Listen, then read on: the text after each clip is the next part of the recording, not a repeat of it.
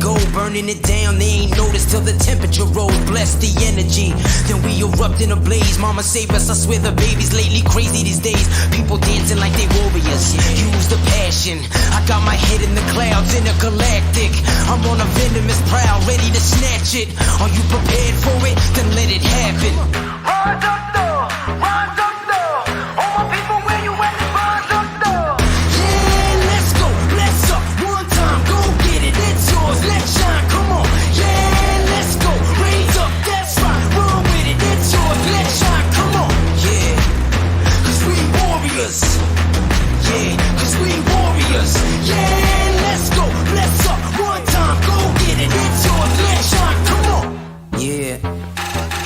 There's nothing to say, oh God, nothing to say. I ain't have words, I erupted in thunder and rain. If your man's strong, then why call me running away? It's just a game, but nobody coming to play. Alright, I got this, watch out, I got this, boy. Raise up, max out, then blast the noise. A perpetual dream shattered by exceptional deeds. Forget what you think, live for you, resting in peace. Bless. Rise up though, rise up though. All my people, where you at? Rise up though. Let's go. Yeah, let's go. Let's up. One time, go get it. It's yours. Let's shine. Come on. Yeah, let's go.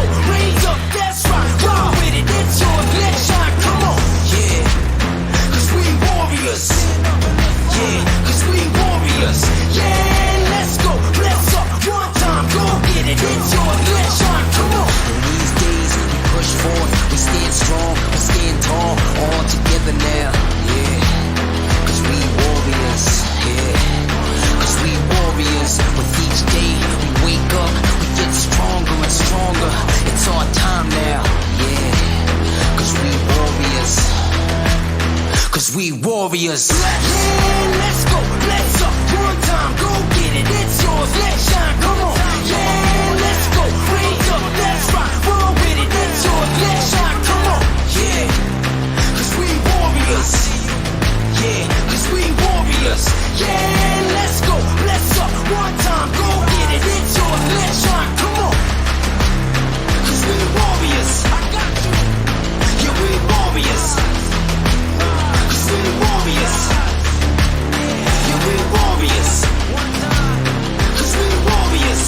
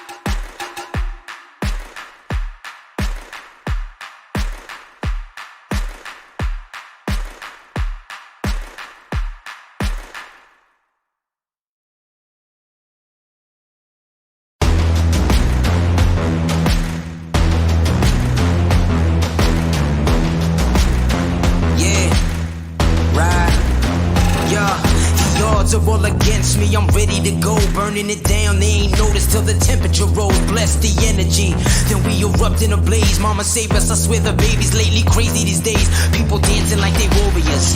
Use the passion. I got my head in the clouds, intergalactic. I'm on a venomous prowl, ready to snatch it. Are you prepared for it? Then let it happen. Rise up though, rise up though. All my people, where you at? Rise up though. Yeah, let's go, let's up. One time, go get it. It's yours, let's shine, come on. Yeah, let's go, raise up, that's right. Run with it, it's yours, let's shine, come on. Yeah, cause we warriors. Yeah, cause we warriors. Yeah, let's go, let's up. One time, go get it. It's yours, let's shine, come on. Yeah. There's nothing to say, oh God, nothing to say. I ain't have words, I erupted in thunder and rain. If your man's strong, then why call me running away? It's just a game, but nobody coming to play. Alright, I got this, watch out, I got this, boy. Raise up, max out, then blast the noise. A perpetual dream shattered by exceptional thieves. Forget what you think, live for you, resting in peace. Bless. Rise up though, rise up though. All my people, where you at? Rise up though. Let's go. Yeah, let's go. Let's up. One time, go get it. It's yours. Let's shine. Come on. Yeah, let's go. Raise up. That's right. Roll with it. It's yours. Let's shine. Come on. Yeah. Cause we warriors. Yeah. Cause we warriors. Yeah, let's go. Let's up. One time, go get it. It's yours. Let's shine. Come on. In these days, we push forward. We stand strong. We stand tall. All together now. Yeah. Cause we warriors, yeah. Cause we warriors. With each day we wake up, we get stronger and stronger. It's our time now, yeah. Cause we warriors. Cause we warriors. Yeah, let's go, let's up. One time, go get it. It's yours, let's shine, come on.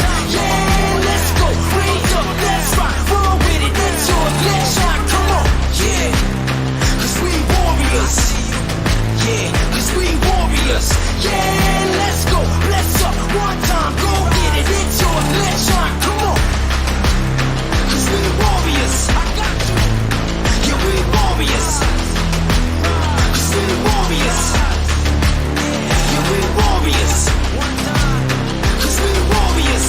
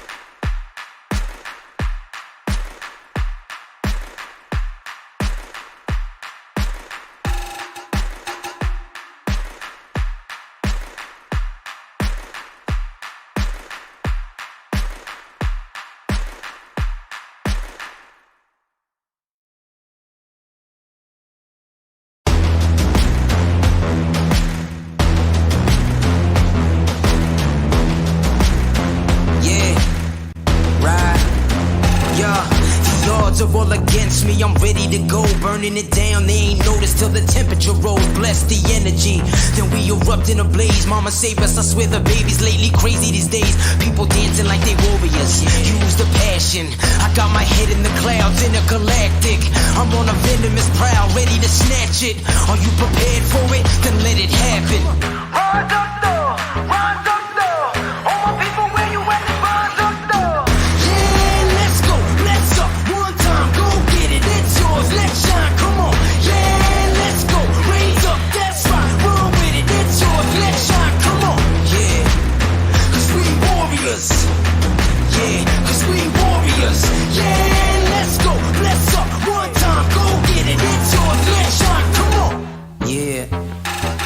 There's nothing to say, oh God, nothing to say. I ain't have words, I erupted in thunder and rain. If your man's strong, then why call me running away? It's just a game, but nobody coming to play. Alright, I got this, watch out, I got this, boy. Raise up, max out, then blast the noise. A perpetual dream shattered by exceptional deeds. Forget what you think, live for you, resting in peace. Bless. Rise up though, rise up though. All my people, where you at? Rise up though. Let's go. Yeah, let's go. Let's up. One time, go get it. It's yours. Let's shine. Come on. Yeah, let's go. Raise up. That's right. Roll with it. It's yours. Let's shine. Come on. Yeah, cause we warriors. Yeah, cause we warriors. Yeah, let's go. Let's up. One time, go get it. It's yours. Let's shine. Come on. In these days, we push forward. We stand strong. We stand tall. All together now. Yeah. Cause we warriors, yeah. Cause we warriors. With each day we wake up, we get stronger and stronger. It's our time now, yeah. Cause we warriors. Cause we warriors. Yeah, let's go, let's up. One time, go get it. It's yours, let's shine, come on. Yeah, let's go, raise up, that's right. Roll with it, it's yours, let's shine, come on. Yeah, cause we warriors. Yeah, cause we warriors. Yeah, let's go, let's up. One time, go get it. It's yours, let's shine, come on. Cause we warriors. I got you. Yeah, we warriors. Cause we warriors. Yeah, we warriors. Cause we warriors.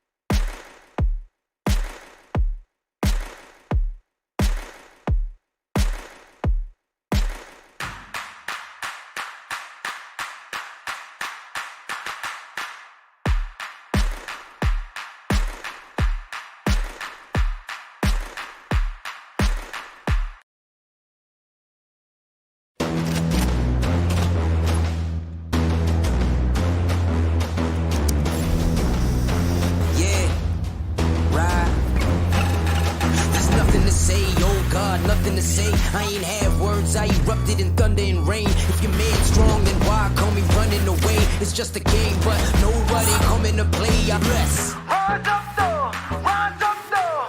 All my people where you at, rise up though. Let's go. Yeah, let's go. Let's up. One time, go get it. It's yours. Let's shine. Come on. Yeah, let's go. Raise up. That's right. Rock with it. It's yours. Let's shine. Come on. With each day we wake up, we get stronger and stronger. It's our time now. Yeah. Cause we warriors. Cause we warriors. Yeah, let's go. Let's up. One time, go get it. It's yours. Let's shine. Come on. Cause we warriors. Yeah, we warriors.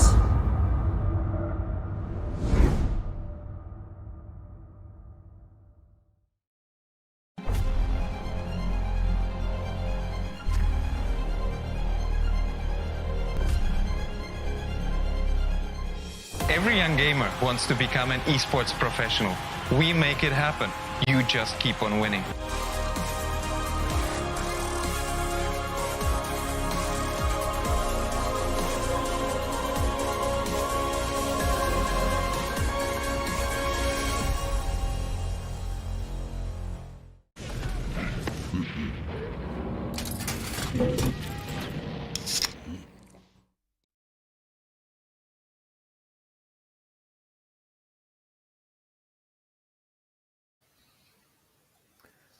So, welcome everyone once again. This is me, Dr. Dang, and along with me is Cracky. And how are you doing today?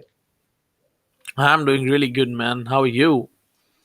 I'm doing great as I welcome everyone to ESPL Valorant PowerUp India. And this is going to be the semi-finals as well as the finals of the qualifiers one. This is going to be a great day because we have three best of threes lined up for you guys. We have Reckoning taking on Godlike in the first game, and then we will be having the big game. We will be having Global Esports taking on XTZ Esports, and that is one game that you would not want to miss. But there is one more thing. We do have the finals today as well. So we will be having either Reckoning or Godlike going up against Global or XTZ in the finals, and the teams that will lose in their respective semifinals, they will still have the option of coming back in qualifier 2 and trying to make it in. But this is going to be a great day for everyone. Of course, and indeed, I would just say you can also participate in qualifiers too. Registrations are open till 12th of January. You can just go in the Discord and take participation. And so on qualifier ones, if we talk about qualifiers one, today is the last day. Kind of. I am pretty much excited for it, and I believe you are too excited for it as well. That is true. I am definitely excited for this day because we will be having a lot of fun in all of these games. It's going to be a great game coming in from all four of these teams because Reckoning, we know for a fact that they can take on teams that are much stronger than them. They have been playing together for quite a while now. They know how to play it. They know how to they know how to, as in, take control over the map very quickly. They know how to play off each other's backs. And what can we say about Godlike? We don't have to say too much.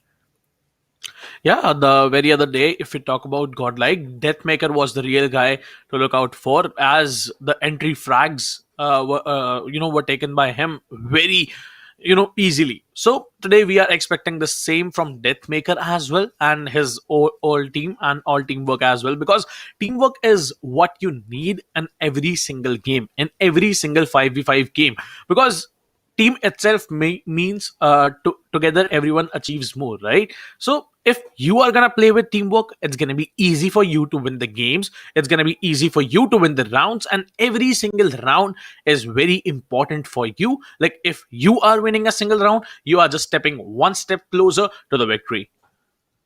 That is true. If you are able to play off each other's backs, you're able to, play against and with each other with respect to how you're going to be holding on to your strategy. It's going to be an easy cakewalk for you. But then at the same time, when you do have another team on the opposite end of it who is also doing the same thing, you will have to make sure that, you give it your all. Because if you do not, you'll have to wait for another qualifier.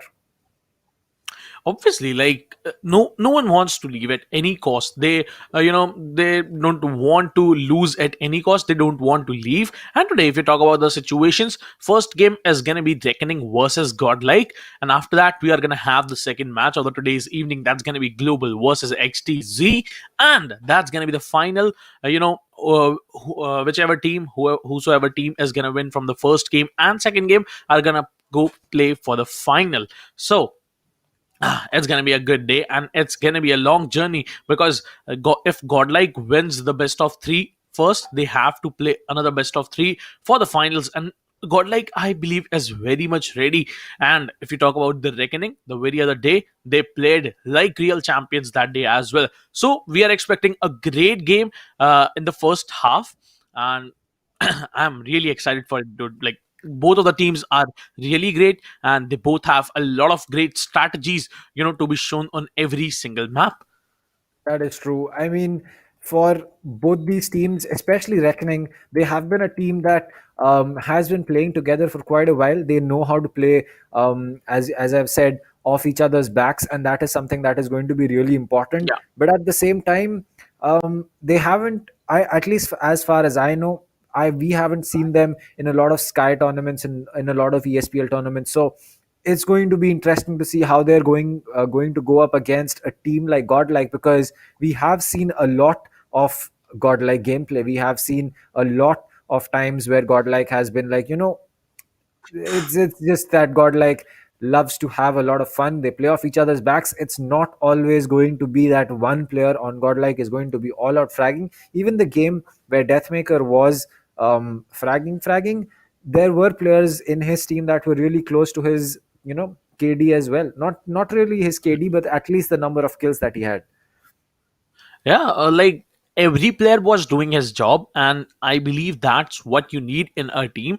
That you don't need to depend on a single player. You Every player in your team should do their job perfectly. Like, if they are killing a single player each, the round is easily won by you, obviously. Like, if you are leaving it upon your other player, other teammate, it's not going to be that easy.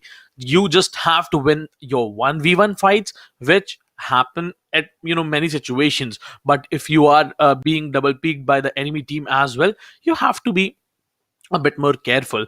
Like, every time if you want to kill Deathmaker, you have to double peek him, because in the 1v1 fights, Deathmaker has got a very crisp aim, and I believe that aim is not easy to take in. It's not easy to be taken down. That is true. If you have a player like Deathmaker on your team, then you've automatically just made sure that you have a much better support structure throughout your team. You're going to have a lot more players that you can rely on, and in those clutch situations, in 1v x's, in 2v x's, it's just going to be a much bigger thing. Yes, in 2v x's, it's a lot more about you communicating with your teammate and figuring out what you're holding, because 2v x situations, they're a lot more clutchable than a lot of 1v x situations. So it's really going to be coming down to the comms that the players have. It's really going to be coming down to basically just team communication and team chemistry at Yeah, that point. So yeah. yeah, if you have a player like Deathmaker and you have, a team like Godlike, it's not really going to be that difficult.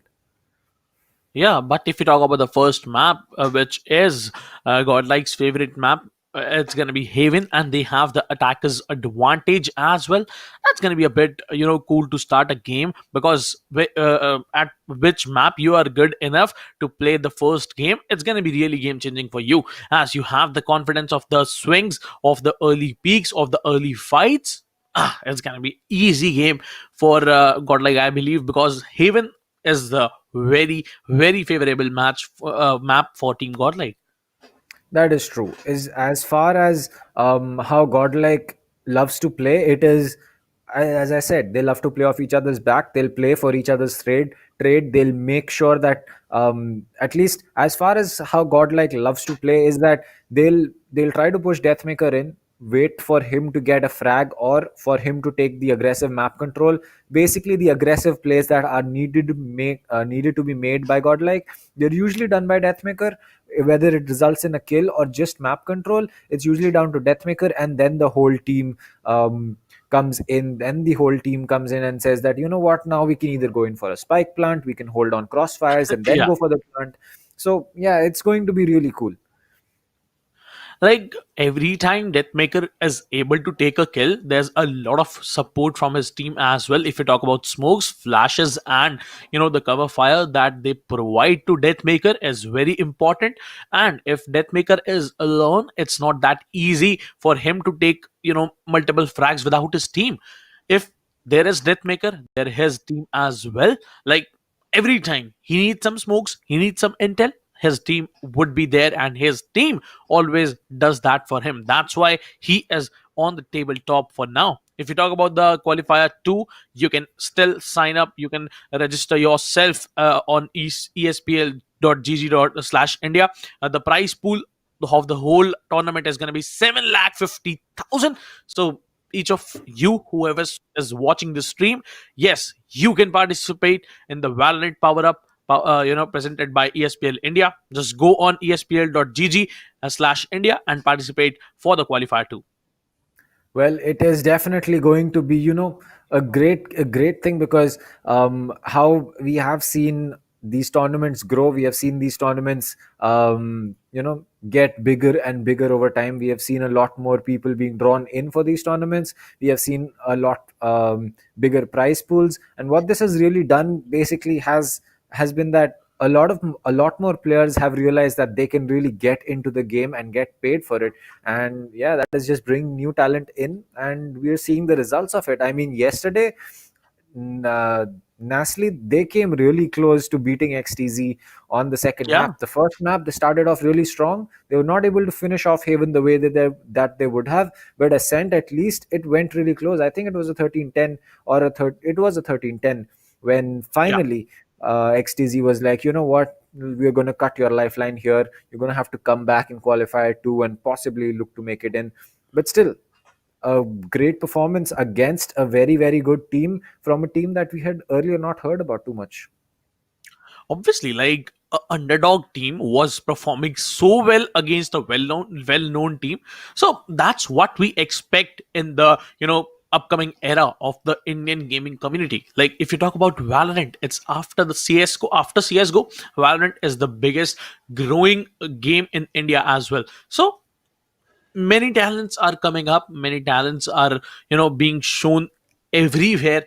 Everyone is grinding hard. Yes, you guys can even grind hard and give a big competition to the well-known teams as well, and that's gonna get you a different recognition, right? Like if you are gonna kill Excali, I'm just gonna say, if you are gonna kill Excali multiple times, it's gonna give you another level of recognition. So it's all about the grind, it's all about the practice that you make every day in your practice session. That's gonna be really good to watch, because the registrations are still open. You can still give a big competition to the team Mahi or team Global Esports, team XGZ, very well known teams of India, top teams of India. You can still give them a big competition, dude. That is true. It's not even just about competition. Even if you go in and get matched up against a team that is much better than you and you lose, it doesn't really matter, because you will be gaining that experience of playing against good Yeah, players. You will definitely learn a lot of things. At least if I am going up against, either a player or a team in even competitive matchmaking where I find that they are much better than me, I do end up learning a lot of things, be it a new, the bait and push, be it a new tactic, be it a new angle, be it a new way to retake side or defend side. You're always going to learn something from a player who's better than you. Yes, if the other player is just relying on his aim and getting the kill on you, you might not be able to learn so much. But a lot of times in these higher lobbies, you're going to learn a lot of things. obviously, while we cast, we also learn a lot of new strategies. The other day I told you, like, I have been learning a lot of strategies from these players. The Killjoy alarm bot bait, that's really good. That never gets old for me. So for the first map, we have Haven and our side. on the team Reckoning, Clouds is there, Tyrest is there, Rio is there, Razor and Ion Q. If you talk about the roster for the team, Godlike, that's gonna be Deathmaker King, Godel Shivi, Whitehorse, Scar God, and Hawks. And the first game is about to begin. Dude, I am super excited for this game. Well, one thing that I really love is Haven is being played a lot more than what we have usually seen. We have seen, Haven used to be the map that teams would go to if they were comfortable on, and they would really just rely on Ascent being, the main map Yeah. that every team would like to play. And slowly that is coming to Haven. And I am excited about this shift because Ascent has been played so much that at this point, everyone Select your agent. everyone is just trying to get mid control or get catwalk control or push market or just do a site rush. That Haven is a new refreshing thing. People can bait and go to any site. We even saw a pistol B push yesterday and that was successful. Yeah. So we can see a lot of things, and it was XTZ who pulled it off. Right when we were saying that we haven't seen anyone ever push B in a pistol round, XTZ was like, you know what, hold my cupcake, I'm gonna show you how this is done. Yeah, dude, like XTZ is a very underrated team, and I believe Sai being the IGL for the team is very underrated as well. He tries his best, and every time he gives a perfect call, but due to some reasons, due to teamwork, it is not able to be being executed. So last day was really great. Today, let's see what's gonna happen. How the team Godlike is gonna play against the team Reckoning.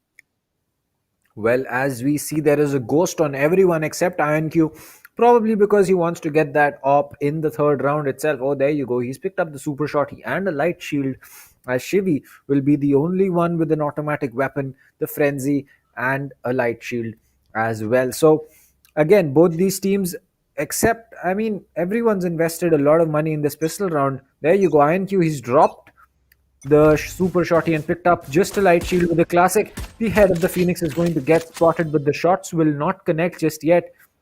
A recon dart has come in. Not really certain where that has been done for, but Clouda, he will be using his hot hands and drop it right at garage door to make sure that no one pushes in through that smoke, because the Omen has cut off his angle.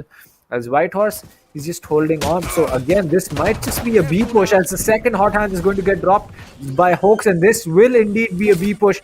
And suddenly the boom bot is going to be coming in. The spike has been initiated, and this is going to be a window plant. So anyone holding control, especially Whitehorse, is going to be really important, holding the backstab as well as making sure that no one can go in for that easy defuse.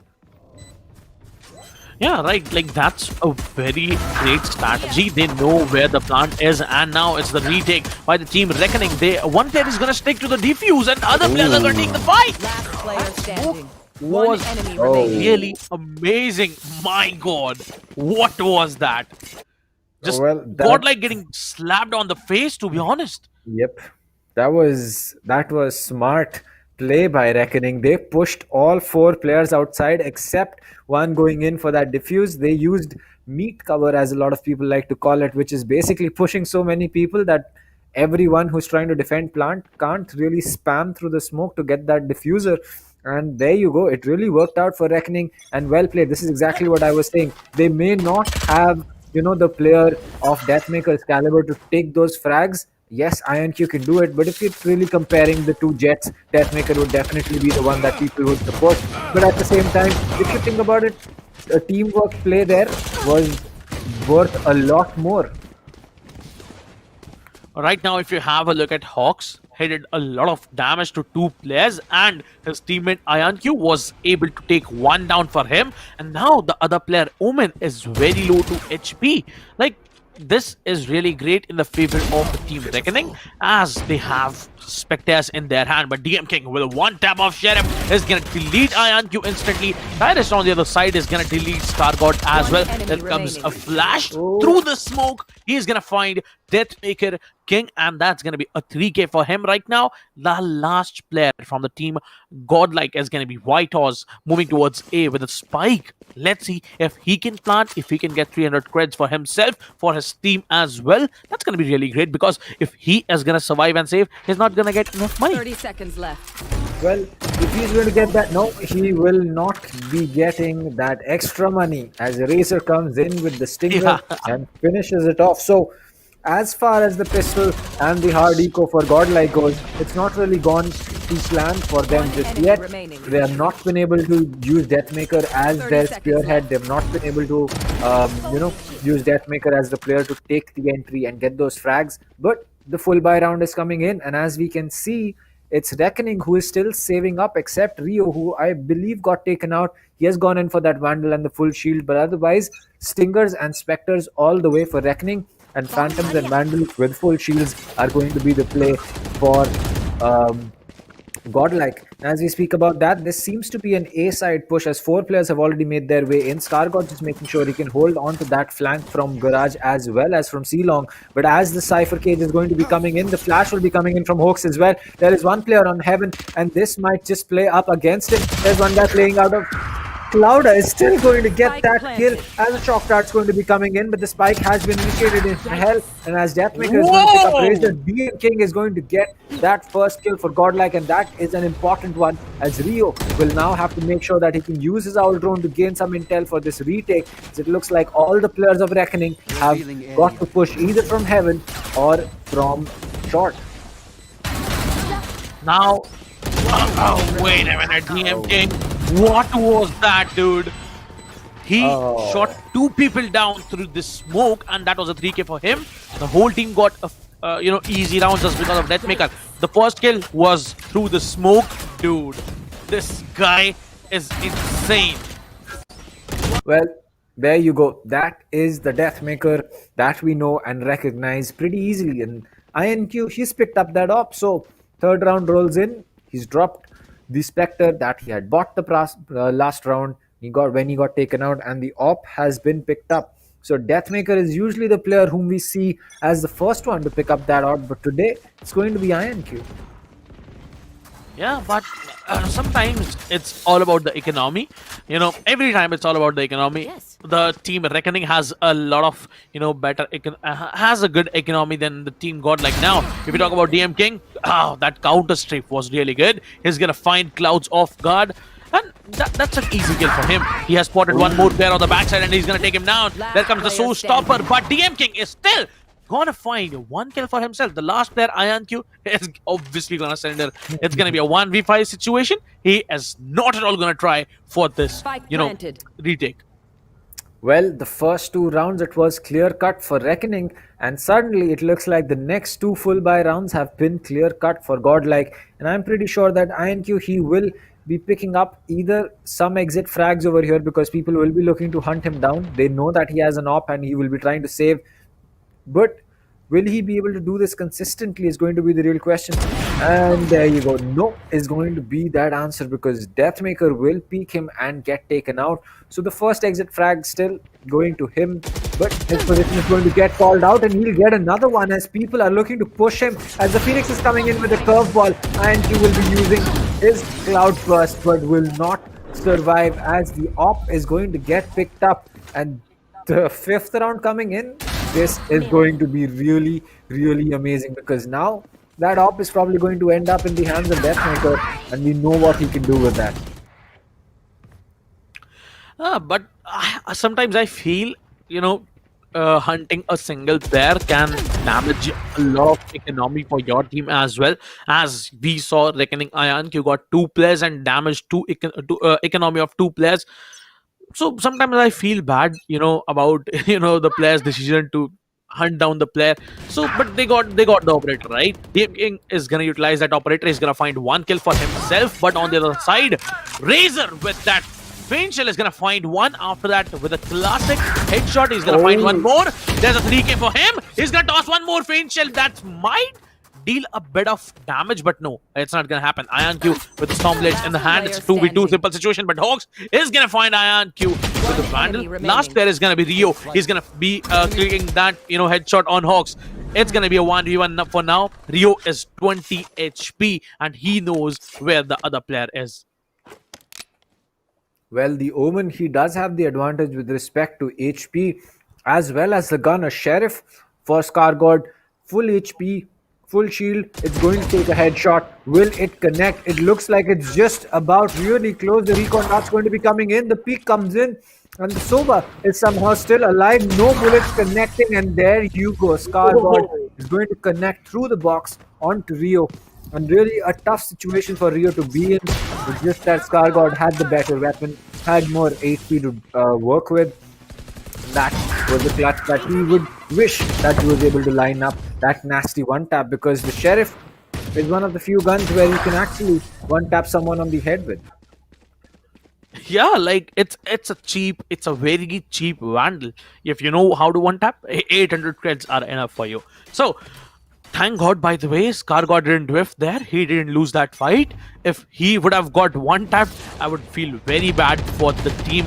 Godlike, and despite losing that eco round for the team Reckoning. Now it's the full buy round for the both of the teams. IonQ with the operator holding the double doors might get the info very soon. The whole team Godlike is pushing towards the seaside. Joke's over. You're dead. Well, there you go. The run and back is going to get used by the Phoenix on the side of Godlike, which is going to be Hoax. And as he moves in, every single player has moved out. And there you go. He will get reset to his point, but Shivi has control. The Omen ultimate will have to get cancelled because his position is called out. But it looks like seaside control is going to be in the hands of Godlike right now, and now Reckoning will have to make sure that they can get this post plant perfectly. And as Cloud is going to be coming in, he will spot Stargod. He'll get one, but he has used his run in back. Whitehorse will get one. Razor gets that trade onto Hoax. And there you go, the showstopper has been used. Will be used on long, does not connect, but Rio is trying to go in for that half diffuse. He will get that, but Shivi gets that kill. And the Fury comes out. Raze is going to get that as well. Whitehorse comes in from the back. He will connect with one. IonQ gets Deathmaker. But as he's looking to make his way out of sight, his position is called. And that will be another round that Godlike will take, simply based on the fact that there is no time for the diffuse to come in. And what a play coming in by Godlike. Very good post-plant positions, very good post-plant plays. Excellent use of Hunter's Fury. Tagging one and getting one kill on the diffuser. That's pretty cool. That was really great to watch, because Razor just did a great job for his team as well. If you talk about Hawks was taken down by Razor.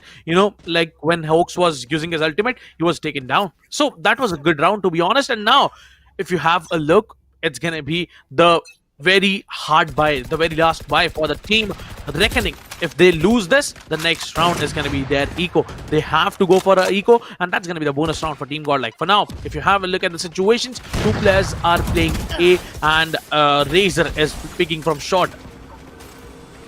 Well, Razor, he's still looking to play this aggressive simply based on the fact that there is an owl drone for him. As Hoax is going to get pinged, Razor will not be able to land his shot, but Deathmaker will be landing his as IonQ misses his op shot, and that is going to be an expensive miss, because now not only do you have given up seaside control, you've dropped your op right in the middle of sight. And there you go, Clouda coming in too with that spray transfer onto Hoax and Shivi. And will he be able to get some more? Scargod is going to get traced. Omen takes out the Omen. Rio is going to land a shock dart. That will probably take out some HP from the side of the Omen. And Deathmaker is not going to stop with that operator. One more frag. Now it's down to a 2v3. The spike has been picked up by Deathmaker. He's going to go in for that long plant next to green box, as there is going to be Whitehawk for his cover. Scargod has probably gone in for that ultimate. Cloudburst used for Garage. There's one player right on top of the box, but Raze is going to survive just a little longer, as Deathmaker will miss his shot. He will spot the two players, miss his second shot. A recon dart comes in. Razor picks up a Whitehorse, and that is going to make things a lot more difficult for Deathmaker. Scargod comes in, picks one up, but Deathmaker with the classic in short range, close quarter combats is going to get that kill. And uncharacteristically, Deathmaker, despite landing that initial shot, missed some of his other shots, but still, it doesn't matter. Godlike get their round. But Cloud did a great job for his team. He got 2 kills for himself with that spray, and that was very much needed for the team. But after that, it was a 2v3 situation. The team lost that round. Now it's 2-5. Tyrest might be buying hard for this round, maybe. No, he is gonna sell it. Okay, so it's again a eco round for the team Reckoning, and it could be a easy push round, easy, bonus round for the team Godlike. But if you have a look at the team Reckoning, they are pushing through mid. They want to, push and take enemies off guard. But on the other side, Whitehorse is gonna fight Cloud, and after that, the player have the intel where the players are. The trapwire has been broken. Well, oh, IMQ coming in. He will get taken out as that is another frag that is dropped. But Razor, he's going to come in through the smoke. He'll get one. Will he get Deathmaker? No, it's going to be Rio. He gets that. The pin shell comes out.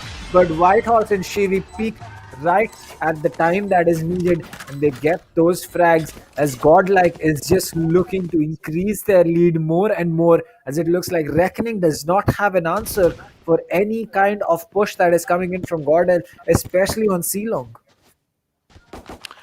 Yeah, like every time you have to go on a C plant, you might get a long plant for yourself. You should get a long plant for yourself, as you can just place your operator there and you can get a lot of kills for yourself as well.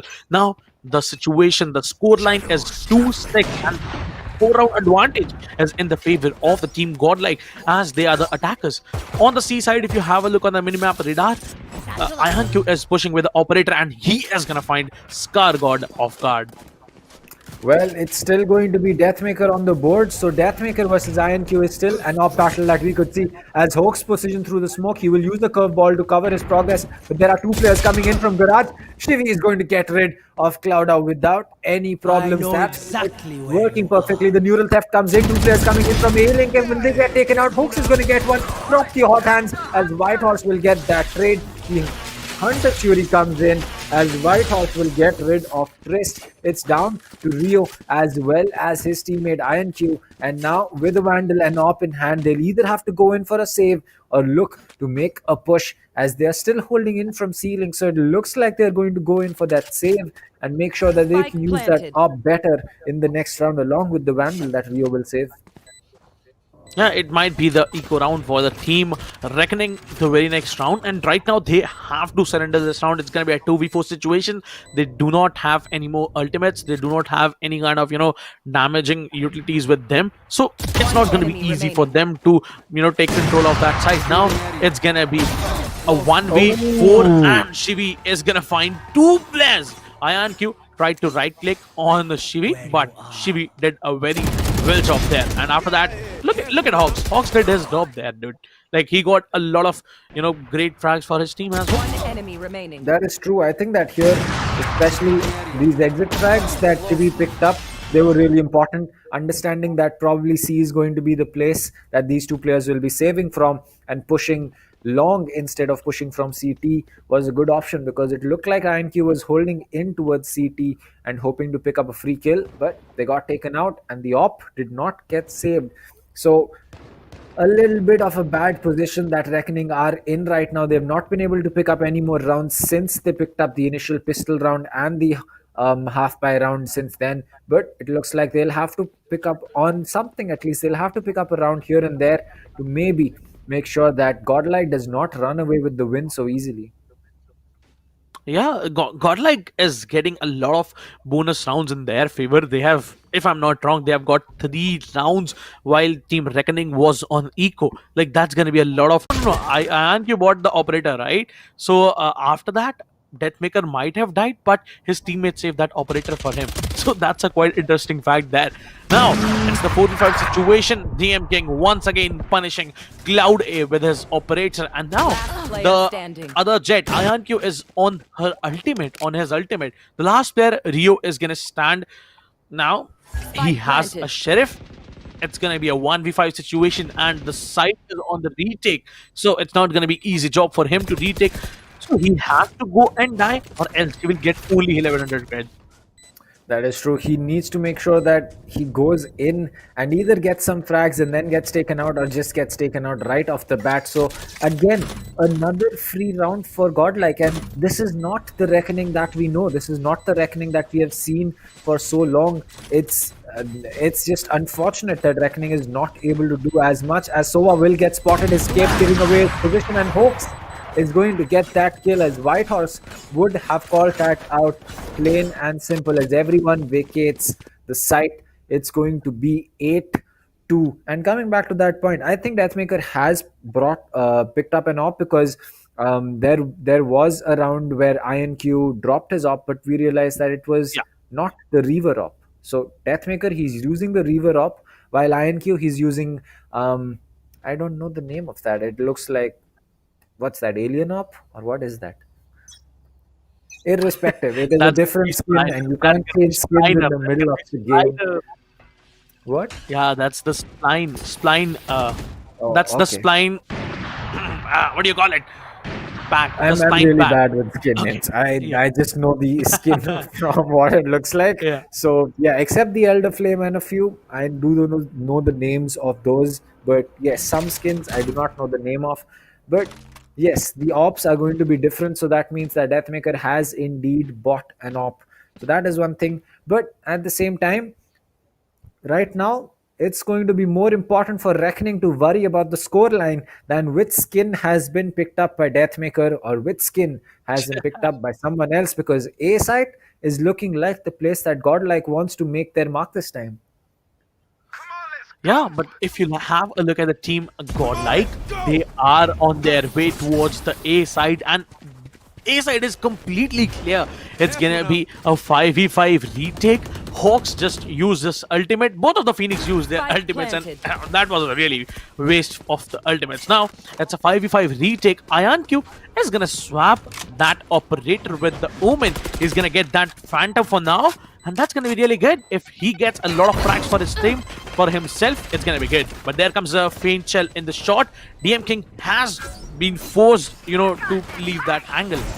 There comes the ultimate as well. Okay, he's gonna fly. Razor is looking for enemies, but the whole side is covered by smokes. He doesn't have any kind of vision. He is running out of time to use that showstopper as he uses it. He would be taken down by Scargod. Scargod with DK is looking really good, and DM King is gonna end it in style. He is gonna find Rio with that Last operation, round in gonna the half. slap him on the face, and it's the last round. Scoreline is gonna be 2-9.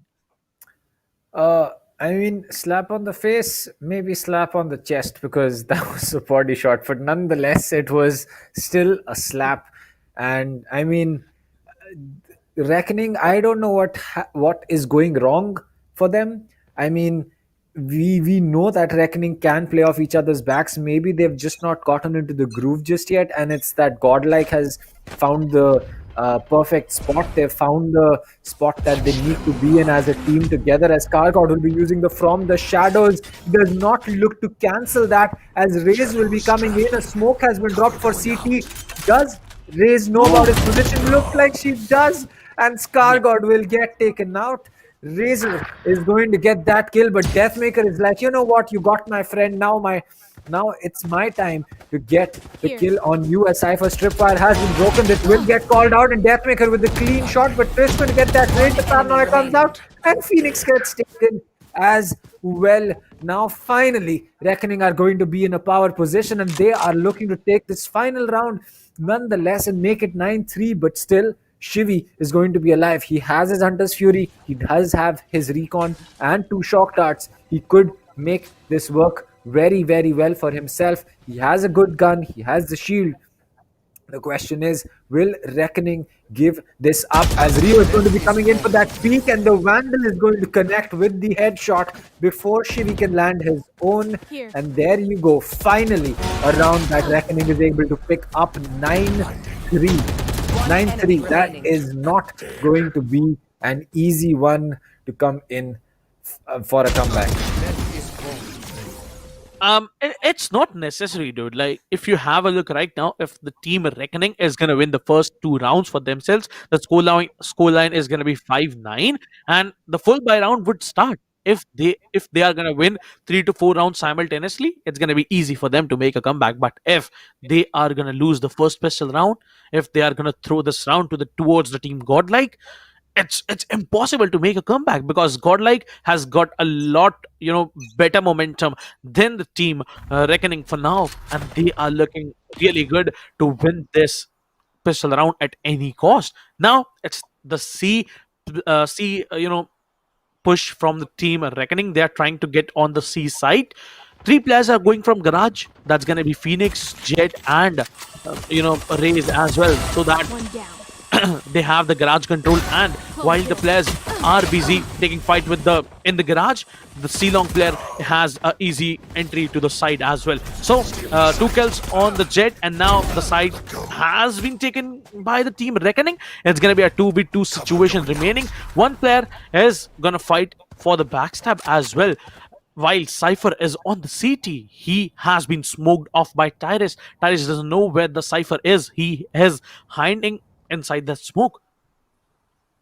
Well, he will be hiding as Shivy's coming in from that Last track. player standing. And there you go. Trist will get that kill. The recon dart will not ping his position, but a ghost is going to be in play. And now Trist has the option of rotating, and looks like he will be doing that. He will be using the long seconds rotate left. and make his way to A. With 30 seconds on the board, this should be called out from Godlike, as it will be Shivy going in for that rotate as well. Yep, he will be using the the T side this time, as Trist will be getting the spike initiated right before he's able to come in, and now his positioning is going to be of utmost importance. Short is going to be the place where both of them are going to meet, but will the connect come in? Yes, it will. The ghost taking out Shivy, the one tap to the head. Deathmaker, a great start to the round, but unfortunately for Godlike, they were not able to finish it off the way they started off strong. It was good round, and Reckoning now might be coming back in the game. Well, the Reckoning might just be able to come back, but again, we saw last time that they were able to pick up the pistol round, no problems. They were able to pick up the half buy, no problems. But after that, when the full buy rolled in, it was Godlike all the way. Will it be different this time? That we will have to see. That we will have to wait and see. I mean, it's an attacker-sided map, so we can give Reckoning that much. That maybe because they were on defense against a team like Godlike, that was happening. And it could be a lot different, as the Razor will mow down two. Whitehorse will get taken out by Rio, and Spectres all the way. Classic, and Ghosts are not going to be seen too much. Razor, Paint Shell comes out for Heaven. There's one player in Link, there's one player right next to Black Green Box. He'll get spotted despite the flash. Razor is going to get that kill, and INQ will finish it off. And suddenly, the map is looking like a very close one. 5-9, but this full buy round, it will decide what's going to be the case. Like 4 players on the team Reckoning would be having the Spectres with them, as only one player would be able, to buy the full weapon for him, to buy the, Vandal or maybe a Phantom for himself. So it's not going to be easy job for the team Reckoning to manage to win this round. But if they are going to manage to win this round, it's going to be a game changer, because the scoreline is going to be a 6-9. And after that, that's going to be the eco for the team Godlike. And that's going to be the bonus round. Oh, what a good But oh my Deathmaker, Oh. he is not going to miss any kind of shots on the enemy's head. Through the wall bang, through the headshot, he's going to find a kill for himself. Now it's a 3v4 situation, Reckoning on the man disadvantage. Godlike has a man advantage, but Stargod is very low to HP. He spotted one player on the long and gonna connect that headshot on Rio, as the bullets of Phantom are gonna get connected. Now it's a 2v4 situation. Every single player has to find 2 kills for himself on the team Reckoning to win this round, or else the round is gone from their hands and the scoreline is about to go to 5-10. Well, that is exactly what I said. 2vx situations, you really need to coordinate with your teammate, and it'll be down to Trist as well as INQ. As the shock dart's going to be coming in, will this connect? Yes, it will, as Omen will lose some HP, and now this will be a much more tougher. But Sova, he has given away his position, so Civi's position is going to be known as the recon dart comes in. It will get taken out, possibly giving away the position of the Omen in Hell. As there's one player coming in from long, Deathmaker is going to get one. INQ will get rid of Star God, but he will not be getting the other 3, as Whitehorse comes in with the Phantom, finishes it off. So again, the history repeating itself. First 2 rounds going in the favor of Reckoning, but after the full buy rolls in, it's been Godlike. It's been Godlike going Godlike, and yeah, I don't know how many times I have to add Godlike. Godlike is a really powerful team indeed, and now it's 5-10. It is the full buy round for the team Reckoning for now. But if they are gonna lose this, it might be a eco for them in the very next round. But let's see how the team reckoning is gonna play their full buy round, as well as the last round was a semi buy round for them. They are trying to go on the C side for now. They are trying to take the mid and garage control in their favor for now. Well, it just seems that at this point, Reckoning is not able to figure out one side they want to attack. Like especially on Godlike's attacks, we saw that. I'm sorry, especially on Godlike's attacks, we saw that they were pretty clear on what they wanted to push. If they wanted to push A by faking B or C, push A through B or push C through B or garage. It was very clear. It just looks like that Reckoning is not able to make up their mind. They try to push in bodies and then figure out whether they can take this site or not. If they can, they do take site. But if they cannot, they have to usually go in for a 5-man rotate. And that is one thing that can be a big problem for them, because that gives away their position so much. As the Phoenix is going to run in, Razor is going to get one, Clouda will pick one, Trish will get taken out by Shivi. But it looks like this time it's going to be Reckoning with side control, as it's going to be Spike down from Rio. There is one player in Hell, one covering Progress, and the shock dart will not connect this time, just a little too late. The second shock dart comes in, two players coming in from Limp. The Paranoia is going to hit INQ, but he does have his teammate for cover, and Razor is going to pick up Hooks. This is exactly what I was saying. Crossfires, INQ getting one, INQ getting two, and Shivi going to fall. And there you go, Reckoning finally coming back and showing us that they can still be put in this game and not have to worry about Godlike that much. Yeah, like Team Reckoning did a very well job by winning that round. It was a very important round, and if you have a look at the economy of the team Godlike, it's not at all gonna be stable. It's fluctuating for them. It's getting destroyed, and if the team Reckoning manages to push Team Godlike again and again into a eco, it's gonna be easy job for them to find out with them without any kind of shields, any kind of weapons. It's gonna be really good for them. But on the other side, TM King has popped in his Storm Blades. He is looking to find that Sova, but Sova is falling back a lot. But DM King is still gonna chase him, and he's gonna find him. After that, White Horse sitting in his own teammate Smoke, gonna find one kill for himself. He would have got multiple kills. It would have been a problematic situation for the team Reckoning. Now it's a 3v3, and the side control is in the favor of the team Reckoning. Oh, Deathmaker's still going to get that. Shivi's going to get one with the Hunter's Fury. The spike is not yet put down as an eco round win comes in for Godlike. And Deathmaker at the forefront of this, chasing down the Sova, telling Rio that, man, you can run, but you cannot hide. And it's just going to be that easy for him with the Storm Blades. Comes in, misses all of it, gets that classic out, gets that kill, dinks INQ, but the Hunter's Fury comes in right at the time that is needed. And what play coming in from Godlike, and that is going to be one round that Reckoning really hoped that they would not lose, but it looks like Godlike had other plans. Game is getting a lot more intense than I thought. Now it's gonna be a lot more difficult for Team Reckoning to make a comeback in the game, as Razor is gonna pop in that showstopper, but not gonna find anyone. On the other side, Shivi would be taken down as a trade as well. On the other side, Scargod is down for the team Godlike. It's going to be a 3v4. Side control is in the favor of the team Reckoning. They have planted B for the window, but White Horse is going to find one. White Horse is going to find two. Going to use the neural threat. Going to find a third kill for himself. What is this guy? What is it doing? And now it's a 1v2 situation. IonQ, what's this? White Horse, and White Horse is gonna stick to the defuse, and Deathmaker is gonna kill IonQ. What a way to take match point from Godlike, and oh my god, what a play coming in from White Horse. I thought that at least after getting pinged, he was going to get taken out, but oh, that was tough to watch as he picked up one, turned around, picked up Rio, and then got rid of Razor as well. What a play coming in from White Horse. That just proves that for Godlike, it doesn't matter if you have Deathmaker. Yes, Deathmaker sitting at a 2 KD is going to be good, but in situations like those, when Deathmaker is not going to be the star player of the round, it's going to be anyone who can pick it up. And this time it was Whitehorse. But DM King pushing through the shot is looking for someone to peek him.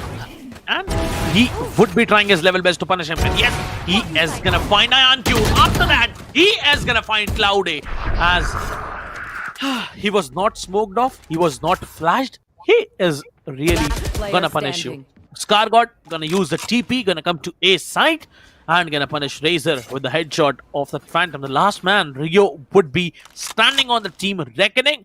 The game is in the hands of Godlike. Godlike, hands down to Godlike, obviously. Like, the map of Haven is obviously won by the team Godlike till or until Rio clutches this out. Well, a 1v4 could be in play, but as the recon dart comes in, pings his location, Scargott is going to light him up with lead. And there you go, the Sova gets taken out. And oh my god, Reckoning coming so close to getting that comeback, but just a little too much for them, a little too less, a little too late. And it was Godlike getting that victory 13-6. I mean, the win did not seem like a 13-6. Even the rounds on attack that Godlike was winning, they were pretty close. It did have to, it had to be a tough round for them to win. But at the same time, picking up rounds is not going to matter whether it's a 5v1 win or it's going to be a save win, a free win. A win is a win. Yeah, but I think Godlike did a very nice job by, punishing Team Reckoning so hard. And again, it was a easy round. 30 seconds Every left. single round was an easy round for Team Godlike. Yep, that is true.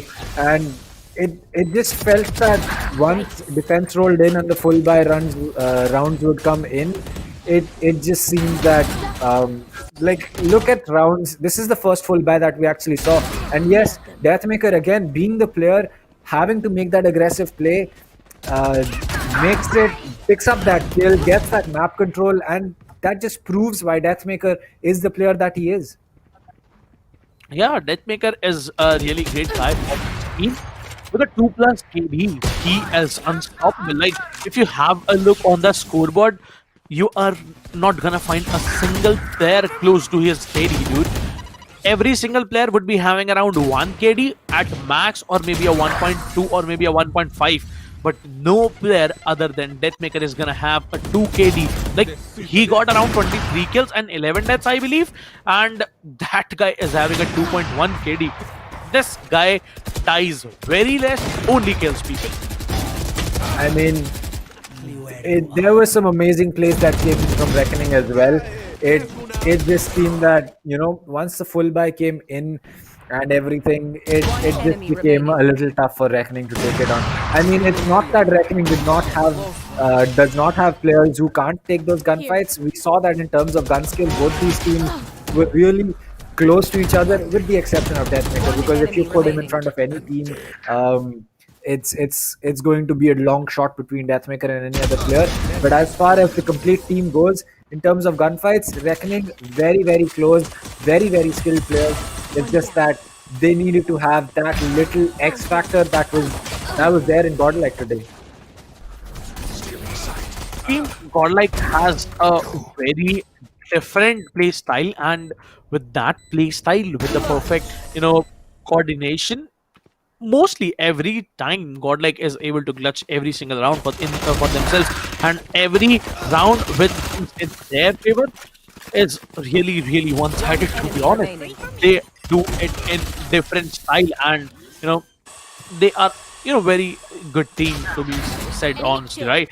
So now the next game is in the map of Ascent, I think, and it's gonna be really good. As I was seeing chats, Reckoning has a very great play style in the map of Ascent, so we might expect a lot of One enemy perfect remaining. plays coming out from the team Reckoning in the map of Ascent. We have to see that.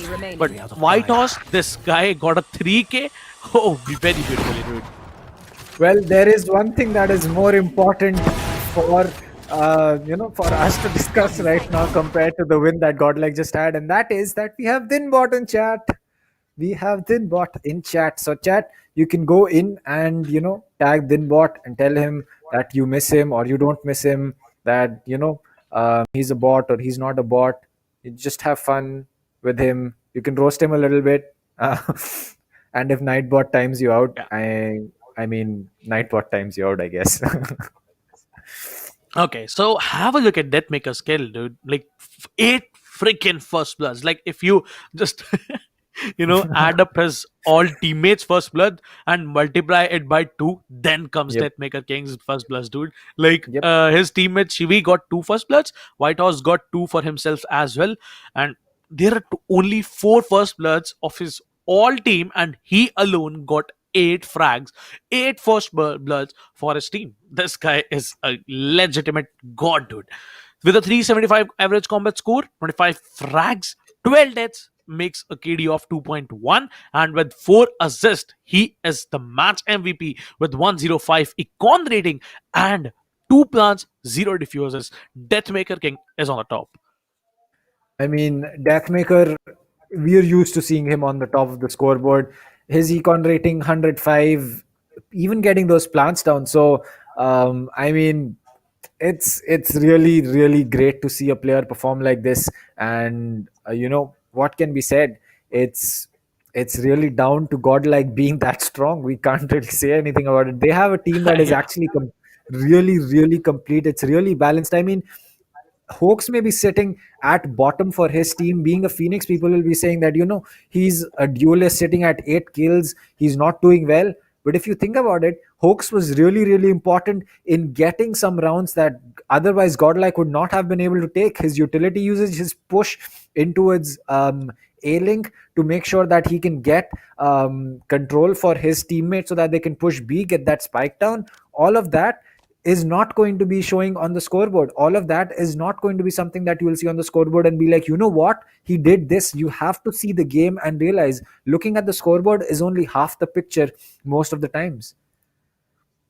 Obviously, like team Godlike has, as I told you, has a different play style, and Hawks with the run it back, with the perfect flashes, with the perfect walls, was able to provide a lot of utility, help for the team, and that was really unexpected by the other players as well. If you have a look at his assist, it's gonna be 7. He every time he has a ultimate, he just helped his teammate to get the side, and that was really really great. So I feel every single player in the team, Godlike, is on another level, and they try their level best to win every single game. The next map is going to be Ascent. We are going to enjoy it up to the fullest. And if you want to participate, if you want to play among with these teams in the qualifiers too, the registrations are still open. You can go on espl.gg/India and can participate in the qualifiers number 2 with a prize pool of 7,50,000 rupees. Well, 7.5 lakhs, a very, very big prize pool. I'm pretty sure that everyone would want a part of this. Everyone would love to, get into and possibly get a piece of that pie. But you will have to register for that. And it seems that, unless you register, you won't get a shot at it. But Ascent is going to be coming up as Reckoning will definitely look to make a shot at. They'll be starting on defense. They will have the option of picking up a lot of rounds, but Godlike, they are a team that really thrives on attack. I mean, every single Godlike game that we have seen, including the great comeback that they pulled up against Team Rajasthan when they were playing as Kolkata in the SkyEsports League, it was Yeah. when they were on attack. And Godlike is a team that really loves to attack. They have those aggressive players. They have Scargod on support as Omen. Their smokes are on point. Their pushes are on point. Their Sova darts from Shivi are going to be on point. And something that I would really be excited to see is going to be whether we will be seeing Godlike run a breach, because we know that Shivi loves to run breach. We can always see another player get shift onto the Sova.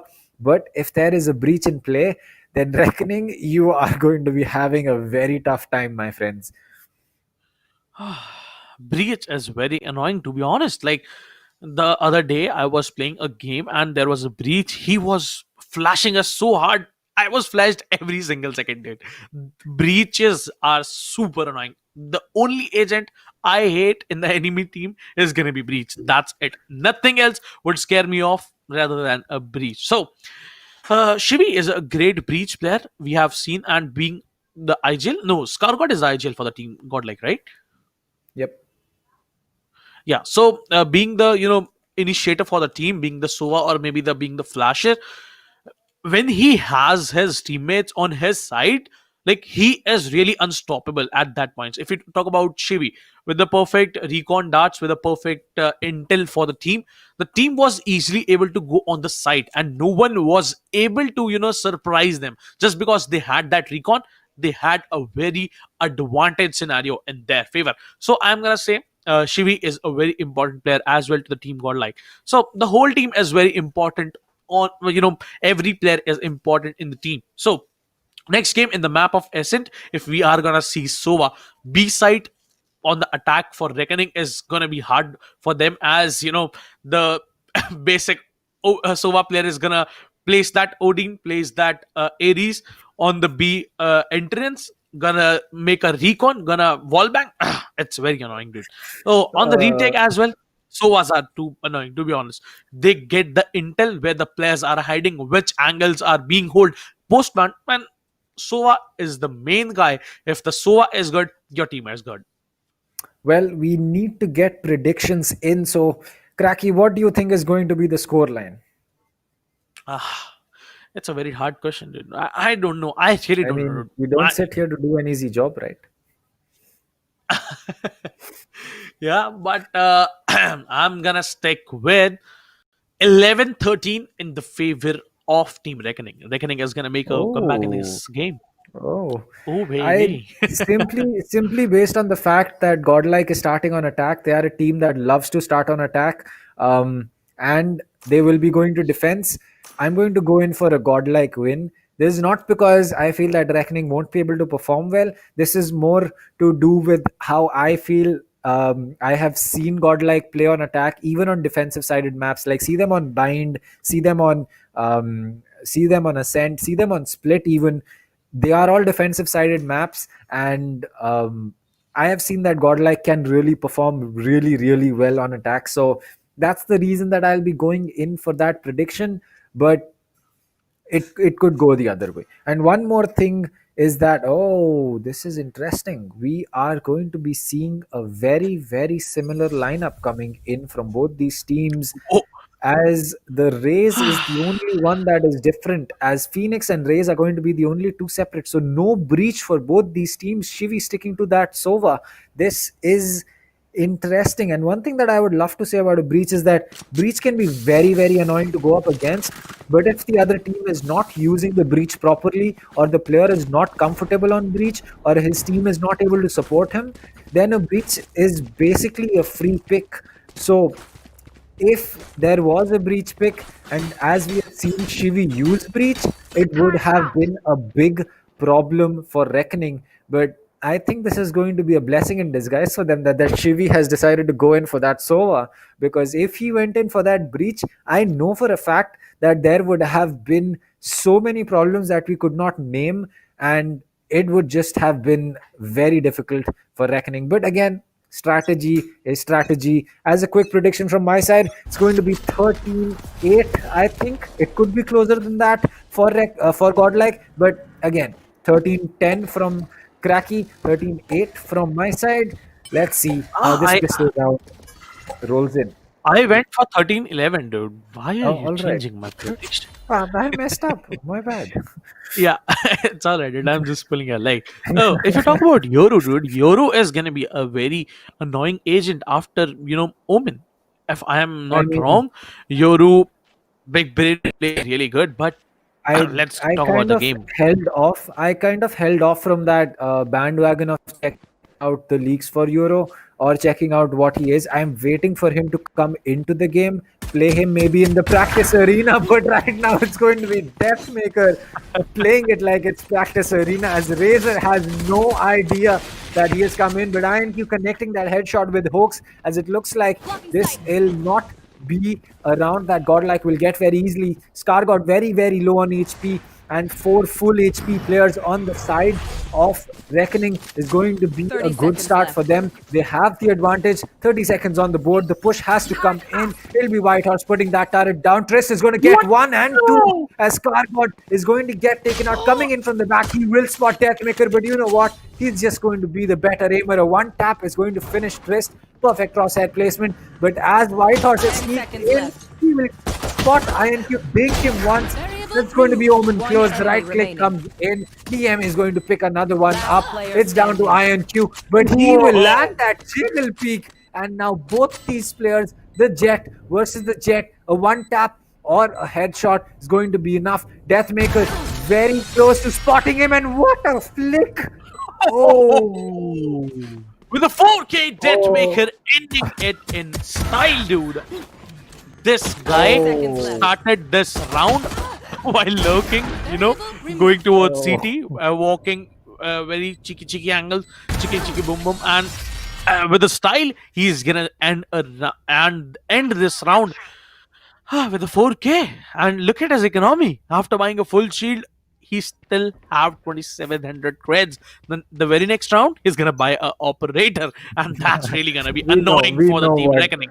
We know what Deathmaker loves to do. He's that, you know what, I don't need utility, just get me that cannon, just get me that hand cannon, and I'm going to be like boom, boom, boom, and game over for you. As Razor, he will get tagged. Clouda is going to fall, and Hoax DM is going to get one. Finally, INQ has to come in and get that kill, and Raze will get flicked on, and Shivy is not going to get that final one, but still Raze gets taken out. INQ, the last player, 78 HP, shot in the back, tries to dash away, gets taken out. And what a round. Like, look at this, Shivy flicks onto the boombot, flicks onto Razor. I mean, yes, Razor not 200 HP, but again, had he just kept that gun in his hand, he might have just picked up INQ as well. Yeah, but in the last time, if you had a look, that IonQ was trying to go back into the cover with that dash, but he just missed that dash and got punished there. He could have tried to get some more frags for himself so that he could bought a shield, so that he could, he could have bought a shield for himself. Now, both of the Jets are on the operators. But if you talk about the shield, DM has a full shield, while IonQ doesn't have any kind of shield. There comes the A main push from IonQ. His intel is completely gone towards the team Godlike, and it's not going to be a good job for him. It's not going to be a good situation for him, as his intel is gone. Now he is not going to push, going to fall back. There are 3 players playing from the A side on the team Reckoning, while one player is playing from the back side and one player is playing from CT. They are just waiting for the team Godlike to enter the side. Meanwhile, one player, Stargod, is holding mid pizza with the Spectre, and that's going to be very much annoying for the whole team.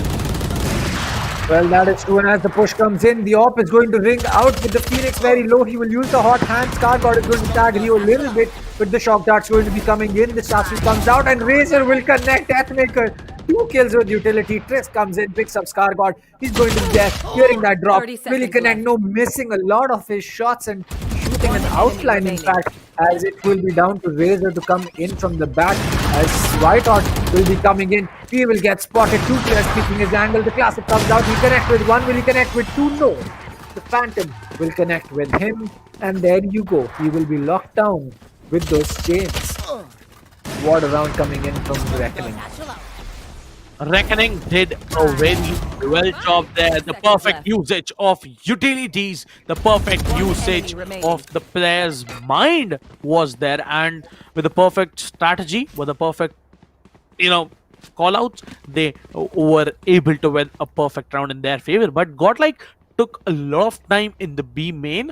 Like, they could have rushed into the side while with the dash of Deathmaker, but they did not. Now this round is a very hard buy for the team Godlike. They need to win this round. If they are gonna lose this, it's gonna be the eco. The next round, the very next round, is gonna be the eco for the team Godlike. Deathmaker King with the Storm Blades, gonna throw a smoke to the side, gonna dash in, gonna check the generator. Generator is clear, the site is clear. He is now looking for the enemies. Has been spotted. Has been marked by the fireball. Obviously gonna get smoke banged, gonna get wall banged, would be deleted instantly from the server. Well, Clouda is going to pick one up for his each as the lockdown is going to get put in, and now that will be a problem as the super shot he comes out. They will not connect. INQ will have to make his way out of the dome before a retake can be pulled in, and this is going to bleed a lot of time. One player has been detained, but he is going to be in a place where they cannot really do anything about it. Razor right next to Scargod, and as he breaks cover, he will get taken out. Hawks and Whitehorse picking up one each. It's all down to Clouda. 3 HP, there's nothing that he will really be able to do, and suddenly the round that was looking so strong for Reckoning that they could have picked up is going to be a round that they will have to surrender and go in for that save, as this is not the way that they thought this round would go in. Whitehorse getting taken out by the spike, but at this point it doesn't matter. Godlike taking that round again. A very important round in the hands of Team Godlike. It was much needed, dude. It's now a very hard buy for the Team Reckoning. If they are gonna lose this, the next round is gonna be the eco for Team Reckoning. As one player is having a Phantom, other is buying the Spectre, and other players, the rest remaining 3, are trying to go with the Sheriffs. So, a very important round for the Team Reckoning. Once again, I'm gonna repeat, they are gonna stack to the B side. There comes the ultimate. Razor is gonna push aggressively. Gets paranoid, but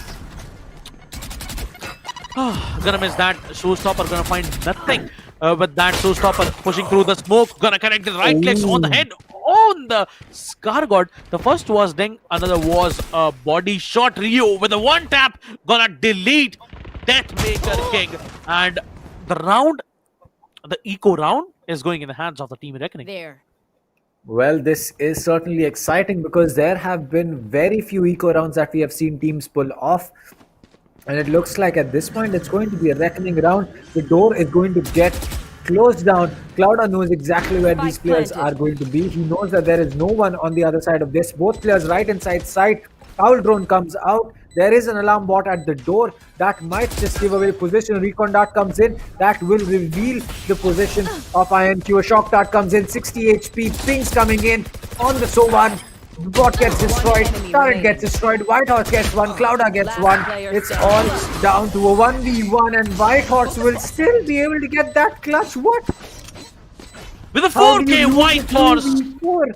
How do you lose that 2v4 in exactly a 2vx situation? Playing off each other's backs, utility used perfectly, and Whitehorse with 4 kills from inside sight. What a play coming in from him. Oh my god. He got Rio with the wall bang, other player with the body shot, and the last player was taken down by Whitehorse was with a headshot, and that was given easily to the Team Godlike. Like, as I told, that round is looking in the favor of the Team Reckoning, but no, Whitehorse said, wait a minute, you forgot that I'm still alive, and I am the captain for the team. I am you pushing through the B main, gonna find Hawks off guard, and that's going to be the first pick in the favor of the Team Reckoning. Well, that is going to be a big pick because Hawks getting taken out means that there is not going to be anyone holding that B flank, as DM King is going to pick one on the face. Stargod is going to get taken out. Clouda picking up his counterpart. The Omen gets taken out. No more smokes except the Cloud Burst that Deathmaker has, and there you go, the last one has been used. It's down to a double shock dart and another lockdown Once coming again in. This time it's going to get taken out with that Hunter's Fury. So smart play coming in from the side of the Sova as the spike is going to get dropped. A shock dart into heaven. Razor is going to make sure he has his secondary reloaded as he's finally going to make that aggressive play. There is going to be the Hunter's Fury coming out from the side of Shibi as well. He will connect. No, he will not, as Clouda will get Whitehorse, who got Razor instead. As Deathmaker is going to get one more. It's all down to the Sova. versus Deathmaker, the off versus the Vandal, and as the peak comes in this close range, it's going to be Rio winning it out, spots the spike, gets an easy defuse coming in, and finally Reckoning able to slowly and steadily claw back their way into this round. The round went into the hands of the team Reckoning so nicely, but it was a 2v3 indeed, and team Godlike was able to take down two players. That was a 1v1. Both of the players lost that fight to Rio, and Rio was the clutching machine for the team Reckoning. It's the hard buy for the team Reckoning for now. Two players are going for the Spectres. Two players are going for the Phantom and Wander with a half shield, and IonQ is on the operator. It's all up. It's all up to IonQ. If he gets one or two frags for himself, it's gonna be easy job for them to clutch this round. Or else, it's the eco round for the team. Godlike, they don't lose their egos as well. DM King is gonna punish that guy IonQ with a one tap on the head, and he's just gonna instantly delete him. He's gonna slap him on the head, and that's gonna be the exit for IonQ. Deathmaker King got the operator in his favor. Tries is gonna get one pick on Scargod as he catches Scargod off guard. Razor on the other side from the CT gonna find Hawks. DM King holding CT for now, waiting for someone to peek, has the spike. It's going to be a 2v4 situation. If Deathmaker clutches this out, hands down to him. I mean, again, a 2vx for Godlike to clutch up, and Whitehorse again not pushing just yet, holding on, waiting for his teammate to rotate into a position, waiting that whether they'll go in for a save or a push. 30 seconds It's really down to the coordination that this team has. Deathmaker is going to peek that. He knows Cloud is going to be holding. Exact game sense on point. Another angle being held. Recon that comes in. Pink shell comes in. Spike is going to get planted, but it will not be a gun that takes down Deathmaker. It's going to be a well-placed grenade, and that will be down to Whitehorse. Classic in hand. He'll get spotted. Will he survive? No is the answer, as Trist is going to get that last kill. But what a start from the round by Deathmaker. That one tap onto IonQ. I don't know what you call it, but I call it a good night. I'm gonna call it a slap, dude. That was a huge slap. I mean, and after there that, is slap. on a yeah, There is a slap, like, and look then at there that. is please continue. Please continue. I know you are gonna say something annoying, to be honest, but it's all right, dude. Now it's 3-4. The scoreline is 3-4, and the players of the team Godlike are on their full buy. The last round was their eco. It was a very close round, obviously. Deathmaker King got 2 frags for himself, but this time would be taken down instantly by IonQ, as the player was not smoked off, was not being owl-droned, was not being revealed. So obviously IonQ is gonna punish one player for himself, and now it's the advantage in the favor of the team Reckoning, and the team Reckoning is not at all gonna throw this round, is not gonna lose this round at any cost, because the advantage which you get is not that easy to be taken down. Well, it is definitely not easy to take down anyone, as Hawks will run out of his run it back. Clouda picking up that kill on Whitehorse, and no killjoy, but the spike has been planted as Hawks will be picking up one. He'll get hit with the satchel. He'll still survive, but gets taken out by Razor as Clouda picks up Scargod. There's all down to Shivi. He'll get one, but looks away at the wrong time as 3 players from Reckoning push in, and finally they're able to equalize things on this map of Ascent. The defender-sided map really playing into their favor, but they need to make sure that they pick up the remaining rounds, because an 8-4 is really something that they need, and a 6-6 or a 7-5 will honestly just support Godlike going into that split.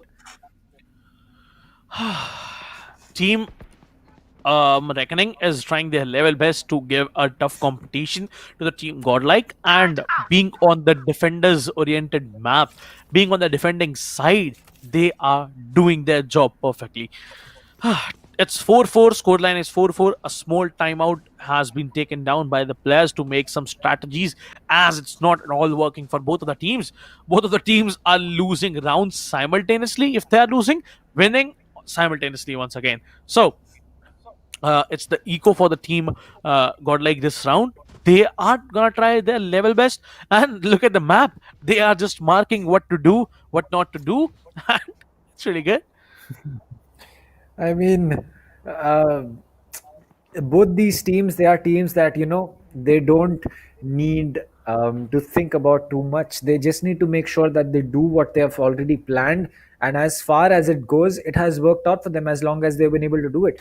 When Godlike is getting their strategy on point, they do get that round, and there has been nothing to stop them. I mean, Whitehorse and Shivi in a 2v4 inside side, Shivi gets taken out. A 1v4 clutch coming in from Whitehorse, that really tells you what this team can do. Deathmaker with that sheriff shot, and at the same time, looking at Reckoning, they haven't given up. They have had a tough game on Haven, agreed, but since that, when they've come back to Ascent, it has been a much closer one. Yeah, it's gonna be really close game. Like if you are talking about the situations, the team Godlike right now is trying their level best to make it a slow push, as their economy is not that great. If you have a look at the Reckoning strategy, they were playing on the alarm bot. As alarm bot got triggered there, they got the intel for themselves, and look at DMK waiting for the perfect time to come in to push through the catwalk, and from the shot he might get 1 or 2 kills for himself. Well, it looks like Deathmaker with these Storm Blades, he's really going to be a tough task for Reckoning to deal with. Enough still, with 45 seconds on the board or 40 seconds on the board, a 5v5 is still going to be in play. And as this push will be made in towards tree, that turret is going to be a big deal, but looks like the showstopper is going to get used by Razor. He'll connect with Scar God. He'll deal a lot of damage to Hawks as well as the Sova. And that is going to be a hot hand getting dropped. Cloud are picking up Deathmaker. No Stormblade kills coming in for this man this round. As it looks like the spike will still get taken, still be put down as Razor's going to connect. Shivi is going to fall. Razor's going to use a paint shell. He will get taken down with utility before Trist was taken down by Whitehorse with the Sheriff. So it looks like Reckoning is seriously looking to take this to an 8-4, 5-4 on the board. This is looking like a comeback slowly in the making for Reckoning. So they'll have to keep up the pace right now. One enemy remaining. Team Reckoning is doing a tremendous job there. They are just punishing team Godlike very nicely on the map of Ascent. Look at the economy of the team Reckoning. It's looking really good. 5-4 the scoreline is. It's the full buy round. Let's see how it is gonna be executed this round. As on the A side, there is a Killjoy. Until or unless you take a Killjoy down, it's gonna be hard for you to enter a site. That is true. And one thing that we have really seen that has worked in the favor of Reckoning till now is that they have not let Deathmaker take map control that easy. Whenever Deathmaker has tried to go in for that, he's had to make it work for him very heavily, usually ending up in getting a trade for his teammate or his teammate getting his trade. Unlike Haven, where we saw that he was able to get those frags very easily, the Satchel is going to be coming out, not going to connect with anything, as it looks like it's going to be the head that is going to get spotted of Scargod, but not connecting just yet. The lockdown has been destroyed. This time, Scargod gets taken out. What a shot coming in from Razor. And now it looks like it's going to be the Deathmaker kill. Razor gets rid of Whitehorse. There's one player under Heaven. Deathmaker still getting that kill. 3v2. Deathmaker picking up Razor. Deathmaker picking up Iron Cube. Press Deathmaker 4.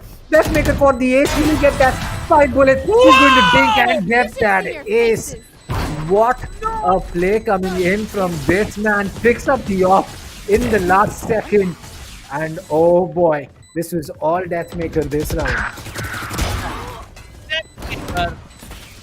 Look at that. Player standing. Find one. One enemy remaining. Adjusted his crosshair on the head of Rio with the wall bang connecting the headshot. And after that, with a perfect headshot on the head of Tyrus, he got that ace for himself, for his team. The round was only taken by Deathmaker.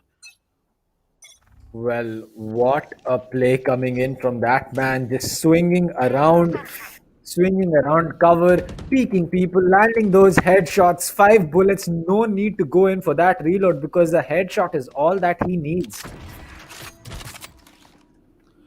That guy is really crazy with his aim, and on the other side, IonQ is gonna push through the A main and gonna find one for himself. After that, Hawks would be marked, was able to take Razor, but was traded off instantly. And after that, Deathmaker King pushing to the CT, gonna find one kill for himself. Now it's a 3v3 situation, but Deathmaker King is on 1 HP, barely breathing right now.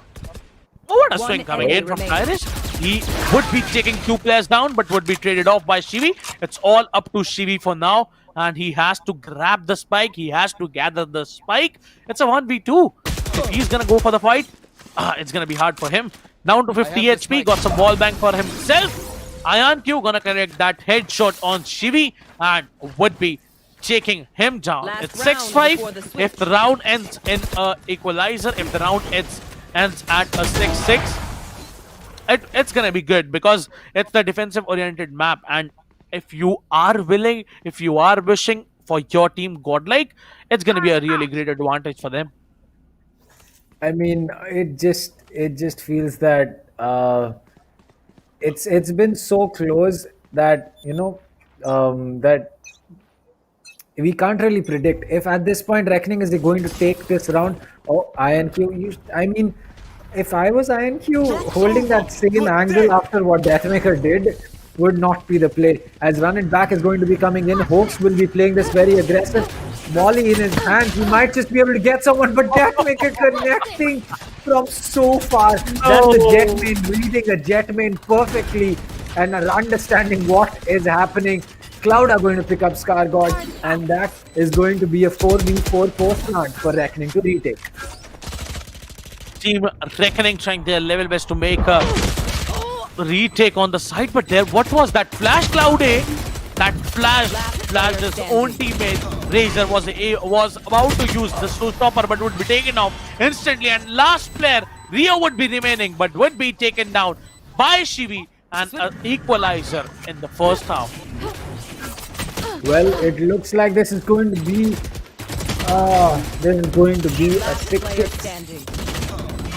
And honestly, it's advantage Godlike and advantage Godlike big time because they've gotten an equal split on a defender-sided map. They've got defense coming up for themselves. They're prepped. They're ready.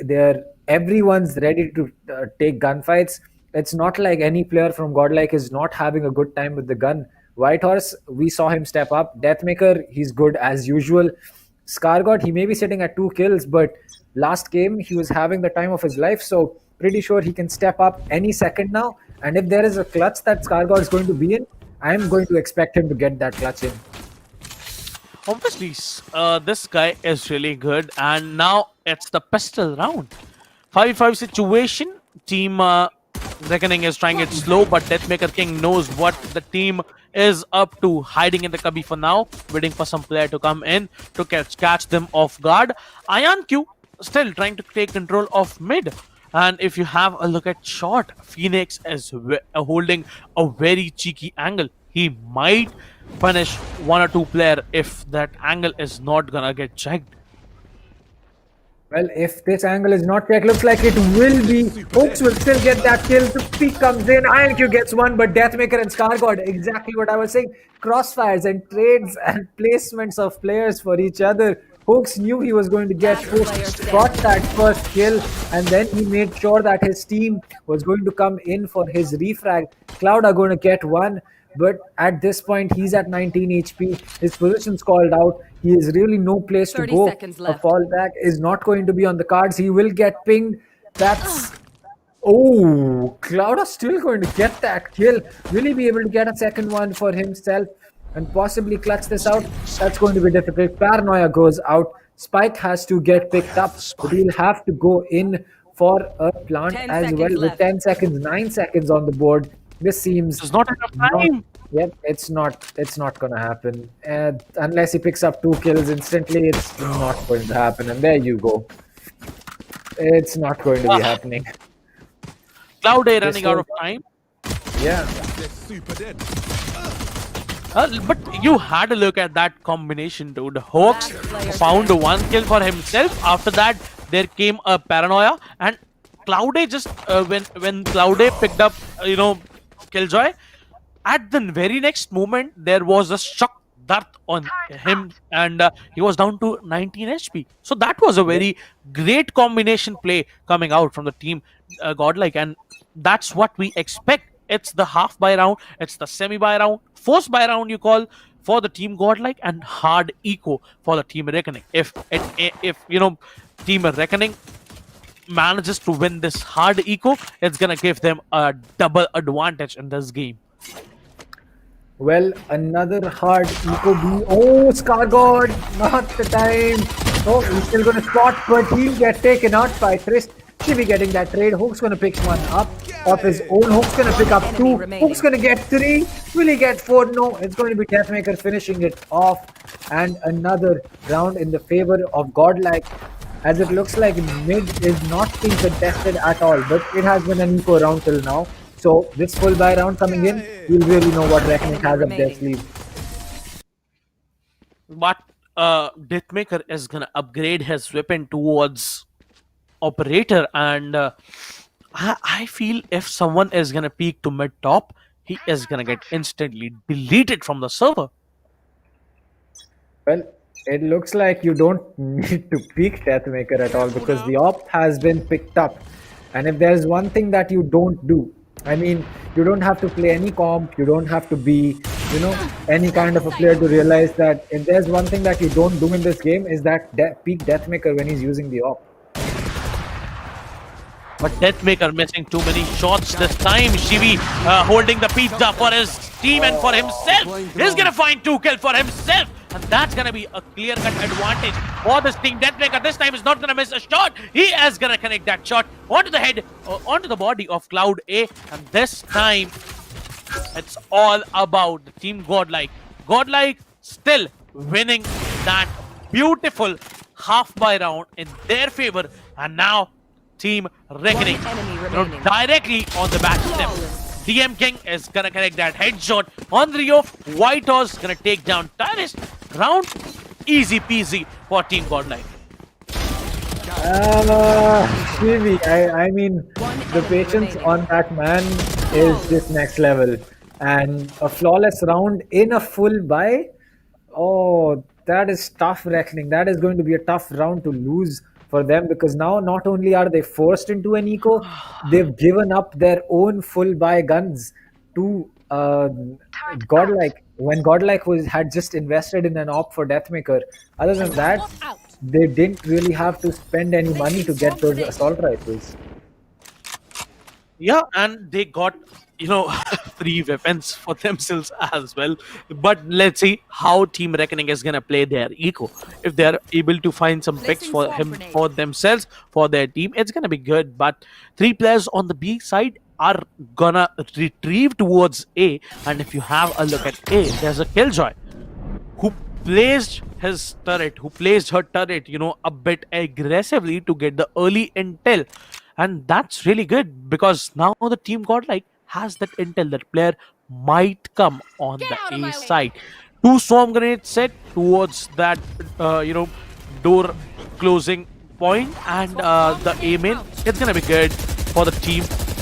There comes a smoke bang as well. Razor is gonna get caught through the smoke, and DM King with the operator is about to peek, but Hawks with the perfect smoke bang. He's gonna find Ion with the wall bang as well. White House gonna get 2 kills. They're not even gonna. Flawless. They are not even giving 300 hits. They're not even giving that. Oh boy. Ah, that is. I feel the pain. 2 flawless rounds. Ah, that's gonna pain right where it hurts the most for Reckoning, and it looks like it hurts right in the meow meow. Have you seen What's that that, dude? meme, What's Cracky, that? by the way? Have you seen No, the meme where no, the no, cat no. is putting her paw on her chest and says it hurts right here in the meow meow? No, I That don't is know, dude. that is Like, exactly what Reckoning must be feeling right now. Hurts right yeah, in the but meow meow. Team Reckoning trying their best. Oh, again. That combo, dude, that combo is really great. Godlike today is playing really great with the combinations. Like one player smokes it off, another player is gonna reveal that area for the team, for himself, and there you go. That combination is unstoppable, unbeatable, unpredictable as well. Well, they are certainly unpredictable, but in a very predictable way. That Godlike, you can always count on them to be unpredictable, but you can always count on No them way! to be predictable, unpredictable. And ScarGod getting that kill, Deathmaker picking up another one. It's going to be Hoax getting that. Curveball comes in. It's going to be a Molly getting dropped, but a Swarm Grenade gets traded out, but Hoax lands that headshot before him. Oh, 11-6. Oh, that is tough. That is crispy, dude, to be honest. That is crispy. That is crispy. It's certainly. I mean, I thought that the meow meow meme was going to be relevant, but after that swarm grenade and hot hands coming out, it just became, oh, that hurts more in the meow meow. Look, dang. We'll talk to you Yep. later. I mean, I'm a meme god, so you want to meme in Valorant? Come hit me up. We'll meme in Valorant. So, Team Godlike right now is looking really strong, and it's not going to be easy job for the Team Reckoning to push through. ScarGod Well, holding that flash towards A main, might use it. ooh, Yeah, he's gonna use that.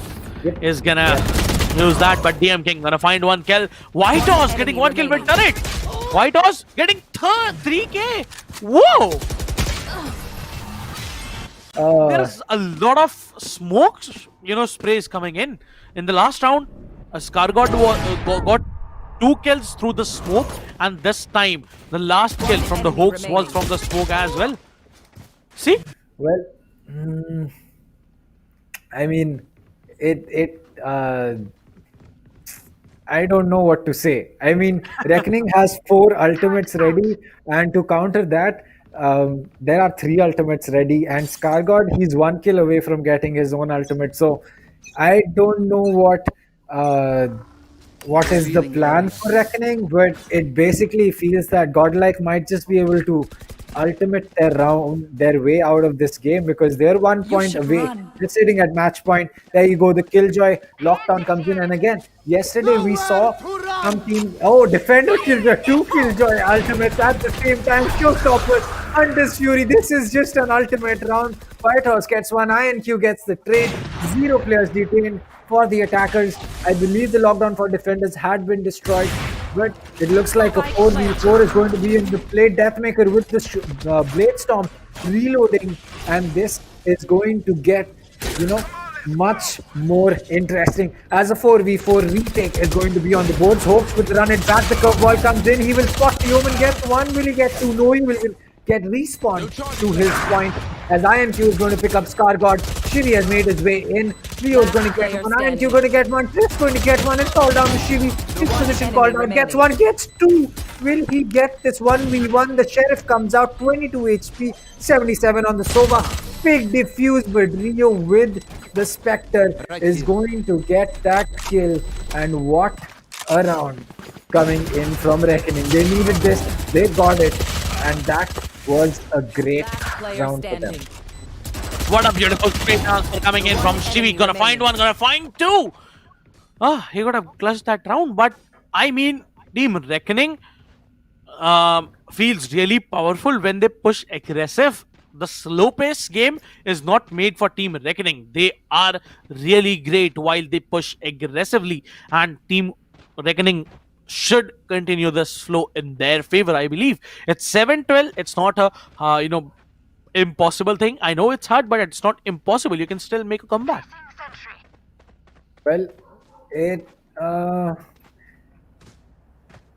what do I say, that 7-12 they can make this comeback happen, but is it going to be practical? Because looking at the economy, it seems that this will be another full buy for Godlike, and even if they lose this round, they will still be able to have another full buy. With Whitehorse being, I believe, the only player who will have to probably switch up either to a half shield and then pick up a assault rifle, or pick up a bulldog or something, pick up a spectre, get a kill with that, play a little bit passive.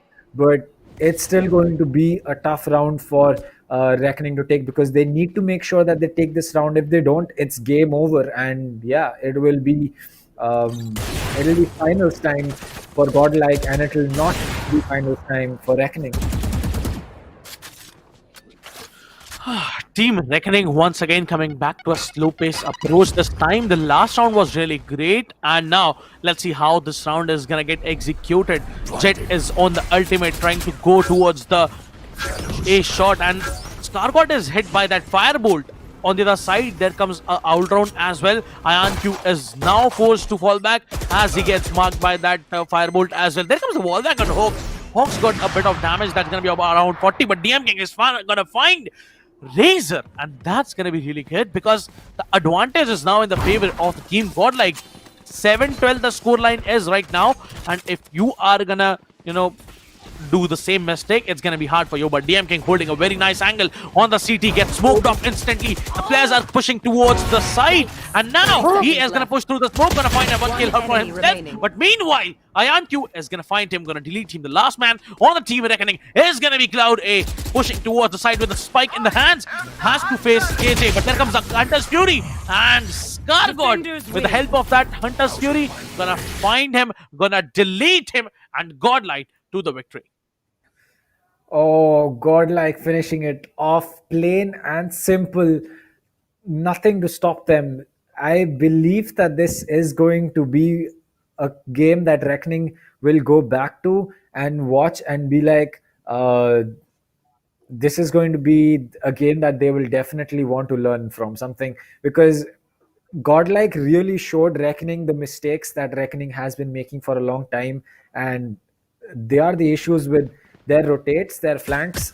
They just need to be held a little bit better. They need to make sure that they have a backup, and that backup should not be that, we push A, and if we can't push A, we'll push B. That's not the backup plan, and at that point, you become too predictable to do anything, and that is exactly what is really happening with Reckoning. Apart from that, when their strategy worked out, it's really on point, but when it doesn't, the fallout that they have is really down to the fact that they do not have a real backup. And I mean, so many times it was Hopes who was just holding on towards B and making sure that no one's coming out for that, no backstab coming in, and that is something that Reckoning will have to take into account when they look back at this game. I believe that is one of the biggest reasons that Reckoning was not able to pick up too many rounds on Haven and on Ascent. But still, a very good showing up from Reckoning, and if this team can improve on those small things, this will be great.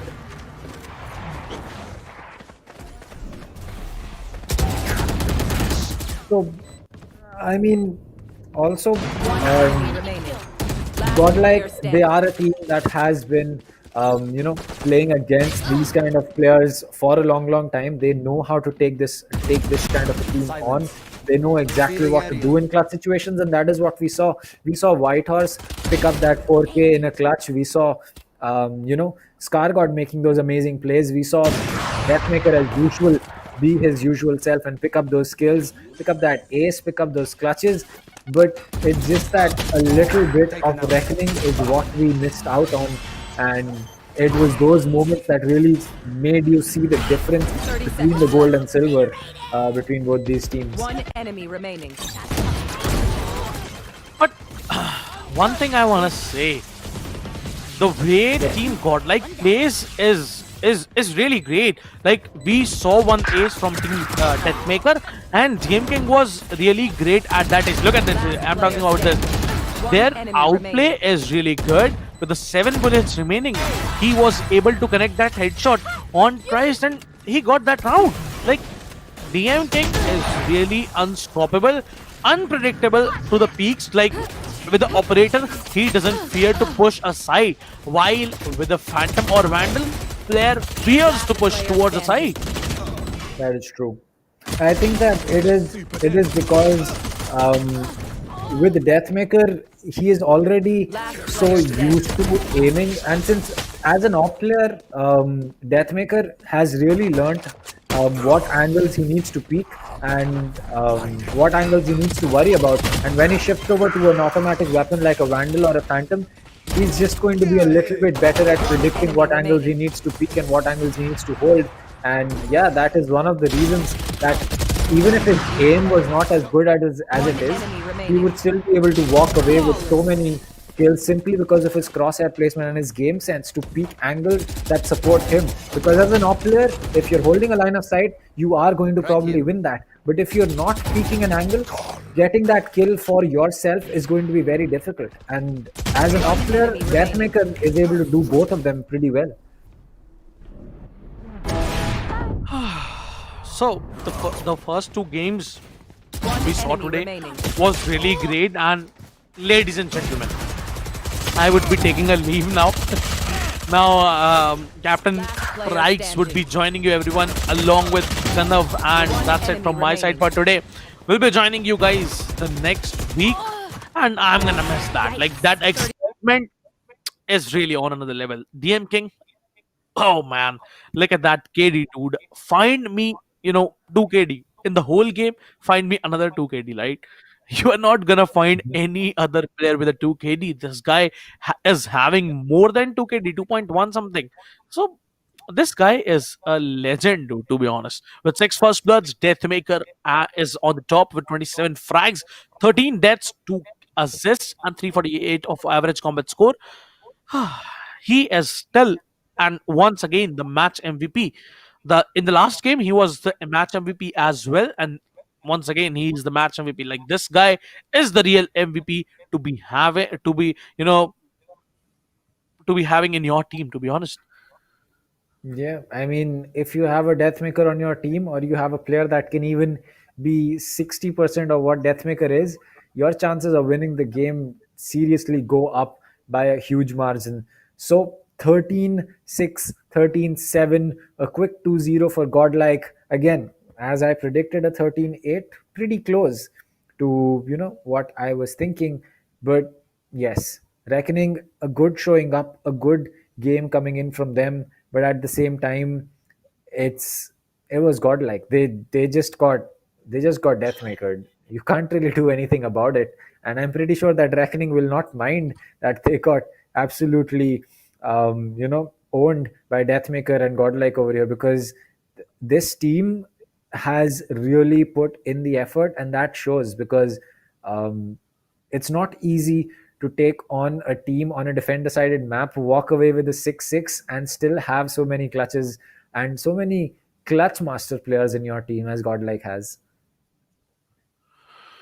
Team Godlike has, the perfect players which you want for yourself in the team. Shivi being the initiator, being the clutching machine for the team is really great. With the 12 frags, 11 assists, dude. Like, if it have got, one more assist, it would have been Yep. 12, 12, 12. His KDA would be 12, 12, 12. So, these players are really great. And I am just expecting this team to shine for the Indian esports coming up. And this team needs to show up their talent internationally as well. DM King, a very great player for the team. If he is on fire, is if he is in the form, he is gonna clutch it out for you. That is true. If Deathmaker is in form, it's going to be a tough time for the other team, as we saw Reckoning have that. I mean, so many rounds it was Deathmaker. I mean, I remember one round where it was Rio on Sova in Haven, and Deathmaker with the Stormblade just running at him as if it's hide and seek, or maybe a scene from Nightmare on Elm Street, because I'm pretty sure Rio was feeling that as if it's someone running after him. Not to mention in Nightmare on Elm Street, it is Freddy running with knives in his hand and Stormblades. They are basically the same thing. So I'm pretty sure that Rio must have had something like that going after him. and Deathmaker is just being himself, chasing the player down despite getting tagged by the recon dart, not caring, just running. The whole match was really great. If you are talking about combinations as well, combination from Team Godlike was another level. Like Reckoning was feeling helpless at multiple points. Like they were smoking one angle but getting shots from another angle just because of that combination. So Yep. that's what you need. Godlike with the combination was really great. And if you want to take the participate, if you want to participate in the qualifier number two, guys, you can go on espl.gg/India and you can register yourself to play in the qualifiers too, in which your favorite team, your still, if you talk about the till today date, Team Mahi, India's top team, is playing in the qualifiers too. You can give them a tough competition, give them a rough competition. So you can just go on espl.gg/India and you can participate in the qualifiers too. Prize pool is worth 7.5 lakhs. It's massive. Well, it is definitely massive, and that is going to be something that everyone will have their eye on. And it just feels like every single team that has come into qualifier one till now, who has made their way into the semis and now the finals. I mean, every single team that came into the semis is definitely qualifying through qualifier one, so they will not be allowed to participate in qualifiers two, three, four, because they've technically already qualified for the group stages. So yeah, any other team that did not make it till the semis has that chance to register for the other qualifiers coming in. But just looking at the talent that we have right now, this is going to be a great thing, because we'll probably be having the likes of Globe. We already do have the likes of Global, XTZ, Reckoning, and I forgot the fourth team's name actually. That is my bad. So, So sorry, it is Global versus who today? Oh wait, it's Global XTZ. versus XTZ. It's Reckoning versus uh, chat. It's all right. Don't pay attention. It's all. That So was a brain fart. the first game, the first game was really great, and Godlike was able to win this first best of three. Now the next best of three is between Global Esports versus XTZ Esports, and after that we are gonna witness the final versus Godlike and the other team who is gonna win the second best of three. Till then, we'll take a short break for the second game to start in a short time, and Captain Price would be joining you in a while. Till then, take care. And see you later.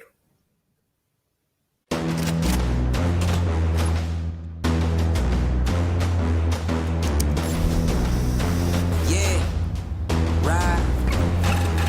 There's nothing to say, oh God, nothing to say. I ain't have words, I erupted.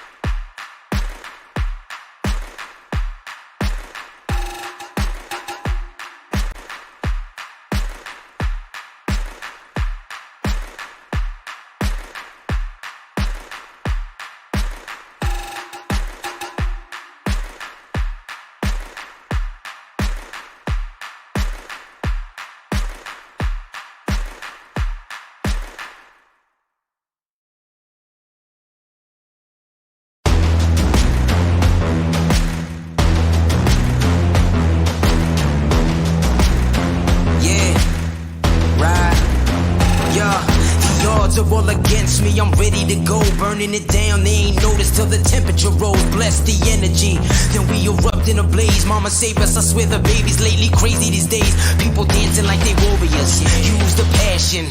I got my head in the clouds, intergalactic. I'm on a venomous prowl, ready to snatch it. Are you prepared for it? Then let it happen. Rise up though, rise up though. All my people, where you at? Rise up though. Yeah, let's go, let's up. One time, go get it, it's yours, let's shine, come on. Yeah, let's go, raise up, that's right. Run with it, it's yours, let's shine, come on. Yeah, cause we warriors. Yeah, cause we warriors. Yeah, let's go, let's up. One time, go get it, it's yours, let's shine, come on. Yeah.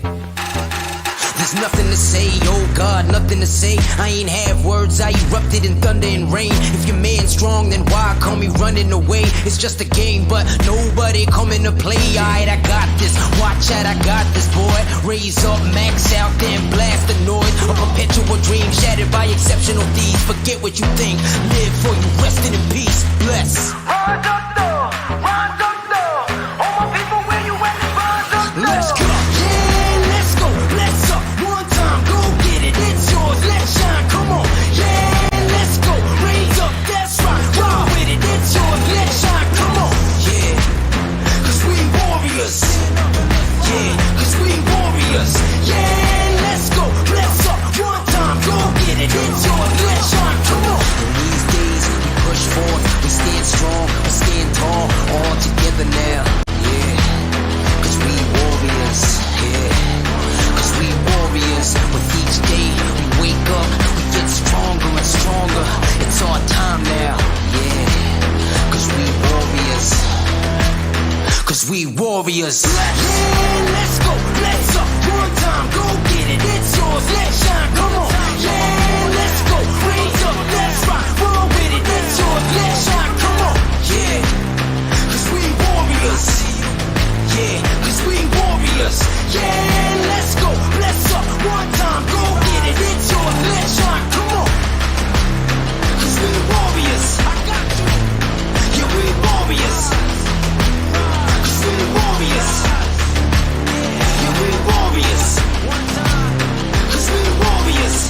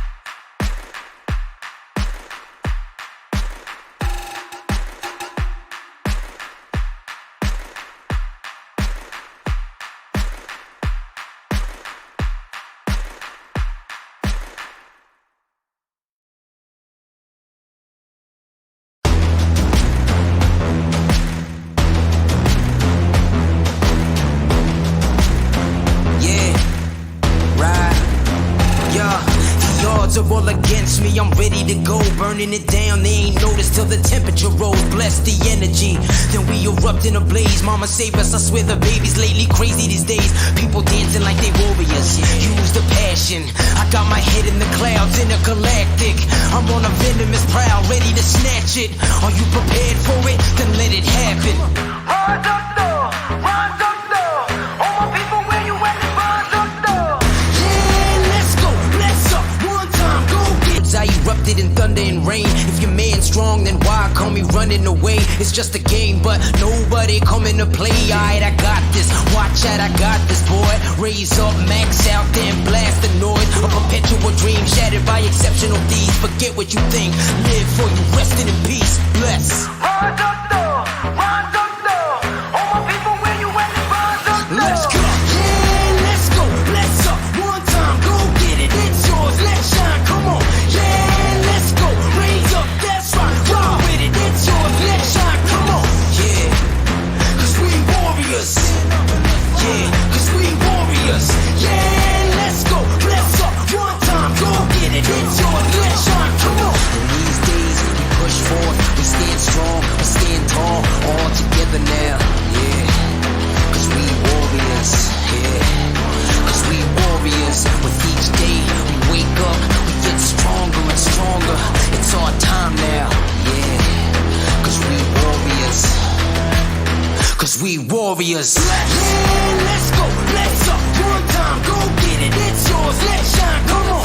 Yeah, let's go, raise up, that's right, roll with it. It's yours, let's shine, come on.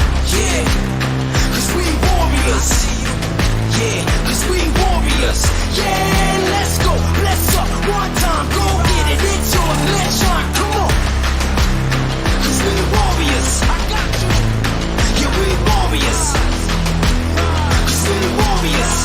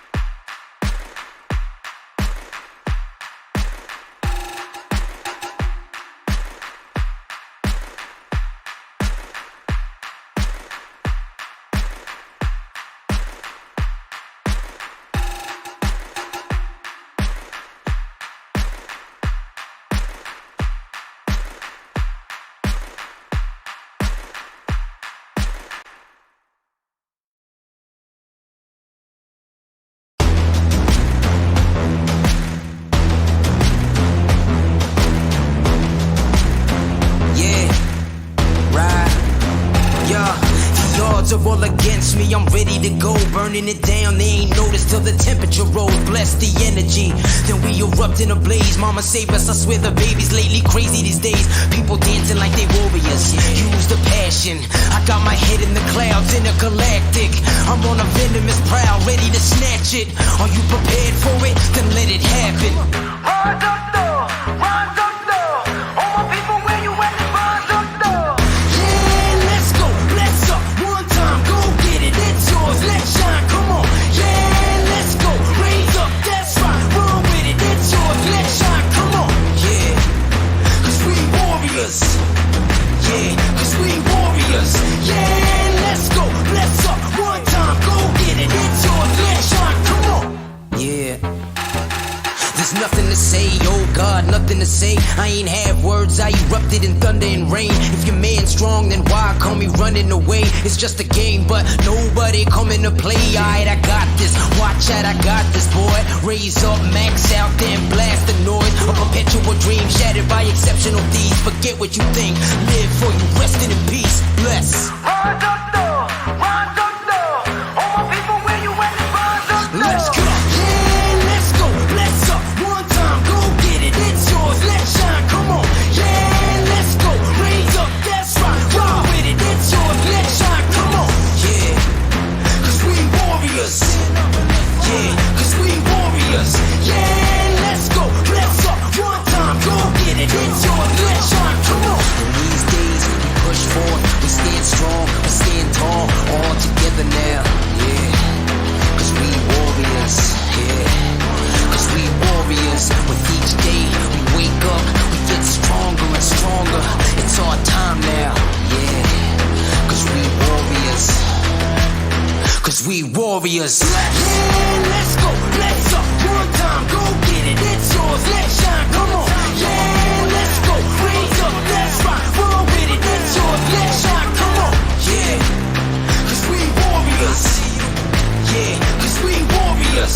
Yeah, let's go, let's up. One time, go get it. It's yours, let's shine, come on. Cause we warriors. I got you. Yeah, we warriors. Cause we warriors.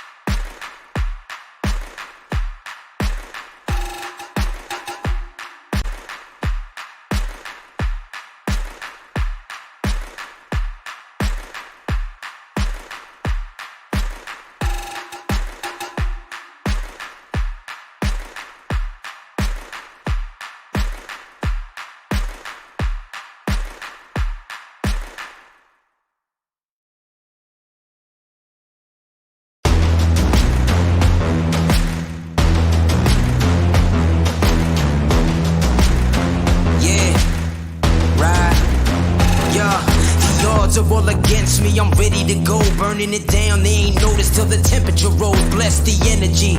Then we erupt in a blaze. Mama save us. I swear the babies lately crazy these days. People dancing like they warriors. Use the passion.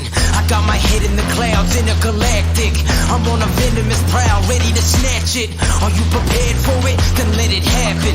Rise up though, rise up though. All my people, where you at? Rise up though. Yeah, let's go, let's up. One time, go get it. It's yours, let's shine. Come on. Yeah, let's go. Raise up, that's right. Run with it. It's yours, let's shine. Come on. Yeah, cause we warriors. Yeah, cause we warriors.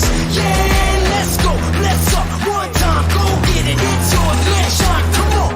Yeah.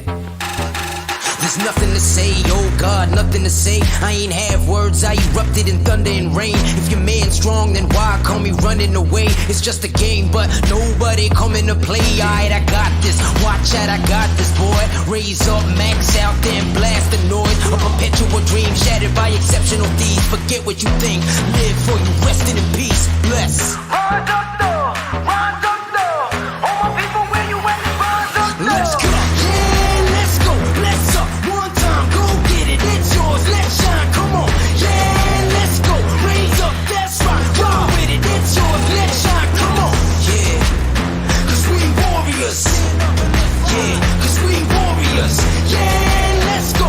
Let's up. One time, go get it. It's yours. Let's shine. Come on. In these days, we push forth. We stand strong. We stand tall. All together now. Yeah. Cause we warriors, yeah. Cause we warriors. With each day we wake up, we get stronger and stronger. It's our time now, yeah. Cause we warriors. Cause we warriors. Yeah, let's go, let's up. One time, go get it. It's yours, let's shine, come on. Yeah, let's go, raise up, that's right. Run with it, it's yours, let's shine, come on. Yeah, cause we warriors. Yeah, cause we warriors. Yeah, let's go, let's up. One time, go get it. It's yours, let's shine. Come on.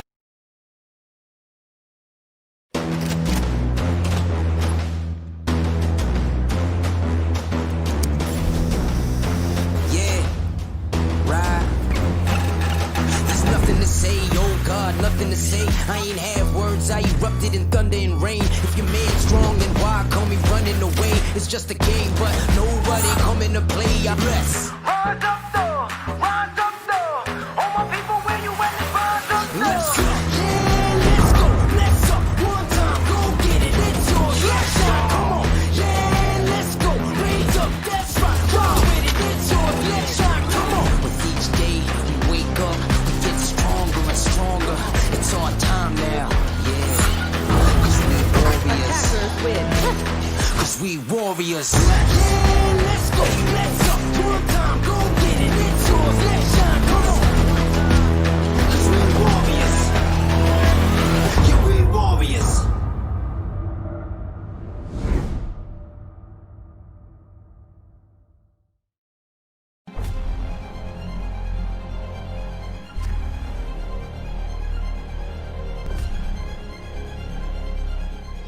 Every young gamer wants to become an esports professional. We make it happen. You just keep on winning.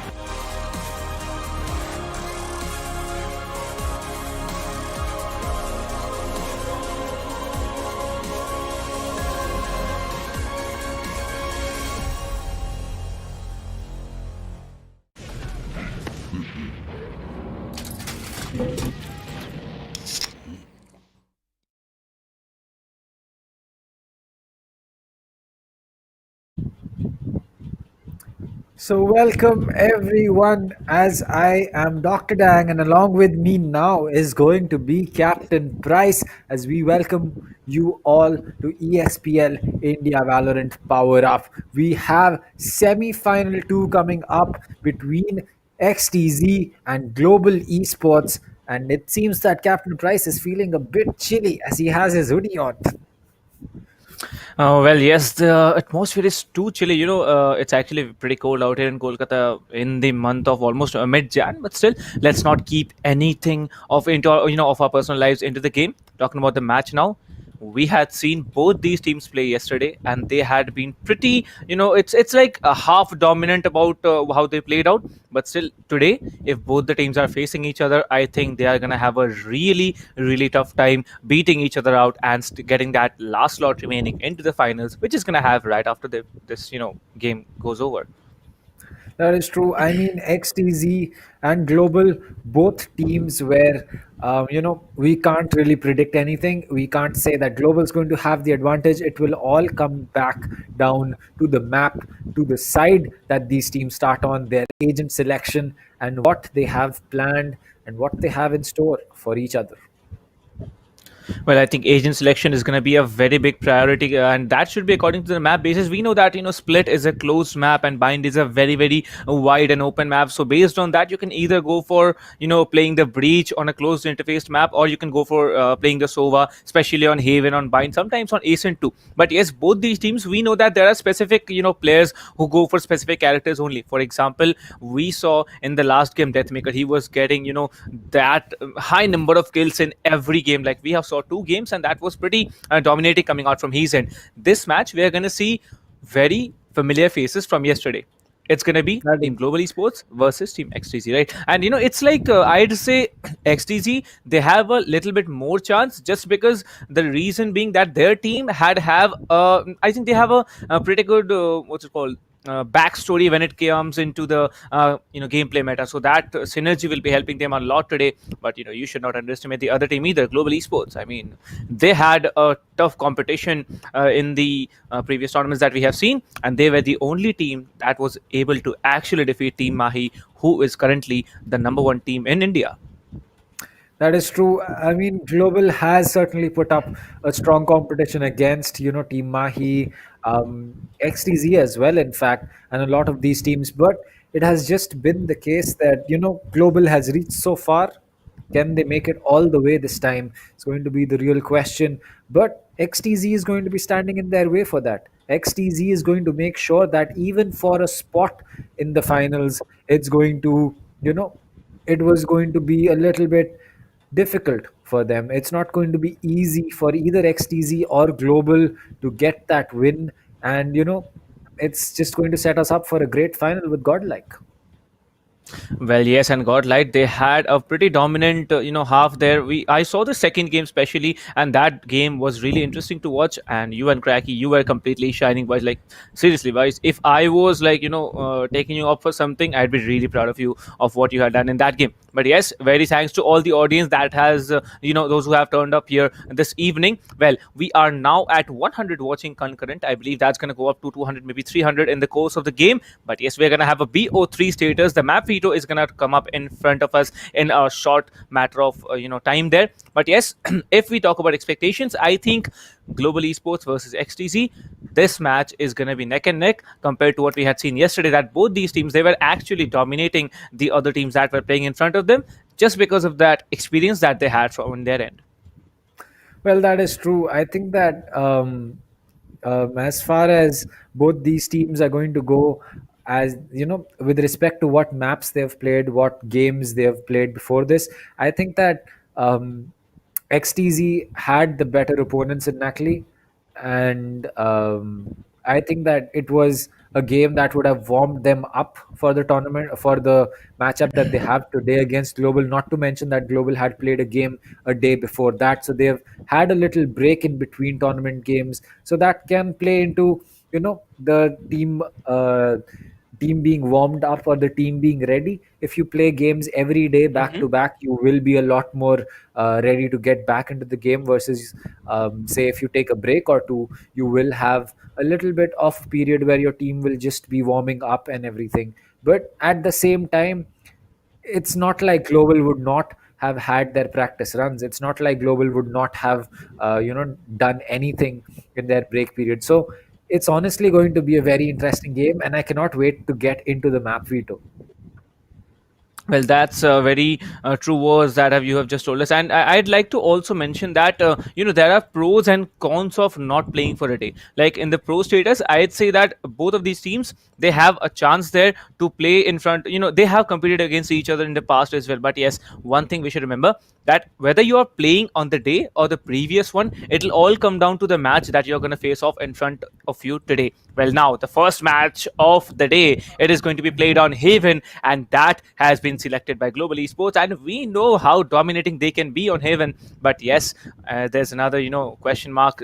That's just going to come up in front of us. That's going to be XTZ. XTZ, we know that they had also won the game yesterday on Haven. Both of these teams, they had won the Haven map. So this is going to be a really interesting thing to watch, like which team is going to actually walk out of it. And most importantly, this map is a attack oriented map. Whatever we do, it has to be totally in such a way such that the game output finally comes up in one point, that you win the match. Well, the second game, it's going to be Bind, which has been selected by XTZ, and the third, the decider, is going to be Split yet again. And Split, we all know that is a really fan favorite map. The banned maps is going to be Ascent and Icebox. So the predictions for these three games, we're not going to put it anything in front of you today, just for because of the fact that these two teams, they are very very confident of what they do, and I think they are going to put up one great show in front of us in this match. I mean, Bind selected by XTZ, I don't know if it was a forced pick from them because they've banned Icebox. That is understandable. I think a lot of teams don't want to play Icebox just yet, simply because of it's just a very defensive favored map. If on attack you're not able to set up your pushes, and as far as Bind goes, I'm not really sure about this pick coming in from XTZ. The reason being that Bind is in fact the map that uh, Global has been able to win against Team Mahi on. And if you're able Hmm. to beat a team like them on a map and take it like properly, I remember the game that we saw between Global and Mahi. It went from a 6-6 to a 10-10 to a 13-10 win for GE. So it was a close map, but still, it was Global who came out on top. So Bind is a map that Global is very strong on. And XTZ, they need to make sure that you know they are ready for this because they're going into the Lions Den on Bind. I don't know about Haven. Maybe Global has prepped it really well and they're going to take their own map. But as far as Bind goes and as far as previous match score results go, I think that XTZ is going into the Lions Den. Well, it's all about the gameplay that comes out, as I always say. And, talking about gameplay, guys, I think all of you, those who are there in the chat this evening, all of you, like it's not evening yet, it's afternoon. You guys play Valorant, right? You have your own teams to play with. So why not give it a shot at this entire tournament that we are seeing today? This is the ESPL India Valorant PowerUp, and qualified to registrations are still on. That is going to continue till the 12th of January 2021 for a 7.5 lakhs prize pool. And as Cracky was saying, you might just get a shot to compete against Team Mahi, who are also playing the qualifier. So imagine your team versus Team Mahi. You're going to go up against the best in the country. That would be one thing to definitely get your hands into. But yes, you need to register ASAP, because 12 January the registrations are going to close down. INR 7.5 lakhs. You imagine the prize pool there. You can just get a shot in that if you want to. But yes, let's not forget why we are here today. We are here this afternoon because of the semifinals too. That's going to be between XTZ versus Team Global Esports. And as Kanav was saying, XTZ, they might have made a mistake, or they might just not have. I know it's actually very shocking that XTZ went on and picked this map, as you said. But yes, I think they might be having something in their back pocket stuck there, that let's bring it out.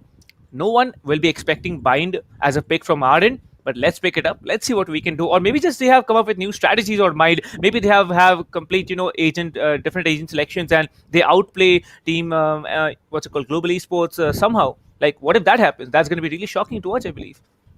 I mean, if XTZ really has something up their sleeve on Bind, it's going to be really interesting because then it'll be two good teams on the same map.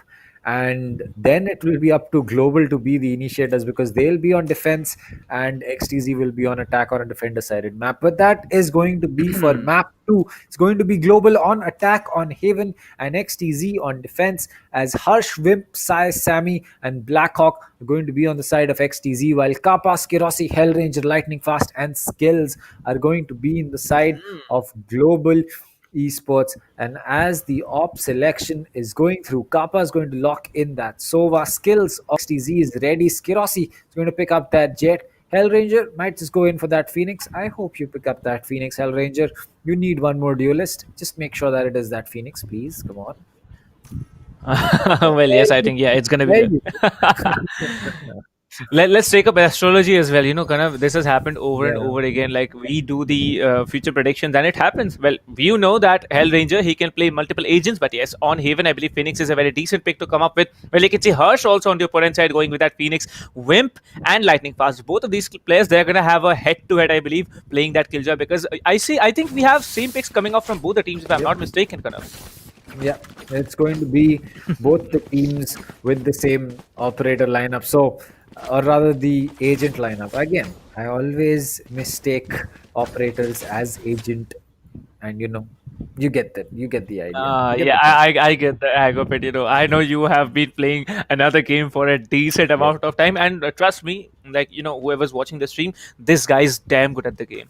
Like I cannot even play that game, but still, let's get back to Valorant right now, and you can see all the players, they are wishing each other good luck. That's the true sportsmanship that comes out, into the esports as well. We see it out on the fields there, but when you sit in front of a computer playing with your own team, that's really interesting to watch. Well, we have XTZ versus Global Esports. The round 1 has been initiated, and we see Skarossi coming up with their Phoenix on the attacker side, and they are going to breach garage as quickly as possible. There's going to be the alarm bot that's going to give away a lot of the positions there, but there's no detection though, and you see there's a player holding up in C window. Well, this is a very difficult thing to watch, because we see that Sai is going to be a little bit aggressive. They're taking a significant amount of damage. They're 21 HP loss. That's going to be one dent of a ghost, one headshot. You're done with it. Well, now, okay, and that's going to be Skarossi coming up with that frenzy. It's very tricky actually. You play out the frenzies just because of that firepower you can provide, and Skarossi will be shut down. Hellranger with that trade, and we see this is going to be a 3v4 fight remaining in the hands of the attackers. Well, attackers, 2 players are really low. I see that the Killjoy is low. The Phoenix has definitely healed up, but yes, this plant is going to come through all the remaining players, and Kappa with a 1 tap to the head again, but Blackhawk is going to trade it down really nicely. 2 versus 3 can be done. Another head link coming out from our dear Blackhawk there. One guy taken down, another one low. Both the players remaining are very low. Sai is actually 1 HP, so this is going to be very interesting to watch. The defenders, they are going to try it really hard to take this round, because this round is a round that you will not be able to give it out, because it comes out in that way, and there's only 1 player standing. Attackers get the round, and as I was saying, this round you really don't want to give it up, because whoever wins the pistol round, they go on and win the next round as well, just because of that economy status that you have in your favor. Well, that is true, and I think we missed out on one thing right before we started. We have to go in for the prediction. So, chat, let us know, who do you think is going to take this map of Haven, by what score? As far as I go, I think this is going to be a global map. This is going to be, I'd say I'll go in with a 13-10 or a 13-9, something close, something really, really close to going to overtime. But it's just going to be a little bit short for the team that does not get it.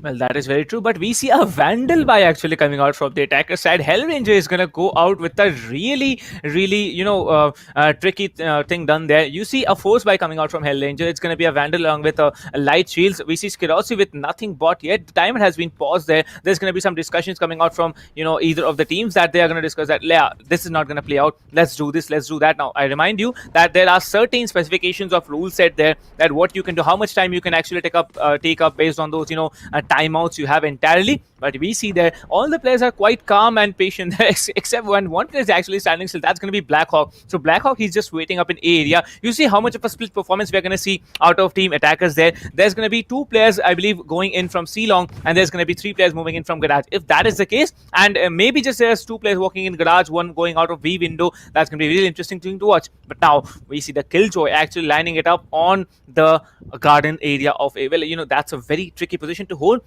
just because of the fact that you have two angles of approach from A long as well as from A short. And these two areas, anyone can be able to breach it. Because last day, what we saw, way by God, that man, he was so very dominating every time coming out from that Seavers in short and then taking down two players back to back from the attacker side, from the defender side. Well, now we are gonna also focus on the scoreboard there. The scoreboard says that Wims, Blackhawk and Sai, both all three of them have 1-1 frags each, and Global Esports 1 frag to everyone out there. So that's decent distribution coming out from Global Esports. XTC, we are going to look up to you guys really badly today, because we know that both of your teams are really capable. So let's not make it a domination. I'd suggest that if all you players are listening to the stream later on every day, just give your best. The audience is going to be there with you all throughout the journey, no matter if you win or you lose. Kind of. Well, yes, both these teams have qualified at the end of the day, but it's just going to be the bragging rights. Both these teams, they have great players. They want to have those bragging rights of, we came first in qualifier once, we came second or third or fourth. But there is not going to be any third, fourth game. There will only be a final to tell us who will come second or first. Right now, it looks like Hellranger will just be holding on from A long as he hopes to make sure that anyone trying to play that little bit aggressive than needed is going to face a bullet, as the Killjoy turret is going to give away the position of the Phoenix. And there you go, as he peeks. It's going to be lightning fast, acting fast, getting that kill. Sova drone coming in for Skirosi. So both the entry fraggers for the side of Global, they have made their way towards A. Sova has made his way in towards Heaven. He knows that there is going to be a push coming in simply because of the owl drone, as a recon dart will be coming in. This will not give away the position. So box will actually still have to be checked. But it looks like Lightning Fast has argued that the C side is going to be completely clear, and this is just going to be a bait. A Killjoy turret put down. It will get taken out. Skirosi is holding the full push right here in C, and it looks like the side of XTZ does not know the spike is getting planted on the other side, as Roman's going to make that push, get taken out. One drop comes in. He's going to get taken out. Skirosi with the 3, and just like that, the whole side of XTZ has fallen apart across the board. And that will be Lightning Fast coming up right next to Sai. He will spot that player, but I believe he gets spotted himself as well. As this push coming in, this will be the end of Sai as well. There you go. A flawless round coming in from Global Esports. Well, unexpected, but they did it pretty well just because of Skirosi. You see Skirosi, he is so much dominating when he has a gun in his hand. And you see those quick taps coming onto the head as well. Like, you cannot do anything if there is a person with that insane level of, crosshair placement there. And you saw coming out from Lightning Fast with that shutdown. And this is going to be a second round in the hands of Global Esports. Well, XTZ, you better, buckle up on your belts and start getting some rounds there, because 2-0 right now, you should be really worried, because now it's going to be a full buy round coming in from XTZ. There's going to be only one player with light shields. Other than that, how everyone's going to go with Phantoms and Vandals, and also, heavy shields there. Sai holding up A short. He has to be doing it solo, but there are two players lurking around in Garden, and there's going to be a third there trying to breach up on the B side as well. Well, it's going to be really interesting thing to watch, because the Phoenix has also come up on his defensive end there. Sai and the Phoenix, both the players need to come up there, and you see that fireball will be thrown in that direction, but there's no damage done yet. All the players are slowly stacking up and they need to find that initial frag. Wherever they find the frag, the push is going to come through from the attacker side. But the defenders, they are not being very defensive out here. They are going to be a little bit aggressive, to be very honest. Their skills has finally found one way to breach the side here. Now B side, it's going to be held down by two players, Hellranger, and the Jet will be watching. But the Jet, okay, where are you looking? Skirosi, where are you? Okay, Skirosi is actually waiting there, and they have successfully found a way to breach B side there. Spikes is going to be planted. It's going to be a 5v5 retake coming up against Team Global Esports. Global Esports, they have to do this job. Lightning Pass getting taken down. Kappa getting taken down. They are not going to be, there for longer there. XTZ Sami will be coming up out here, and there's going to be only one player. That's going to be Hellranger. One tap to the head. Moving on. Maybe a second, but no Blackhawk. And that entire team of XTZ stepped up. Another round. It's not another round, but the first in the hands of XTZ. Kind of expected or not?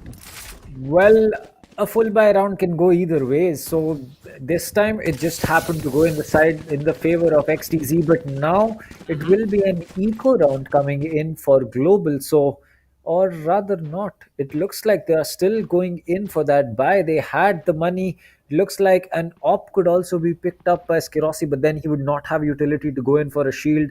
Looks like a phantom and a full shield. So yes, another full buy round coming in from the side of Global. So good economy management on their side, making sure that they use those specters as long as they could, not going in for the force buy just yet, as now it will be another chance for them to keep their good guns and get that round win that they need. Because right now, if XTZ does lose, they will be forced into an eco. So there you go. Blackhawk with the Owl Drone is going to spot the Killjoy. He will tag Lightning Fast as well, as it looks like the Jet is possibly looking to play this a little bit aggressive.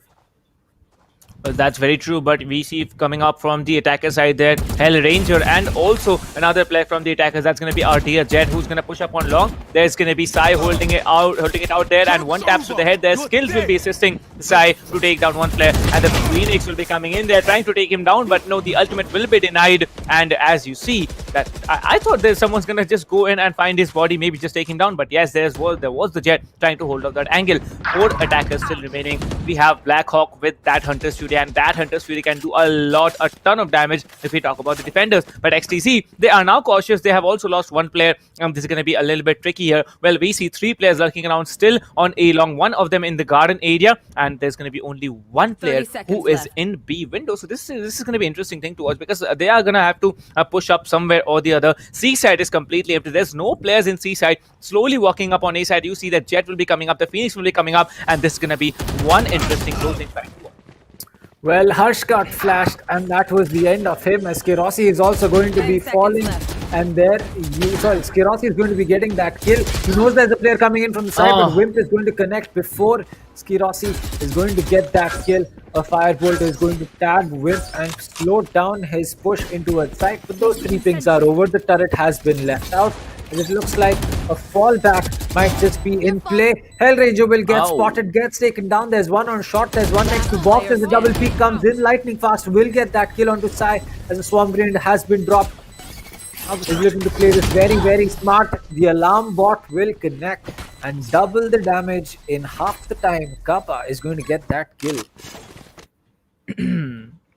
Well, really interesting there, because what we saw that Global Esports, they had a comeback round yet again. It's not a comeback round, actually. We see that they had lost one round and they came back again with another round win. So that's my way of calling it a comeback round. We all know that it's not a comeback. But now I believe there's going to be a very, very tricky buy coming out from XTZ. Sai actually moving on with that operator. No shields, no utilities coming up there. If we talk about the frags distribution, Blackhawk with 3, Wimps going to be standing with 3 there, 2 from Sai's and Harsh. Like it's evenly distributed. It's not like that only one's playing, others are not, but Sai's vision will be blocked there. Spots one, and Sai, I believe, had a decent decision to make there, picking up that operator and also get the initial frag. But Skirossi is trying to breach up B side slowly and slowly. Well, we see the Owl Drone will be immediately coming in there, moving on to the back side. The B back will be entirely captured there. Now Blackhawk, he knows where all the players are, trying to catch out one of the players in hand, and he closes down his Hunter's Fury because he knows there's going to be one player coming up for him. That's going to be Hellranger. Hellranger takes him down. Blackhawk, he was completely brutally murdered, if I might add, and we see Lightning Mask slowly creeping up on C-Long. Like, we see the spike is actually in the direction, in the vicinity of going towards C, but they are not yet gonna push it there because all the players are still lurking around in B area. 3 players, all the 3 defenders are gonna move into the A side there. C is completely empty, and I don't know why every time this happens. Wherever the defenders are going, I don't know how the attackers actually go and stand there. Like, come on, dude.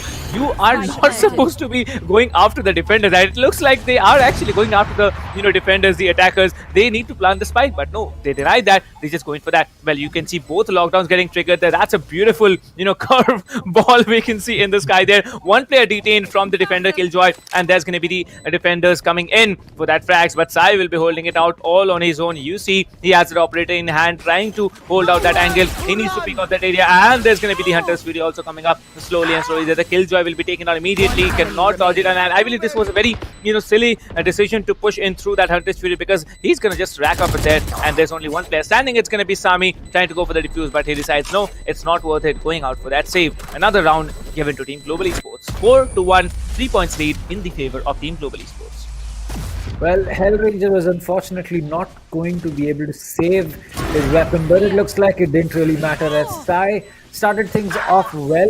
But at the retake, enemy it just remaining. wasn't meant to happen. And Global Esports showing us again and again that their post plant positions are going to be so strong that you will have to make sure that you flush out everyone from site as well as close to site. As it was just a smart play coming in from Global. Hunter's Fury to be used. They did manage to get that first kill onto Wimp. And after that, it was just a matter of who peaks whom first. Well, that is true indeed. And one more thing I'd like to add is that what we see every time is that we have seen in the past as well that XTZ they somehow lose the positions post plant, and that can be a very dangerous thing to encounter. But coming inside with that Blade Storm trying to take down one, he did, but the second one will be taking him down. Now he dinged the player significantly, but it's not going to be enough to take him down. Skid also will be picking off him slowly off guard, and the defenders they are falling short in numbers again. 2 versus 4. This is going to be a very interesting fight to watch. The Hellranger slowly peeks up on A side. They're trying to clear off all the players in backside. There's going to be no one actually. The plan's going to be initiated. Skirossi catches off one player. Blackhawk will be taken down. There's only one man standing. That's going to be Sami, who's going to be shut down as well. Skirossi, like, I don't know how this player does it, but since yesterday we have been watching this player every round. Like in the entire game, at least 3 to 4 3Ks and 4Ks coming out of this player. Like, what kind of insane gameplay can you have to actually pull that off? Well, I mean, you need to have really special aim. And again, it seems that Sai is investing in that op again. I don't think that it is the best idea to do that, especially because you are so many rounds down. I think you should go the more traditional way of picking up a shield as well as an assault rifle to get that, because even a ghost one tap at this point is going to be your end, as Sai will get pinged by that recon dart and he will have to play this carefully. The flash comes in, the flick does not connect, and now Sai is going to be in a tough spot. The op is known and his position is going to get called out. Harsh still going to get that kill. Kappa going to get one more. Wimp is going to fall. Skirossi is going to fall as well. The Omen gets spotted and Harsh is not going to be able to land his shots, as that will be the end of him. So Sai, that op needs to be justified, my friend, just right now, because Blackhawk is going to be coming in for a backstab. And if this does not work out, it seems that he's just going to get flashed and pre-fired by Hellranger. Now it's down to Sai as well as Sami. And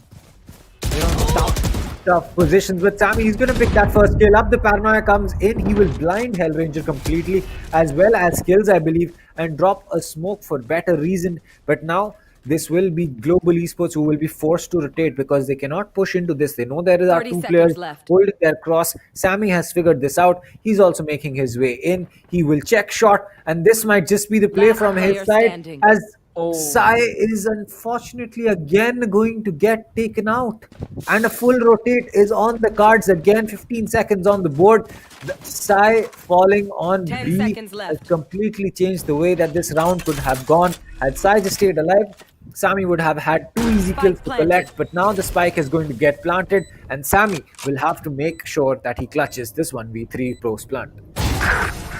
Well, it's not going to happen, and Skills will be coming up with that shutdown. Sami will be closed up, and that's going to be a 5-point lead coming out in the hands of Team Global Esports. Global Esports doing a pretty good job when it comes to the attacking map. Haven on the attacker side as well. 5 points lead. This is going to be a really tough thing to watch today, because XTZ, they are not having that coordination, and Sai, I don't know why he's going to be having to be so very stubborn there. He does not need to have an operator play. As Kanav said, you do not have the economy to buy an operator and have shield, so you should not invest in that. Blackhawk going for a very tricky pick there. He is going for a Bucky, and I believe it's an eco round coming out from XTZ now. Now, this round, it might be playing out in favor of them, but if it does, it's going to be a really madhouse. If I talk about it, well, there's going to be 3 players stacked up in A side there. Lightning Fast and the Sova moving in from Sewers slowly and slowly, trying to creep up in that position, but with that Bucky, the Sova, he is going to be cheeky. Come on, don't tell me that the Sova is going to actually pick off one player slowly, but no, Lightning Fast will be taken down, but Blackhawk being very cheeky there,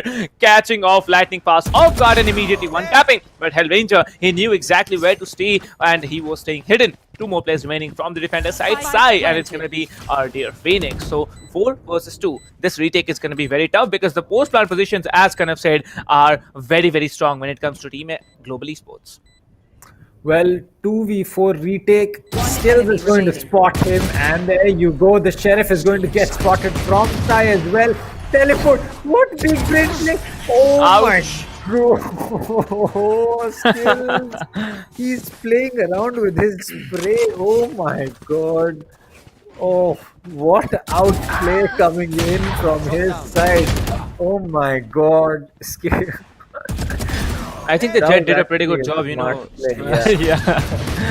But still, it was not enough. Obviously, you cannot go up against, having a sheriff and facing, your Ben Sai just because I don't know why, but he is confident with that. Let's give it up for him. But now, Sai, he has a very big responsibility taking down at least one or two players when it comes to, pushing one direction. And the Killjoy will be tagged a little bit there and going to be flashed also from somehow. I don't know how the Killjoy is actually flashed there, but nevertheless, 6-point lead coming out in the hands of Team Global Esports. Sai, he's going to leave up C side yet again, but there's not going to be anyone at C there. They are going to try and breach up on A. As you can see, Lightning Pass has been shut down by Sami. Sami doing a decent job, but his HP has been dropped down to around 30 to 40%. The flash is going to come through, but he immediately takes him down and going to be traded by Hellranger as well. Kirossi gets taken down on the other hand, and the attackers, they are going to be in a very, very tricky spot there. The teleportation is cancelled, and as you can see, Omen, he has information. Blackhawk is going to be very, very decent and holding up in that sweet spot up in Haven. Well, the most important part is going to be planting the spike. The spike has been initiated there. You see the Omen flash is going to come through. But Hellranger, come on. What are you doing, Sai? Are you going to just walk into the side holding up that operator and get one tap to the head? You should not do that. You should not be able to, you will not be allowed to walk into the site in that way. Well, let's move on. 3 versus 3. Cut up. Over. Well, 3 versus Steel, 3 post plant, Omen a little low, Sova also pretty low, but 3 full HP players for this defense to retake from. But it won't matter if a Phantom or a Vandal is going to connect with your head. The Hunter's Fury comes out from the side of Kappa, the flash comes in from the side of Hellranger as well. Sammy is going to get spotted. He'll get tagged once, but is there going to be enough time as to know who's going to get that kill on the skill? Is there enough time? It looks like no. As defenders will get that round, and what a round coming in. Oh boy, less than a second on the board. Perfect play, perfect post plant strategy for XTZ, but it was a little close, but at the end of the day it did work out. And if it works out, it doesn't matter if it was close or not. A round on the board is going to be a round on the board. Well, that's very true. And I think the best part that Team XTZ had to offer in this round is that they were going for those trade frags. You saw that there was one player holding up in A long and one player holding up in A short. So both those positions need to be, cleared out. And there was the Sova waiting in there. Harsh getting out one really early with that ultimate. That run it back is going to be a dent in the coffin of Team Global Esports now, at least for this round. But this round is going to count a lot because the Phoenix from the attackers, he also has a, what's it called, run it back ability enabled. But yes, moving on. 7-2. 5 points lead still remaining there. The attacker Killjoy is going to be immediately, the entire A side is going to be boxed in with that attacker lockdown. Well, I think there's going to be an A attack coming through very, very quickly because when the lockdown is used there's not going to be anyone detained. But yes, Blackhawk coming up with that Phoenix slowly on the defender side as well. Sami holding up in heaven. He knows that they have the man advantage. They need to just pull off 1 or 2 more frags and they will have the round. Now they have the ultimate. The Omen has the ultimate. Sami can actually go for a different play there. But we see coming up, Skirossi is going to play up in hell there, and Harsh needs to actually move in up there. Well, it's a difficult thing to do when you pull off your gun and also over here that the running back has been enabled. One player has been taken down. Skirossi, Hellranger will be taken down by that fireball, and that's a pretty good thing to do. And only one more player remaining. The Killjoy is being very, very predominant. The lightning pass, he has to come down. One more player, Sami with that shutdown. Beautiful round, and Sami winning the hearts yet again. The defuse is going to be done, and it's going to be dusted. 3-7. Their lead will be a little bit decreased there. 4 points still remaining in the hands of Global, and only 2 more rounds to play in the first half. I'd say 1 round in the hands of Team XTC and 1 round in the hands of Team Global. That's going to be my predictions. Kanav, what are your predictions, man? Well, the last time you asked me the same question and it didn't go your way, so I'm going to go against your way again. I'll say that this time I feel that XTZ might just pick up these 2 rounds coming in, but at the same time, it will really depend on who gets that opening pick, because I can almost guarantee that Sai with that op is going to be holding C long, and Skirossi as well. It will depend who gets that first pick, and yeah, if it's going to be Sai, it might just be an XTZ round, and if it's going to be Skirossi picking that kill up, it might just be a global round. But then again, we cannot rule out the possibility of a 4v5 clutch coming in from either one of these teams, despite losing a man early. As Hellranger will be going for that peak, he'll get spotted. Hot hands dropped, curveball comes in. Two players are going to be holding that cross. Sammy's going to get that opening frag, and this seems to be a good start for XTZ. So 9-3, 8-4, and 7-5 are going to be the possibilities that GE and XTZ are going to be having. But it will depend on both of these teams who's going to play it better to get that advantageous split, especially for global. They are on the attacking side, they are on the defenders, they are on the favorable side. So if they're able to going to get a bigger advantage, it will be good for them. But if XTZ is going to get that 7-5 split or even an 8-4, they should be able to make it work out. Well, this is a really interesting thing to 30 watch. seconds All left. the four remaining attackers are in grenades. Sky pulling off one frag immediately, but from behind, Sami is going to catch him off guard. Sami with a 3k, and Wims will be shutting down skills as well. And that's a flawless round in defenders. Like, they have had some serious level of Bond Vita or whatever they did. And I think I'm going to have to go with Kanav as well. Well, Kanav actually does a pretty good job, going against me and actually being right. And if he is right this time, it is going to be really, really good coming up in favor of Team XTZ. Well, XTZ, one more round to play off, and one more round, if they get it, the lead is not going to be so much, and they can catch up very easily. Since this is an attack-oriented map, you have three sides to breeze, and the post-plant holes can be very, very, unpredictable because of all those areas you need to cover. But Harsh, you see, he has come up in front this time. Along the position that Sai will be shutting down Hellranger. Now, there were players, they were, there's speculations that Sai cannot actually do the operator thing, but Skirossi will be trading him down. That's going to be 1-1 down from both of the teams. The defender's killjoy is still there. The defender killjoy lockdown can be used up there,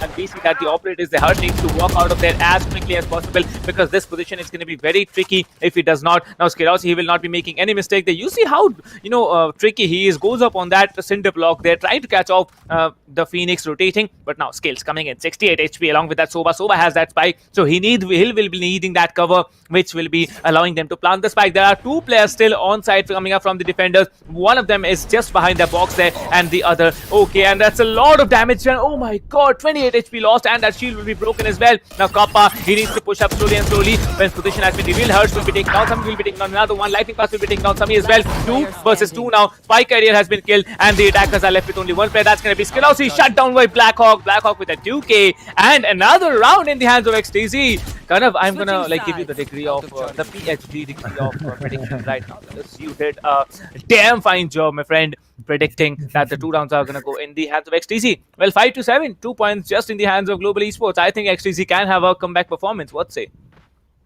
Well, it seemed that Global was in a very strong spot. They were up 6-1, in fact, they were up 6-1 before it became 6-2. Then it became a 7-3, and now we're at 7-5. So if this pistol round goes in the favor of Global, it will go a big way, because then 8-5 and then 9-5 could be on the board. But XTZ coming into that full buy round should be something that Global would have to worry about. So they really need to make sure that they pick up this pistol round. Pistol rounds, in general, they usually are not attacker or defender favored with respect to the map. They're usually just being a little bit defensive favored, because you're holding the angles. No one really has a good automatic weapon. The Frenzy is automatic, but not really great for long range gunfights. So on any map, a pistol round is going to be favored a little bit by the defensive team, but then again, there can always be that difference of a 19-20 as Kirov holding Garage. He's going to get one, he won't get the second one. Hush will get that kill, but as Omen is going to get spotted, Hellranger will get that, and Skirov gets dropped. That is a default tagline of Phoenix, as Blackhawk will be getting the spike down, a 3v3 Killjoy, and Phoenix a little low on HP, but Global has the HP advantage. Not anymore. It's going to be Blackhawk getting that kill. There will be a lot of shots being missed by Lightning Pass. Connect. Despite the reload, it's all down to Wimp. He has already used his swarm grenade. There is a turret facing a turret on long, and one of these players will have to go in for that diffuse, and possibly a smoke bang skill going in for that wall bang, and finally It's going to be lightning fast finishing it off. And what a play from this man. Oh boy. Because this man did a pretty good job there.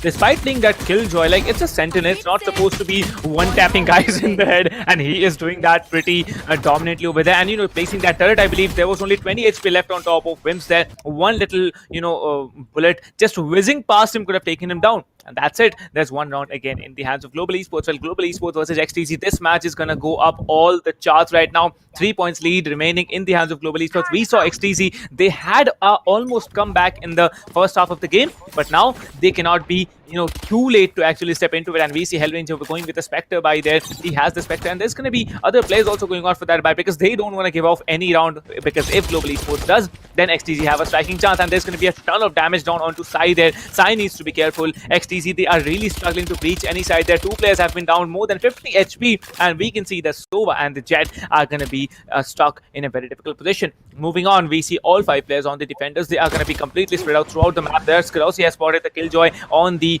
double doors outside Garage, but there's going to be one player on C-Long as well. There's going to be 2 players actually on C-Long trying to take down one. Actually dinked him, but not yet taken down. Skirosi taking down Blackhawk immediately. Lightning Fast needs to be careful. There are 2 players still holding out. Garage all on their own. 17 HP remaining on Skirosi. 4 versus 5. The attackers, they are low on HP, very low on HP if I might add, and there are all 5 defenders still remaining. So this might be a retake coming out from Team Global Esports. Kanav, over to you. Well, it looks like Global is One starting enemy strong remaining. and they are going to make that a 1v5, and now Wimp will be left alone with the classic. Before he even gets one, it's going to be Hellranger coming in and getting that kill. And oh boy, I mean, Flawless. it seems that Global is really picking up on what I was saying. 9-5 with full buy. This is really going to be where it will count. One And enemy. unfortunately for Sai, he got full flash. There was no way that he was going to know when to shoot those 2 shotgun shots. And bad timing, but it's going to be Global 9 and XTZ 5. Surprise. I think that this full buy should be going in the favor of XTZ simply because there are a lot more Spectres, with Hellranger being the only one picking up that Vandal. So, I think it's going to be an XTZ round, but at the same time, Global has been able to pull, a rabbit out of the hat quite a few times. That is very true, but we should not underestimate the Spectre just because it cannot one tap to the head. If you can just fire, the rate of fire of Spectre is much higher than Phantom and Vandal. But we see now it is an aggressive play coming out from Skirosi. Skirosi trying to go out on that C-Long area, but immediately the Phoenix is gonna run back there. He knows that no, man, I'm not gonna just engage you in a 1v1 duel. Let me get back to him. We need the time for that plant to pull through. But now you see Lightning Fast gonna be tagged up by that firebolt. That recon bolt is gonna give away all the information on him where he's gonna move into, but Hellranger will be also brought back to his body. Well, the Phoenix ultimate did not certainly play out there. Wims will be coming up. Lightning Fast has been shut down. 4 versus 4 play coming out there. Skills will be maybe stacking a player. A lot of damage done there, but Skills will be shut down as well. 3 attackers still remaining. Man advantage is in the hands of attackers, but the defenders, they have the health points, they have the hit points, and they can do a lot if they want to. Sai will be taking down one. Skirosi finally getting taken down. Now this player needed to be taken down as quickly as possible, and Blackhawk spraying through that smoke, getting Kappa, and another round. Kanav, I am gonna touch your feet and just tell. I'm gonna tell you. Please check my hand and tell me what's gonna happen in the next 2 months. How many tournaments are gonna come through and how many we are gonna do together. So that's a different story to tell. But yes, Kanav, seriously, man, hats off to your predictions and hats off to the analysis that you put through. But now this round, we can see one Spectre for team Global Esports. Only Hellranger. Everyone else is going for that heavy weapon. That's going to be Phantoms and Vandals. 3 Phantoms, 1 Vandals play coming out from Team Global Esports. XTZ with just 3 points behind in the scoreline. They need the rounds. They are going to be in a very try-hard situation otherwise. So let's see if they can get another round in the bag. Kind of over to you. Well, if they can get another round in the bag, the alarm bot's going to be right next to, I believe, the Phoenix. As Lightning Fast will get tagged with the recon dart, or was that a firebolt? Not really certain, but it looks like it's going to be an interesting round. Global, they really need this round because they are going to be forced into an eco, and it's going to be a weird position that they'll be in A is seeming to be the place that they want to push. There is a smoke, but it is from the Omen, which is going to be on the side of Global. So this might just be a stall one. This is going to stall the push a little bit. The curveball comes in. It will not connect just yet. Sai has not gone in for that peak. As run it back is going to be used by Hush. This is going to be the start, but he will get respawned instantly. Sai picking up that kill on Hellranger. This is the start that they needed. XTZ is going to be getting that round getting that push in. The swarm grenade has been spotted by Sai as he looks to hold the backstab. So this is smart play. They've pushed into sight, gotten the control that they need, and now they're only keeping the sights that are needed. What? But Scotty comes in, gets that kill. Sai is going to have to come in and get that trade. Hush will use that blaze wall. Oh but my Kappa is going to God. get through 10 seconds that left. blaze wall. Now it's down to Sammy in a 1v2. 6 seconds, no time to get that spike or get the spike plant down. He has to go for the kills. He will get one, but the round is going to go in the favor of Global. And that is so tough. So I had just about gotten the spike down, but Skirossi, knowing exactly how much he can peek of that angle before he is going to get spotted by the Phoenix. And what a play coming in from that man. Player standing. Simply one play winning you the round, and that is exactly what we say. Well, that is true indeed, and there's going to be another round going in the hands of Global Esports. 4 points lead coming up in their bag right now. Well, the economy on the defender side looks very promising, but on the attacker side, there's going to be a stinger play actually coming in, and it's going to be the Phoenix. Well, I can see both the Phoenixes. They are doing, one of them is doing a great job. Hellranger on Global Esports doing an excellent job just fragging out for the team. But Harsh is really disappointed in you and Sai, man. You two players, you needed to step up today, and you have been unable to do so. Sai has shown himself when he needed to, but we haven't seen a lot of him today. Now moving on, this is going to be the 17th round of the game, and this might be the 11th round going in the hands of Global Esports just because of that economy they have right now. But Skirossi, what pick is he gonna go for? I don't know, because you see Skirossi has only 2200 creds remaining, and he can either sacrifice the heavy shield, go for a maybe bulldog. Okay, he can actually go for a bulldog buy with heavy shields as well. But now we see that Skirossi skills, everyone is gonna be very, very consistent with their performances. Killjoy, lightning fast, playing it on C side. I mean, I believe that's a decent spot to play because you can watch Garage and C long all on your own. But Blackhawk with that shock dart trying to do some damage. There was no one there, and you see the Jet will be immediately popping off the ultimate. Watch this, the Bladestorm coming out, and let's see what we can predict. I have no predictions in this round at least because Harsh has a stinger, all the rest have heavy weapons. So let's see how it plays out. Karnav, over to you. Well, it's I don't know. I'm honestly speaking, this is going. Once you fake B, you can't really go to another site because players are already going to be holding all kinds of rotators. Skirossi will eat some damage to that swarm grenade. Wimp will be going in for that plant. This retake is going to be perfect as Hellranger is going to get rid of Hush. Skirossi coming in, 2 right clicks. He's going to get both. One more up drop. He's going to spot one more. Jet, my but Sai God. is ready for that. Miss all of his comblade. Get that kill. Sai is going to get that tailwind. Is going to be used. He'll make his way out, but defenders have gotten enough side control to get that diffuse off. As Sai knew he would not be able to get that, he would not be able to cover that, but he just had to make sure that he would save, and unfortunately he was unable to do that. 3 players peeking him.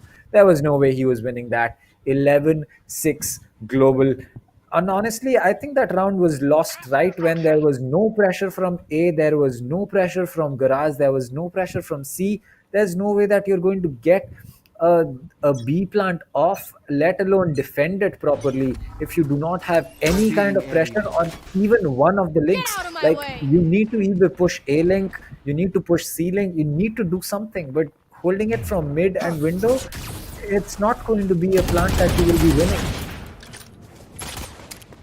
Well, you see how quick their reaction time is when that alarm bot pops up there, misses the first shot, but the second one definitely does the job there. And there's going to be, I don't know what kind of a round this is because I see there's a eco round coming out from 2 or 3 players, but the others are actually going in for that buy there. Now shutting down one more player. Lightning Fast will be taken down. Blackhawk coming up, shutting down Lightning Fast as well. The trades come up really quickly. 2 attackers remaining. And Hellranger, he messed up that spray pretty bad there. The round would have been over immediately, but Blackhawk is the only attacker remaining right now with a stinger. coming up from behind. Skirosi has spotted him. He knows where he's hiding there. Skills will be coming in and getting him down. And that's going to be another round and a match point for Team Global Esports. Well, I think this is what we know, Global Esports all about, because they are being so much dominant there. And I think they deserve the title of Global Esports. They are giving a global performance as well. And if this team can perform at this level against Team XTZ, I believe they can do a pretty impressive job when we come to the end of the tournament phase. But now, moving on, 6 rounds lead coming in favor of Team Global Esports. I'd say this is a 1 round going in favor of Team XTZ, and then it's going to be match point. Your predictions, Kanav? I would again say that it will depend on the first pick, and it will really depend on how XQZ is set up for that attack. Because if they really do set up the attack the way that they have for so many times, it's going to be a big thing. But at the same time, it looks like Skirosi is going to get rid of Harsh, as that was a run it back coming in. Hellranger will just about get out of the way of that Hunter's Fury, as it looks like this is Skirosi picking up another one, a 3v5, and now this is going to be very difficult for XTZ to recover from. They do have their three agents that they can really set up a push with. They can use that Killjoy, that Jet, and the Sova to gain enough intel, hold on to enough lines of sight, and even get a win. But it looks like Global is just giving up A. They're going to play A for a retake maybe, and they're expecting a C or a B rotate. With 3 people on board, a B plant will be very difficult to pull off and then hold on to. But it could also be that, they probably just, they have a lockdown on the Killjoy. So this could be a B plant going in. It will be the next 30 seconds that will decide whether Global will be taking this to a second map right now, or will XTZ prevail for just enough longer to make sure that they can probably do the inevitable. The turret is going to get placed. Skills is going to get that kill. It's a 2v5. Make that a 1v5. And it looks like it's going to be the end right here. And a flawless win coming in for Global to finish things off. And oh boy, XTZ, they came so close. They got the split that they needed. They got the 7-5. They were just not able to turn it around. Well, an interesting match to watch indeed, but XTZ, they did the study work that they needed to do in game, how the team functions from Global Esports. But yes, in the end, it was Global Esports coordination that played out. And now what we see is Global Esports, it's just highlights coming up in front of us now, how they dominated the first half and then they came in. But yes, there was XTZ at one point trying to get back into the game, because they did come up with 5 points on the defender side. So they had a chance, but I believe Global Esports holding on those angles, being a little bit more aggressive than they usually are. They did a pretty good job. And Skirosi, this man is going to be remembered as a legend because of the damage that he has done. And Hellranger as well, coming up with that quick peaks, lightning fast. I believe the one of the more, best sentinels that I have seen in this entire game of Valorant in India, because he is very, very crisp with his aim, along with that insane level of game sense that he has. But now Sai, I believe Sai should not have gone for that. Every round almost Sai went in for that operator buy. He should not, or should have gone for it. That's totally up to him and what his team thinks. But my personal point of view is going to be, you should not invest your economy so much that you don't have a shield and you just get right clicked with a classic in your head. But now Skills, you see, this man also tried really hard. Skills was coming in every time there. Lightning fast yet again with that Fist Pain, and Blackhawk with those cheeky intense plays. That was really impressive. And the entire match, well, came down at a 13-6 victory for Team Global Esports. Kanav. Well, it just seemed that Global was a little bit more prepared for, just a little better prep for this map coming in. And yep, it was their choice, so nothing really surprising that they were able to take that win. But XTZ, they'll have to make sure that they can make this work for themselves on Bind, because right now it does not seem that with the prep that they have together, especially to clutch so many rounds for themselves, it just seems that they will need a short breather. They'll need some time to regroup and figure out what they want to do on Bind, because Global is not a team that you can take lightly on that map. One enemy. Turret destroyed. Well, that's going to be very true. And now what we are seeing is just the highlight of that intense match that we had in front of us. And moving on, we're going to see. And these cheeky plays of Skirossi really played it out for him.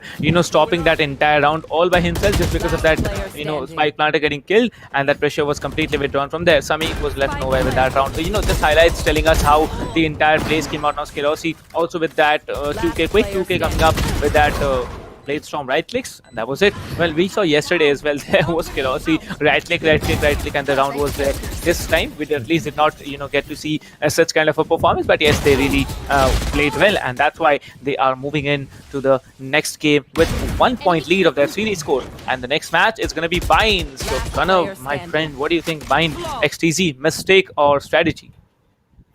Um, I don't know, because if Haven was XTZ's map and we were going to bind, I would have said that it's going to be an easy win. But this was global spick, so we can't really be sure if XTZ was ready. Irrespective of the fact, if you're a good team, you should be prepped for all maps. But still, I think that if bind is XTZ's pick, then they must have obviously thought about something. It's not that XTZ would be coming into the semifinals and be like, you know what, let's go to any map. We've qualified anyways, doesn't really matter. So if they have picked bind, I'm sure that they have something prepped. But that also means that they're going to bind, which is one of the strongest maps that global has. So it can really be a double-edged sword. If you take global out on bind, it's going to be a huge morale boost. It's going to be a big thing for them when they go on to split eventually on a third map. But if bind does not go the way that XTZ has planned, then it'll be tough. Well, it's going to be very tough indeed. But XTC, it's just clicking in my mind every time that why bind, knowing that Global has a strong background on that. But still, XTC, like I said, and like Kanav said as well, they might be having something up their sleeves that are going to display in the next game, which is going to tune up as quickly as possible. Well, let's move on to the scoreline there. 13-6 coming up in favor of Team Global Esports versus Team XTC. Hellrangers, Kirosi, Lightning Fast, all three up there in the leaderboards, 18, 17, and 16 frags respectively. Sami will be having 14 frags from XTZ. Blackhawk, also 12 frags from XTZ. Coming up again, Global Esports Kappa with 14 frags, Sai with 11, Wimps with 10, and Hirsch with, 7 frags at least. Well, I am really disappointed in Hirsch's performance as well. So let's see what we can see. How XTZ Hirsch, you can do far better than you have actually done in this game. Well, let's see how you play it out on the next match. Well, next map it's going to be Haven. I want to see a Reina pick coming up. I think there's going to be at least one player who's going to go up with a Reina. There's going to be a Cypher or a Killjoy on both the teams. There's going to be Omens definitely. There's going to be Sova as well. So it's going to be an interesting match to watch. Well, next game it's going to be Bind. So it's going to be very interesting. And I think XTZ, if you have done not so wise job actually pulling off this map, I think on the attacker side as well, Team Global Esports, they have had a pretty dominating run in the past few tournaments and scrims that I have witnessed. Well, let me remind you guys that the registrations for the India Valorant PowerUp is still on, and it's just happening on espl.gg/India. So just tune in to that particular website. You can do your registrations along with your team, and also you can get a chance to play against the top teams in India, because Qualifier 2 are going to be played by every team that is there in India, whoever does not pull off Qualifier 1. Well, and that intense prize pool share, that huge prize pool share, to be honest, 7.5 lakhs in the stake. I believe it's the thing you should at least try out for. Like, there's no one charging you anything for trying, right? So why not give it a shot? Because I think many people are gonna do. Kind of.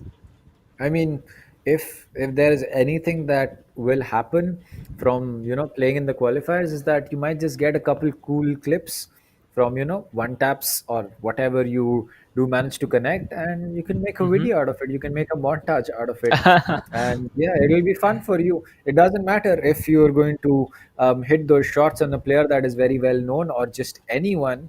As long as you hit some cool shots, have some friends that you can have fun with, maybe make it into the streamed games, it's just going to be a good day for you. So Well, bind that's true. coming up is going to be, it's going to be an interesting map. And yeah, Price, you were saying something. Well, I was saying that like the same thing, like you are expecting that the interesting part of it, XTZ, why bind? That question is just going on and on and on, and I think it's gonna go on until the match is over as well. That is true. I think we'll only really know whether, um, bind is really a smart pick or not if um, XTZ wins bind. Because if they don't, then it's game over. It's GG. It will be Godlike versus Global in the finals, and XTZ will have to deal with losing in the semifinals. But if XTZ wins bind, and by a considerably respectable margin, say they win it by a 13-9 or a 13-8, then split is going to be a tough map for Global to come back on. Well, that's very true. And most importantly, the difficult part about bind is that on the attacker side, if you're trying to breach on a site, all right, and there's a killjoy or a cipher. Let's talk about B side first. B side, we all know it's the most difficult site to breach on bind here, just because of the fact that killjoys and ciphers can entirely hold it out on their own. Placing that camera, those trip wires, then the killjoy turret, the swarm grenades along with the alarm. But I believe that's a pretty good combination. But yes, one more thing we'd also like to remember is if we have jets on the attacker side, this might be a little bit different because you can just dash in, breaking that what's it called, the alarm bot. You might just get in the alarm bot range. That's it, and we will see what happens, whatever be it. But yes, one more thing we should also remember: it's XTZ. They are not done and out yet. They have one match remaining, and this is going to be a decider match for them at least, whether they're going to move into the third game or it's going to be a 2-0 win for Team Global. And if they do, if Global wins, it's going to be in the next game. That's the finals. We are going to see one of the top players in India right now against Global Esports. And you know whom I'm talking about, Karav. Yep. It's, you know, it's going to be an interesting game, irrespective of who makes it in the final, with Godlike against Global or XTZ. Um, but yes, if we are talking about simply players being in the spotlight, then we don't have anything less in terms of our semi-final lineup. We have Sai, we have Sammy, we have every single player from Global or XTZ is going to be a star in his own, and it's going to be a really, really interesting match when all of these go up against each other. But there will only be one team that will be getting, you know, the spot in the final. It can't be that we have a three-team final. So that's not how finals work. And yeah, we'll have to wait till bind gets over to really know whether XTZ has a chance of making it into the finals, or is it going to be Global Esports. Well, personal choice. I really want to see XTZ put up a fight in bind, and if they win, it's going to be a very intense third game. And we know what map it is: Split. Like, seriously, man, who picks Split in the third game, the decider game? Split is one of the most unpredictable maps I have seen in my entire Valorant career. And to be very honest, if we see Split, playing out of both of these teams, both of the teams have a 50-50 chance.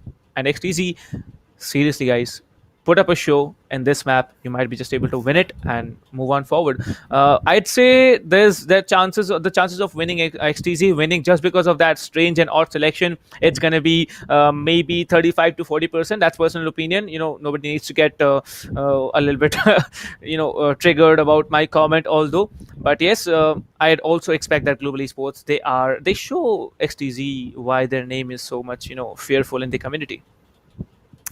I mean, Global is just a team that has that little X factor, I would say, Hmm. that we haven't seen in XTZ yet. I mean, pun intended that XTZ has the X, but they don't have the X factor. Ah, But at the same ouch. time, it feels like Global was just better prepared for Haven. But then again, coming back to the same point, if XTZ has something special prepared, then it's going to be really interesting, because we will be seeing it here, because they need to win this map. It's not like XTZ has the option of dropping bind and then going to split. They need to win bind. They need to make sure that they take this win. So if they are going to do that, then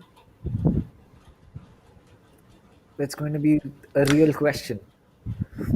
Yeah, that's true. But global esports, they're also not gonna be very, very what's it called, less confident. They have the first match in the bag.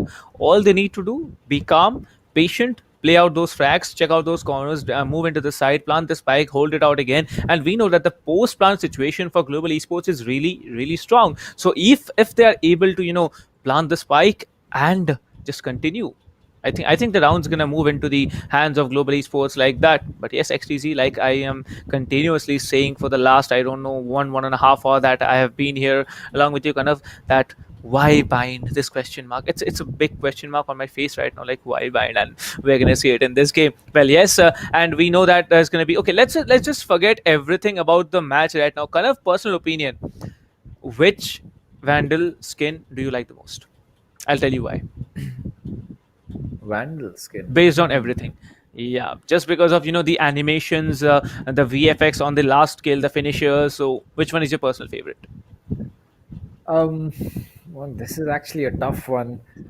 I do like That's why I I, ask you. I do like the Elder Flame. I do like the Prime. Um, I do like the Reaver as well. But if there is one that I would really, if someone said that, Suppose I'm I'm gifting going to you, give. then which one would be Yeah, your choice? exactly. If someone was going to give me that, then I would go in with the Reaver. I'd say the Reload, just I because the way that the mag is dropped, I'd I go in for that Reaver.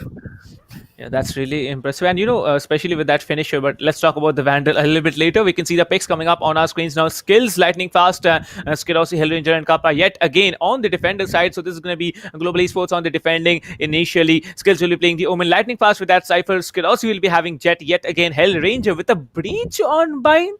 Okay. Okay, that's a start. I haven't seen a breach in bind. It's a very big map, and breach can actually play out in short, compact maps really well. But yes, that's going to be interesting thing to watch. But Harsh this time switching off that Phoenix and moving on to the Raze, and Raze is also not preferred. So I can see two very strange picks coming out from either of the teams. One of them is going to be Hellranger with that breach on bind, and Harsh with that Raze on bind. Like seriously, guys, what is it that's going on in your mind? We know that the Raze abilities are really damaging, are really offensive when it comes to a closed compact space. But if you're just dropping your boombot in a wide area on a wide side, I think it's not going to do that much of a difference when it comes to this map. But yes, Global Esports on the defense, on the attacking side, XTZ. Let's see who takes off the pistol round, because we know that pistol round actually means the second round is also going to walk up to you. What do you think?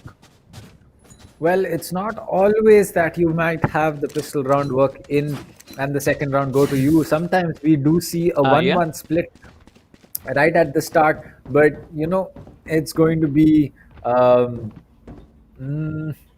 it's going to be interesting whether, again, it could be that this, again, on a defenders sided map, it is going to be anyways advantage for them, not to mention that pistol rounds usually end up being rounds that defense takes. But yes, it's going to be important to see how both these teams set up and how they play this out.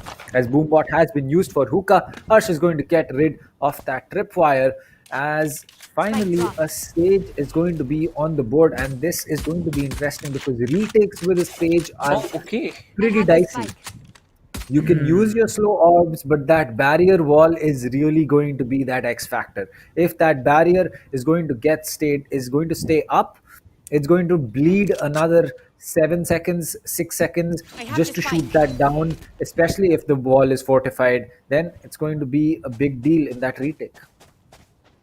Well, that's really interesting. And these are not two, but three strange picks coming out now. We don't usually see a strange meta there. Blackhawk taking down one player immediately, eliminating one of the defenders. So now they can have a proper push coming in. But Harsh gonna get taken down as well. Harsh had no idea. The breach flashes are gonna be very, very annoying there. Sami with one, Skills with one, Hellranger with one. 2 versus 2. The fight's down to 2 players right now. The spike's gonna be planted there. Dashing in on side, taking him down as well. Blackhawk with those excellent frags coming up there. And you see 25 HP remaining.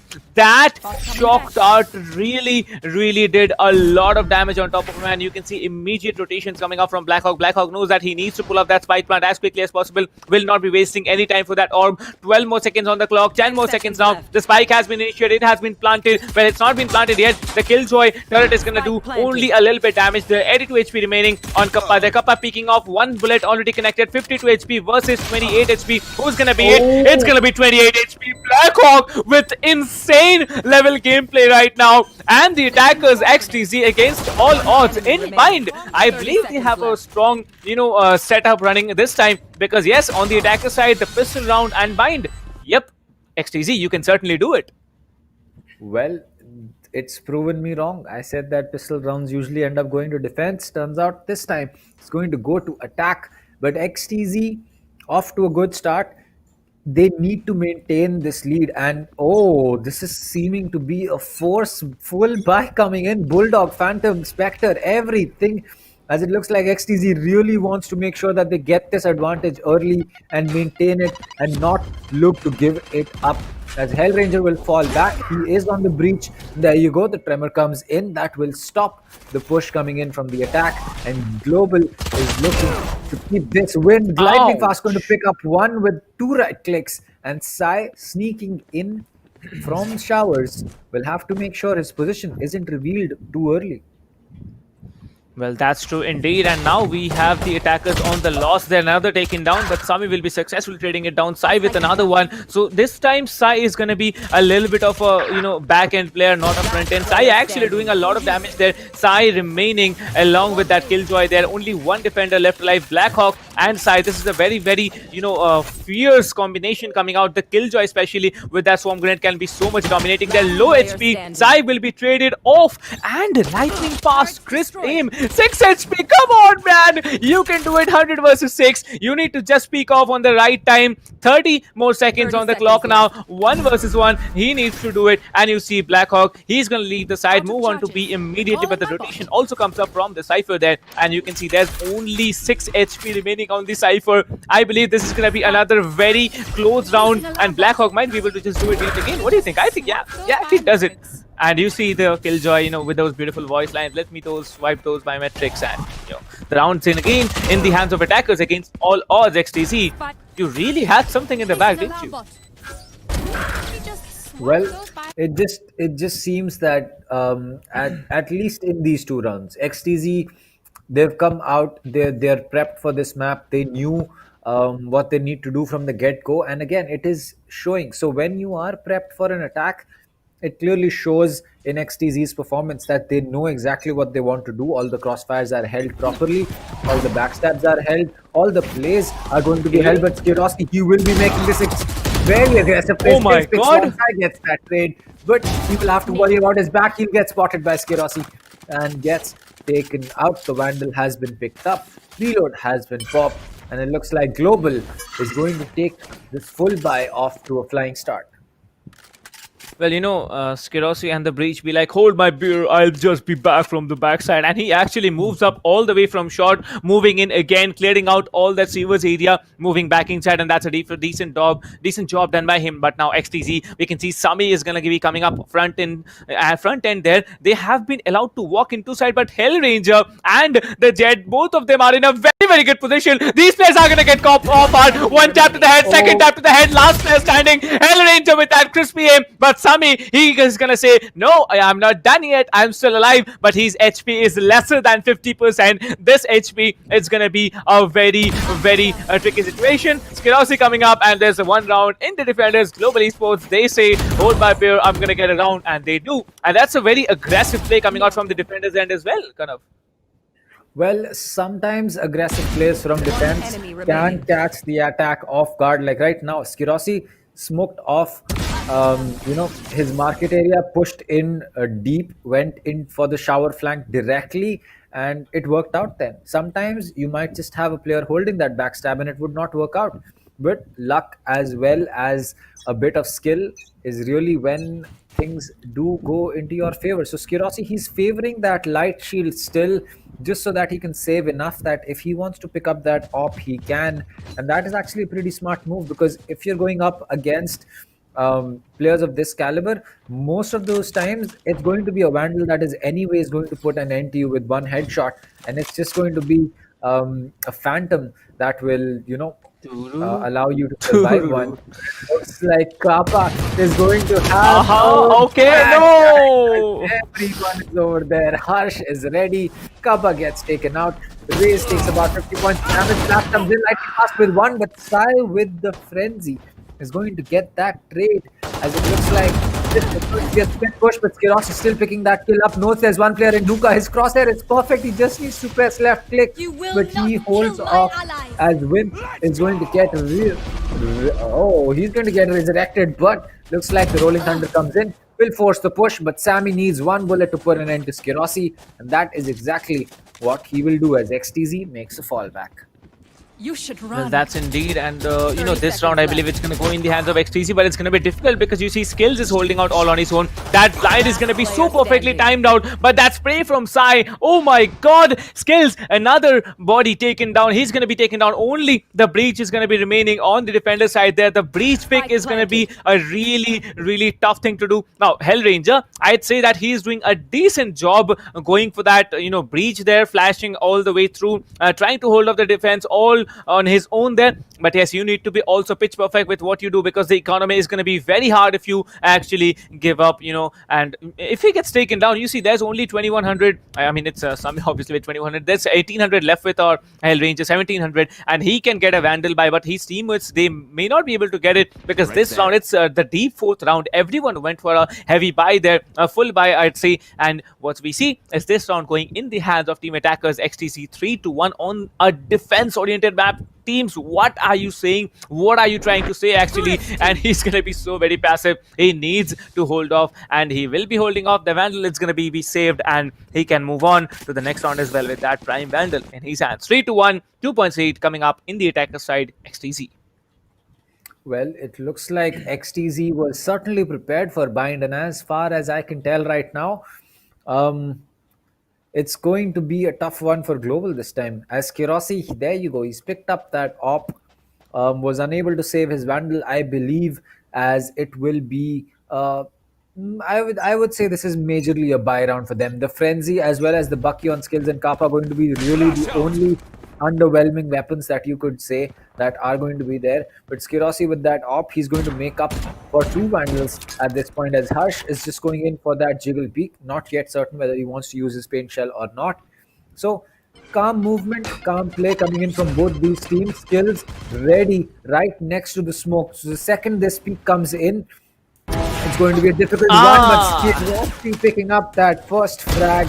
And that, What? Kappa with what a shot, still going to get one. enemy Blaze is remaining. going to get two. Hellrange is going to get rid of Sai, as it's all down to Harsh now. He has his ultimate, a Paint Shell, and two satchels. He has the spike as well, a good gun. This 1v3 could really be something that he can do, but this op is going to be the cannon that he will have to deal with first. Maybe a showstopper right into heaven. I don't know. It could be something that he could just do. Well, that's true, but it was not a full buy coming in from Team Global Esports, but still they are somehow like I think there were two players who actually did not go for a full buy, because I 30 saw seconds Frenzy left. plays coming out from them. But now for the only remaining player, the Hellranger, will be shutting Harsh down, and that's going to be a round in favor of Team Global as well. So this is going to be 1 point lead remaining right now. We might have a comeback performance as well. We saw that there was one player just waiting up there. There were two players actually. There's going to be the Sova, Kappa with that Bucky there, and also one more player with that Frenzy. So yes, there was not a full buy for two players at least, but now we see a full buy coming out from both of the teams now. Skirossi has been given, it's not been given, he's been using that operator since last round, and he has also 3100 credits left there. Skirossi with that operator, but Team XTC on the attacker side, they are not going to go off with any operator plays this time. Sai has been finally starting to think about the rounds more than the operators, to be very honest there. And you see that slow out will be, actually slowing Skirossi down, but he's going to be very quick to, reveal the position. Well, the Killjoy turret detects the position of Skirossi, but cannot do anything since just because he gets back into cover. Skills coming up slowly and slowly. There's going to be a little bit low HP on the Omen on the defender side, but I don't think it's going to be a problem, because it's going to be all one taps to the head, right?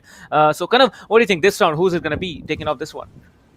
Well, XTZ has not gotten the start that they would have wanted. Opening frag going to global, so it should be a global round. But then again, it just seems that, oh, there you go, the turret has been destroyed, so they know that there is an op playing this angle, as Hellrange is using that fear to get this play, but Wimp knows exactly what is happening. Skills is going to get that kill onto Harsh. So XTZ still having to deal with that man disadvantage, and Global having that advantage. it's going to go a big way, because now they can make sure that wherever these three players push is going to be in the same place. The wall has been made towards Lamp. This is going to be a push into Lamp. Skills realizes that, but the off being called 5 into seconds Lamp left. is not going to be the push that should have been made, as Sai is going to pick up too slow on CT. The spike will get planted, no problem. One enemy Sai remaining. will spot the Sova. Kappa falls, Nice. and now the Cypher comes in for that peak, but Lightning Fast Ah. will whip that out with 30 HP and make a fall back instantly, because he knows that he does not have to deal with too many of these things. He will pick up his utility, and yeah, there you go. That is going to be another save coming in from the side of Global. Well, I think Lightning Fast is slightly better playing that Killjoy all on his own, just because of the Killjoy having those swarm grenades as offensive abilities. Then there's going to be the alarm bot, which you're vulnerable once you get tagged up by it. Then there's the turret definitely dealing 12 damage per burst fire it has. And I think Lightning Fast, like I was saying, he's better with the Killjoy, but this map really prefers out the Cypher play on B side. And you see, if they leave out B, if there's the Cypher playing on B, there needs to be only one more player on B side. All the three remaining players can play A. Like we see the Breach is there, we see this Jet is there, and Omen. You can just lurk around. You can just stay, somewhere near the back ends of any of this either sides, and you can just rotate. But now, side, you see, this man is being a little bit dominant this time, playing Sage, not a duelist. It's actually not even a proper Sentinel, to be very, very honest. It's more of like a support character. 8 kills right now in the bag alone for himself. 2 points lead coming up for Team XTZ. I think XTZ did a pretty good, job there selecting Bind, because this is turning out to be in their favor. That is true. I think that XTZ really made the right choice here. I don't know about Global, why they are struggling. It is unlike Global to struggle on this map. And I just hope that, this is going to be a choice that either they'll deal with, or um, you know, it's a tough question to really answer. But as we speak about that, 4 players from each team have their ultimate: a resurrection from the shadows, a showstopper, and a hunter's fury for XTZ, while a hunter's fury mural theft, and yeah, a Stormblade and from the shadows of the Omen is going to be on Global Esports side. Well, the teleporter has been baited or used, not yet certain, as it's going to be the Sage who will be looking towards showers. Well, Skirossi, looks like that was a bait. He did drop one of his weapons into the teleporter just to bait whether there is going to be a rotate or not. As Harsh, he's going to have to worry about this back angle now. He has to make sure that he checks this, because he does not know that a weapon has been dropped inside teleporter. Might just think that there is a player in there. Well, it's not a weapon. I might just correct you there. Omens with that, teleportation ability that they have, that from the shadows, you can actually use it to fake a teleport, and he does that perfectly. The slight sound differences that's there, it actually does the job. But you see there, that's the coordination. Hush taking down one already. Sami coming up, taking Hell Ranger. Kappa will be shutting down Wims, but now Sami, he has done the job for him. He actually opens up the entire B side along with his teammates there, and you see from the defender side, Skirossi will be coming up now. He does not know there's one player stacked up in the corner. Hush will be one tapping him right off that match, and I see this round is going to go in the attacker side just because of that man advantage that they have. Last player standing, it's going to be Kappa. What can Kappa? Okay, it's not Kappa, it's actually Skills there playing the Omen, and he's there. Down and out. The round goes in the favor of Team XTZ. XTZ, are you planning to dominate like in this map? Because I can see you are doing pretty good on the attacker side, and this is a defense-oriented map. Like, seriously? Okay, what are we discussing here, and what are we witnessing? 3 points lead. Good job, XTZ. Well, it could just be that this matchup between both these teams is ending up to be an attacker-sided,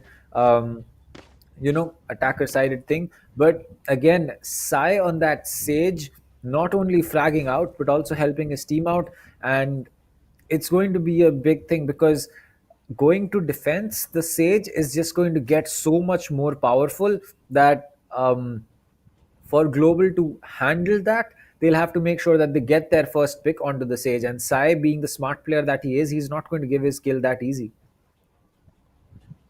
Well, that's going to be very true now, and we see that the clock timer was paused for a few seconds by Wims. That's going to be XTG. They had, I believe, a little bit discussion to do before they moved on with the next attack, because they are being precise and very very dominating when it comes to the attack. It's not like one player is trying to get off one frag. It's all out brawl from there, and everyone is rushing in. And this time, Hell Ranger, no faking. He comes in and just waits it up on. Teleporter, like, okay, what are we thinking here? What are you gonna do? Moving on to the B exit slowly and slowly. Skills will be smoking up the angles now. Actually, Global Esports, they are on an eco, if I'm not mistaken. There, two players with Frenzy. XTZ Sai finally reaching up A side. This is gonna be a really tough one to take down. Skirossi one tapping Wims with in the head. I believe the revenge has been pulled off from Wims on the last game, but now three more players still remaining on the attacker side. Another taking down. Skills doing a very, very decent job on that eco round there. Global Esports, only one player standing. That's going to be Blackhawk. Where are you hiding, Blackhawk? Come on, come on. Position reveal. Skirossi with the shutdown. 4K as well. Global Esports, this player. Yeah, I don't know. Global Esports, you have done a great job, seriously, putting up Skirossi in today's match, because this player, when you need him, he's going to be there. He's going to pull up the frags and he's going to bring you the round as well. Well, that is true, as 5-3 on attack on bind for XTZ. It looks like they are going to take this to a third map. They're looking very strong for this. I mean, it's just going to be a tough one for Global Esports. I think that it was just the map on Haven that was playing into the favor of Global. And I think that once we have come to bind, it's just going to be all XTZ all the way.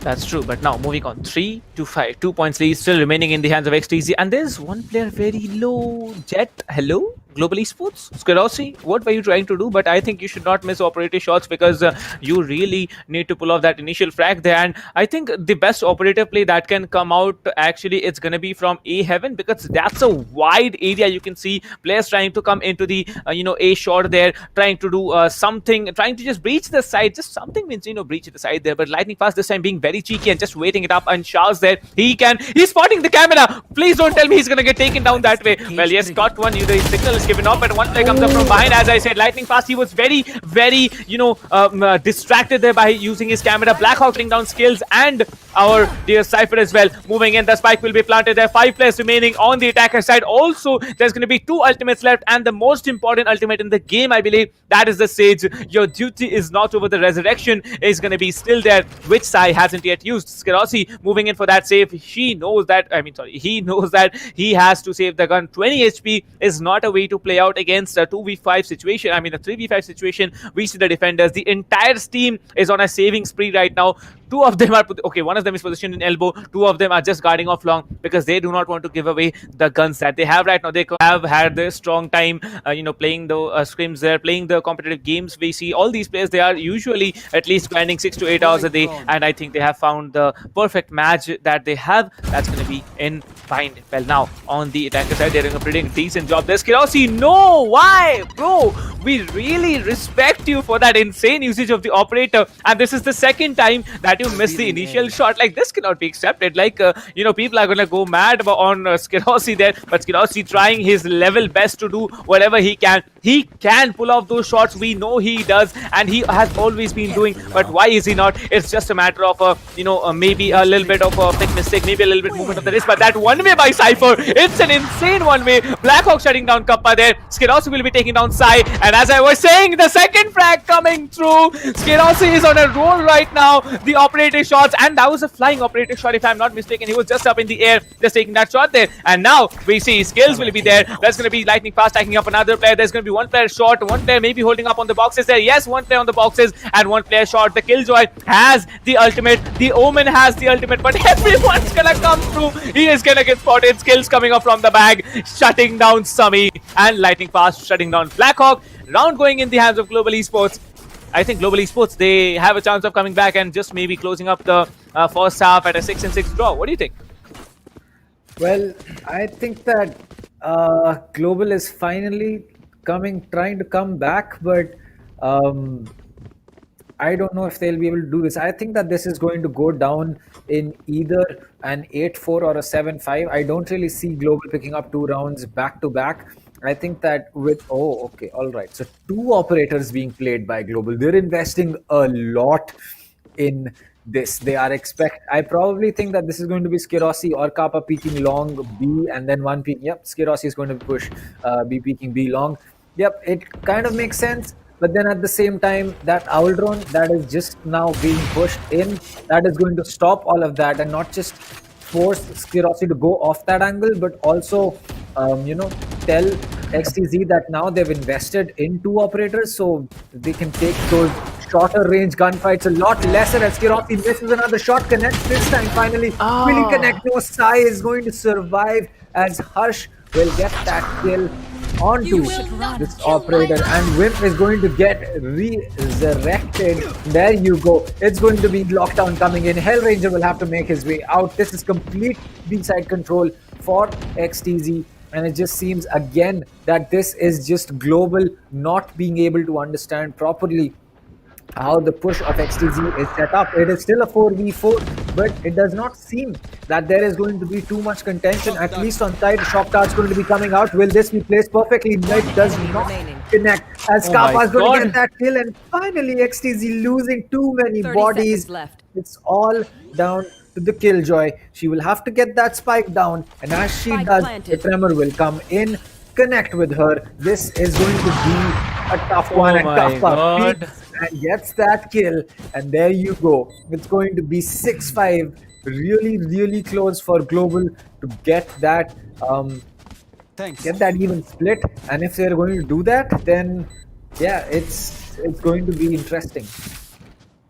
Well, that's true indeed. And the most important thing that we had in this round is what Kappa was using that operator. After Skirossi got taken down, I believe Kappa did a pretty good job picking up an operator. Or was it just, he had that buy coming out from his end? But yes, Kappa, he can be a decent operator guy too. He does get 2 flags. And yes, this was a double operator play there. Skirossi and Kappa both having operators. And they are just trying to shut them down, shut XTC down before they're even to breach side there. And we see this round, it's going to be a complete out brawl from the positioning of the attackers. It's going to be an A there, 2 players up in COs, the Shahs there, and 3 players in A short. Now this is going to be an interesting push to watch, because I believe both the operator players, they're going to be split on either side there. The Cypher is deciding which side to go. He's going on to B side. He needs those traps to be placed as quickly as possible. We see our dear Sai, he's going to move up onto the Sewers area, and he has done a decent job there holding out Sewers all on his own. But Blackhawk, man, the Killjoy, he is also very dominating. Well, one more thing is that Team XTC, they're actually playing with 2 Sentinels and 1 Duelist. That might be very handy to come when it's on the defensive side there, but on the attack, they've also done a decent job. Well, now moving on to the last round in the first half of the game, and that's going to be Kappa trying to get out one, spots out one player, immediately, moves back. He does not get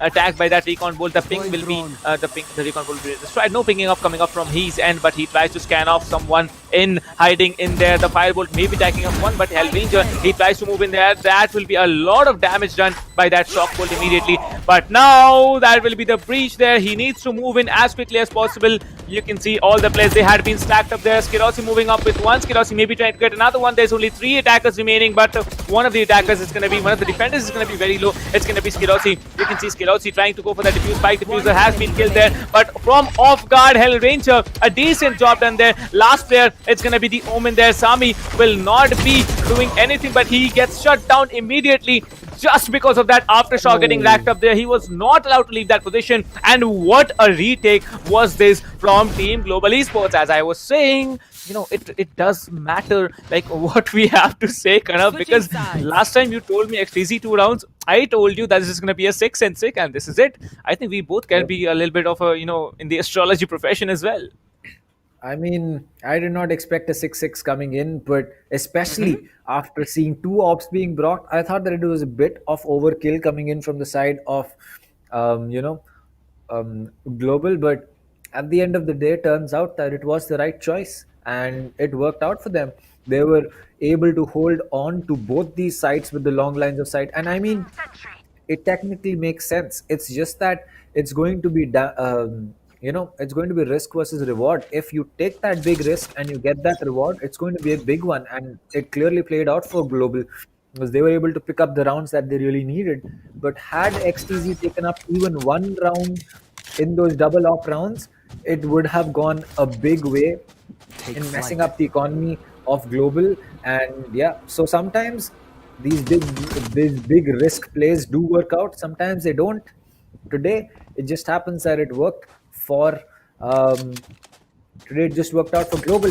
Well, 6-6 as we make our way into the pistol round. So again, those Sage shields proving really, really, problematic, because now with basically a single mag in the box for Kappa, he'll have to make sure that he makes the shots count. Otherwise, he has to pick up another gun, probably from a down player, or at least get a kill so that he can change that weapon. And suddenly that frenzy, that's going to be a big problem as Kirasi picks one kill up. Hellranger is going to add one more as Hellranger is going in for that plant as well. Skirossi has heaven control, and this is where the frenzy will really be very, very strong. Automatic weapon, close quarters, manageable recoil is going to be great for him. And as Wimp is going to have the recon dart with him, he will ping Skirossi 3 times, but it does not really matter because heaven control is still maintained. No Sai is going to get that kill as Skirossi gets that 3k for himself, and now Kappa is going to be knowing exactly where Sai is and still connects that headshot. Of global esports,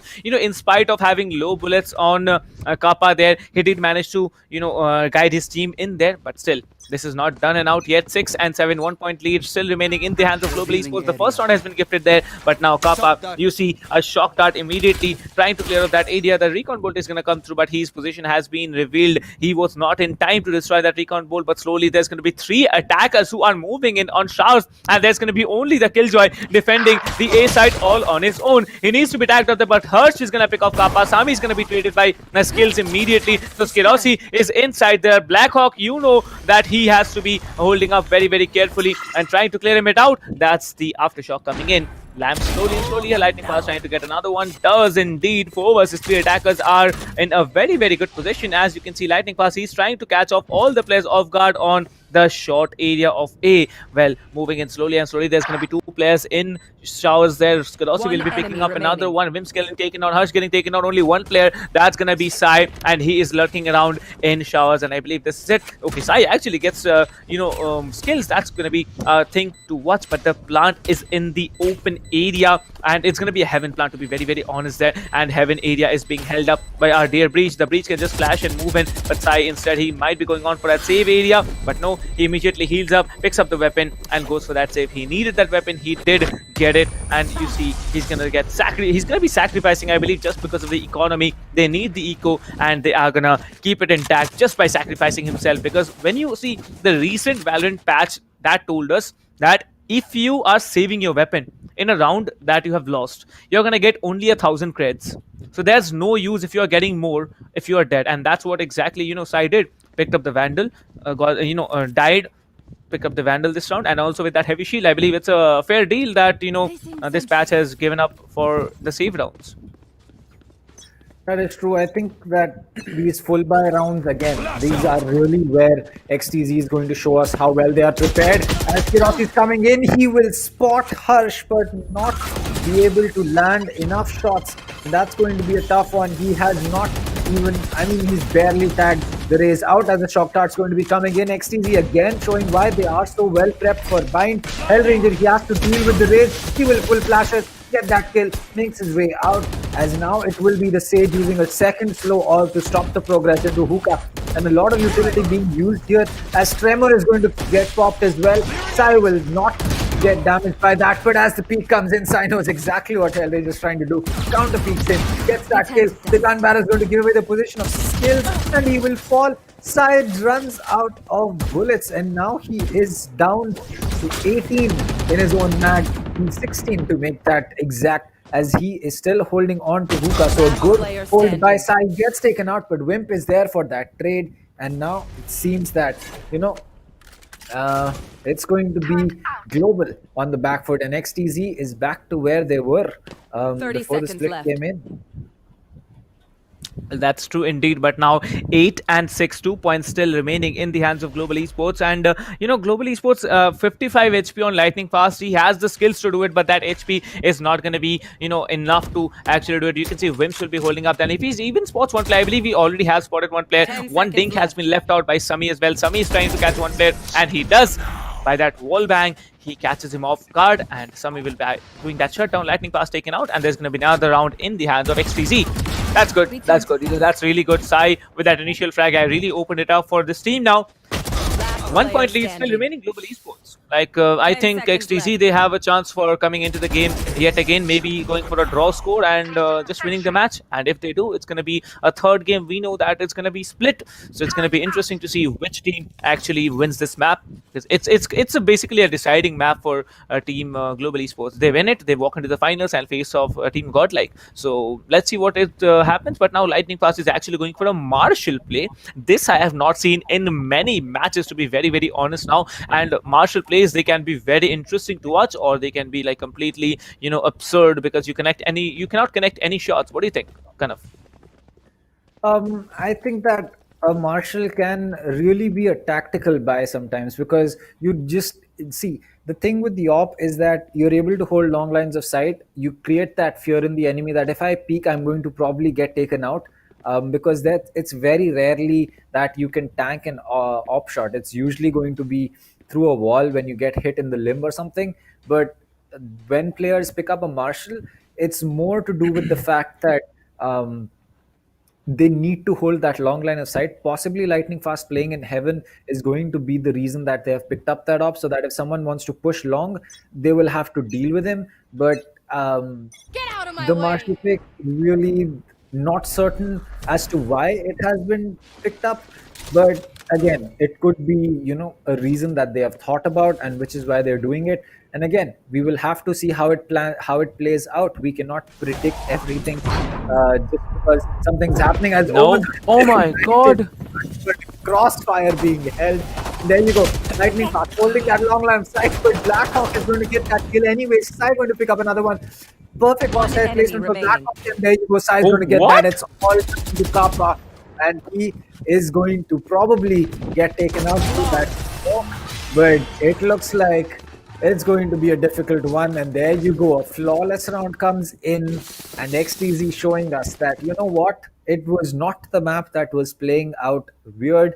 It was just that we are the better team on bind right now, and equalizing score lines. This is really where Global needs to step up. They have enough for a full buy right now, but not to go on for too long, and they need to make sure that they make this one count.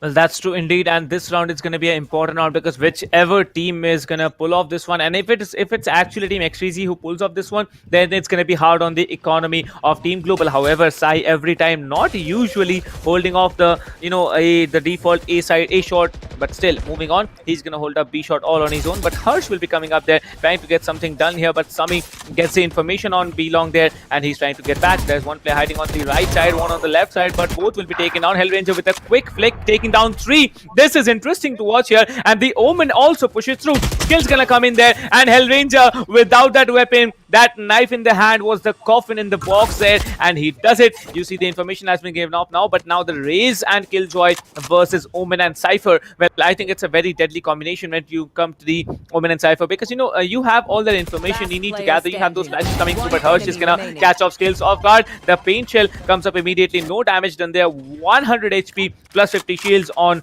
both of these players, and I think this is going to be a decent one coming out from both the teams. But still, Lightning Fast, he's going to be as fast as lightning there. He needs to go back upside, and he does. He goes for the plant there, but the players are going to be coming out. Okay, it's the only player left. It's not the players. He goes back yet again. Now he's just going on a ringer roses movement there. Lightning Fast, but he does do a mistake this time, because both the players, they're almost on site at the same time. The plant gets started there. He does place the camera on a very sweet spot, trying to tag up Blackhawk, but Blackhawk needs to go back. He actually spots him, and he needs to come in. The cam will be destroyed. Waiting up on that plant, he needs to be careful. Lightning Fast, he spots him, and he does. XTZ in the lead. No, it's Global Esports. I'm sorry about that. I was really excited that XTZ got the round, but it's Lightning Fast. I'm as fast as lightning. I'm gonna place the cam, plant the spike, and I get the round. So 1 point lead coming up in Global Esports hand, and I believe this is what Global Esports intends to send a message to XTZ that we are not done and out yet. You have brought us into a tie. We will get one round right when you were not expecting it, and they do. Lightning Fast, hats off to you, man. Well, I mean, lightning fast. I almost thought that he lost it when he went in for that second rotate, but turns out it was the play that needed to be made. And yeah, it's really it is surprising that these players are able to make decisions on the fly. That sometimes, even despite seeing the entire picture of the game, we are not going to be able to, you know. Be able to pinpoint exactly why that play was made until we see the outcome of it. So that really shows us at the different level of game sense that these players are playing on. As Rolling Thunder is going to be coming in, this is going to be a Oh my fast god. push, but Wimp is still going to get that entry flag as again it is XTV playing this out smart. Oh. Wimp getting another one now, getting that trade, but there is the raise right next to him as Harsh will be getting that trade for Kappa. And now it's down to a 4v2 XTZ just playing the trade game perfectly. They're just making sure that no one is able, you know, is no one is able to pinpoint exactly how many players are going to be on elbow, because usually you have a player playing green box and black generator and then have a 30 player seconds playing left. elbow, but it turns out XTZ had already enemy known remaining. that Global would be predicting that, and there you go, another frag gets dropped. Harsh is going to get that skill, picks up one, but Blackhawk again, the refrag game for XTZ on Bind has been 30 seconds so left. perfect that had they had this kind of a enemy remaining. refrag game just on Haven, I think this would have been 2-0 for XTZ.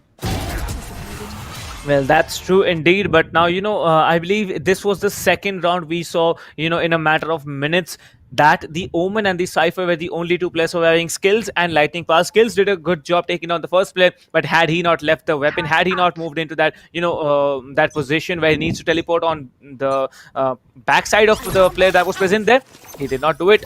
He was unable to do it. He did not have the gun. He just, missed it up completely. But now Harsh, we can see he's going to be holding up B shot slowly, all for himself there. There's going to be two players lurking around, three players lurking around B shot. The push is going to come through. Now Global Esports, they are coming up with the aggression. Harsh is going to get shut down immediately by Skirossi, and there we can see Skirossi will be shutting down another one. Slowly and slowly going for that reflags as quickly as possible. Skirossi doing a great job. Kappa will be taking up Wimp and taking them as well. And we see the Cypher ultimate coming through. Immediate spams coming through in the CT area. But now elbow needs to be covered. The elbow area is a very tricky one to hold. Skills needs to be careful, but he is on a very, very sweet spot. The Jet and Omen, remaining. just because of their abilities, can soar up in the most difficult positions now. And he said, Sai, 1 versus 5. It's an ace clutch, otherwise it's nothing there. And he has that revive, that resurrection remaining. So let's see if he can pull off maybe one frag and then going in for the resurrection. Oh, that's a decent shot there. He pulls off one frag, immediately falls back into cover. He knows that he needs to be careful. He does not need to destroy that economy on his team. But now coming up from the backside, Hell Ranger says, hello, my friends. I was in A. I did not go B. He was there, shut Sai down. Another round going in the hands of Team Global Esports. Well, Global, this is a back-to-back game similar to what we saw with them when they went up against Team Mahi, and it feels as if XTZ is prepared for what is coming, but at the same time, Global is just trying to kind of as you say, brute force their way in. It is working some rounds, it is not working in some rounds, but I really don't know whether we can predict a round as to what is happening. And again, a aggressive C-long push coming in. Kappa will spot one player through the smoke. Will he go in for that smoke bang? Looks to be no, as another owl drone is coming in. A stage wall has been dropped. It is being it is being used properly as far as Sai is going through with it, because Sage, again, on Bind, on a defensive favored map, Sage is being used very, very well by Sai to lock down those lines of sight. As the flash comes in, Jet will be going in for that dash. Kirasi getting that kill onto Lamps, and there is one more player. Does he know about this? He's holding that angle, but will Sai go in for that free fire? Another cloud burst being used for C2. It goes away. Sai's position is revealed, and Kirasi lights him up with a clean headshot.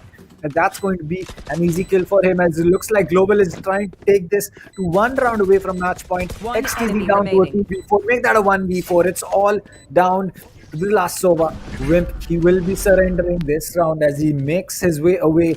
But looks like he's backtracking up. He knows that someone's going to hunt him down. Yes, his hunch is right. As Kirasi is going to fall, Wimp is going to pick that kill up. And there you go. There's skills coming up, and Wimp is ready Oh, for him as well. He picked up two frags, but lightning fast will tell him, boy, you've picked up two. That's more than enough. As we pick up another round, and again, it's global brute forcing their way in. It is working sometimes. It is not. It works again. There is nothing that you can really find fault with it. If it works, it works. Well, that's true indeed. And just mentioning, we have Lord Bathura in the chat. So, welcome to the stream, Lord Bathura. Hello from Captain Price and Kanav's end as well. Great, seeing you watch the matches of such high end teams as well. Well, now let's move into the game. 2 points lead coming up for Team Global Esports. Slowly and slowly, Lightning Fast is going to be a little bit aggressive this time. The Killjoy is going to be lurking around, spots off one player immediately, goes back into cover. And I believe Skinossi has finally managed to, breach up A side there. The Killjoy, he was not at all aware there's going to be players lurking around in A short as well, completely obliterating the side, getting that side control immediately. They have started planting off the spike, Kappa planting, and the Hunter Spirit getting popped up from the defenders. Sova, well, slowly, Sai will be one tap to the head. Are you serious? I don't know. I expected that, and you see that's going to be the shock that's coming in, and all the positions have been revealed. The 3 positions, and now Harsh will be coming up in front with that frenzy. Frenzy plays are really interesting to watch because once you mess up with that 13 bullets, you're done. And so you see Harsh did. He was down and out. Wimps will be taking down skills. Only 3 more players remaining on the attacker side, and they are all holding up Lightning Fast. He actually moves outside. He needs to move up to a different place there, and I think he will because he can actually lurk around in short. The plant can be, it's visible from short there, and you see Kappa, he's being very, very cheeky right now. Wim's going for that defuse, takes down one slowly. No idea. That perfectly timed flash by the breach pulled off the round, and that was it. 12, 9, 13 points. Yes, the 13 points is it's about to come. 3 points lead coming up in the hands of Global Esports. XTZ, I really thought they had the round in their hands, but still, somehow creeping up from behind. Kappa was the one as the savior, and he did get the round in the bag. 12 and 9, 3 points lead coming up for Team Global Esports. Match point. What do you think, Kanav? Match point, or maybe one more round in the hands of Team XTZ? I think our XTZ is not done yet. We might just see a fight come in and possibly another round, but it looks like in the last 4 or maybe even the 5 rounds, it's a different global that we are seeing. It looks like they're also well prepared for their attack, as that's going to be a dash and a flash, and that is exactly why Breach is so strong. But Black Hawk carrying both. He gets skills and skill off the defender Killjoy activated. This is going to be 9 seconds before Lightning Fast will have to make his way out. He will spot the lockdown but not be able to take it out, as unfortunately not enough shots being landed. Kappa going in for that rotate in a 1v4, and as I said, XTZ is not done yet. Perfectly timed lockdown, and Wimp will finish it off as Kappa gets that kill. So again, Kappa gets taken out, in fact, as it looks like it's going to be a little bit longer before Global can start celebrating. They will have to wait for some time to make sure that, things go there in their favor, but still, there are 3 ultimates on both sides, and they just might work out. Well, that's true indeed. And most importantly, I think XTZ, they needed this round if they actually want to come back into it, because it's just 2 more points and they can have an overtime. And if they have an overtime, I think XTZ, they have the potential to actually pull it off. But Global Esports, they are going to be very, very predominant now. You see Wimps will be coming up slowly and slowly. Immediately the fault line gets popped off by that breach on the attacker side there. Skirossi trying to hold off that angle all on her own, but now coming up with that initial pick. Hellranger will be doing a great job shutting down Hirsch, but Hirsch has done a decent job out for himself as well, damaging Skirossi a lot. And Hellranger is also down to very low HP, takes down a 3k, a quick 3k within 10 to 15 seconds. And Global Esports, they have the man advantage. Sai has the revive. He just has to resurrect one player and they can have the round in their hand. Will Sai be able to do it, or will Sai be just able to hide it down? Sai actually takes down Hellranger. The most important player of the game is down out now, and she gets stuck throwing that slow orb. He is taken out. 1 player versus 2. It's going to be the Killjoy. Blackhawk, he has done it over and over again. But now you see that Omen Paranoia will be popped off immediately because they have the information that he came in from Hookah, and that was it. Skills with the shutdown, and we have a match win for Team Global Esports. Kanav.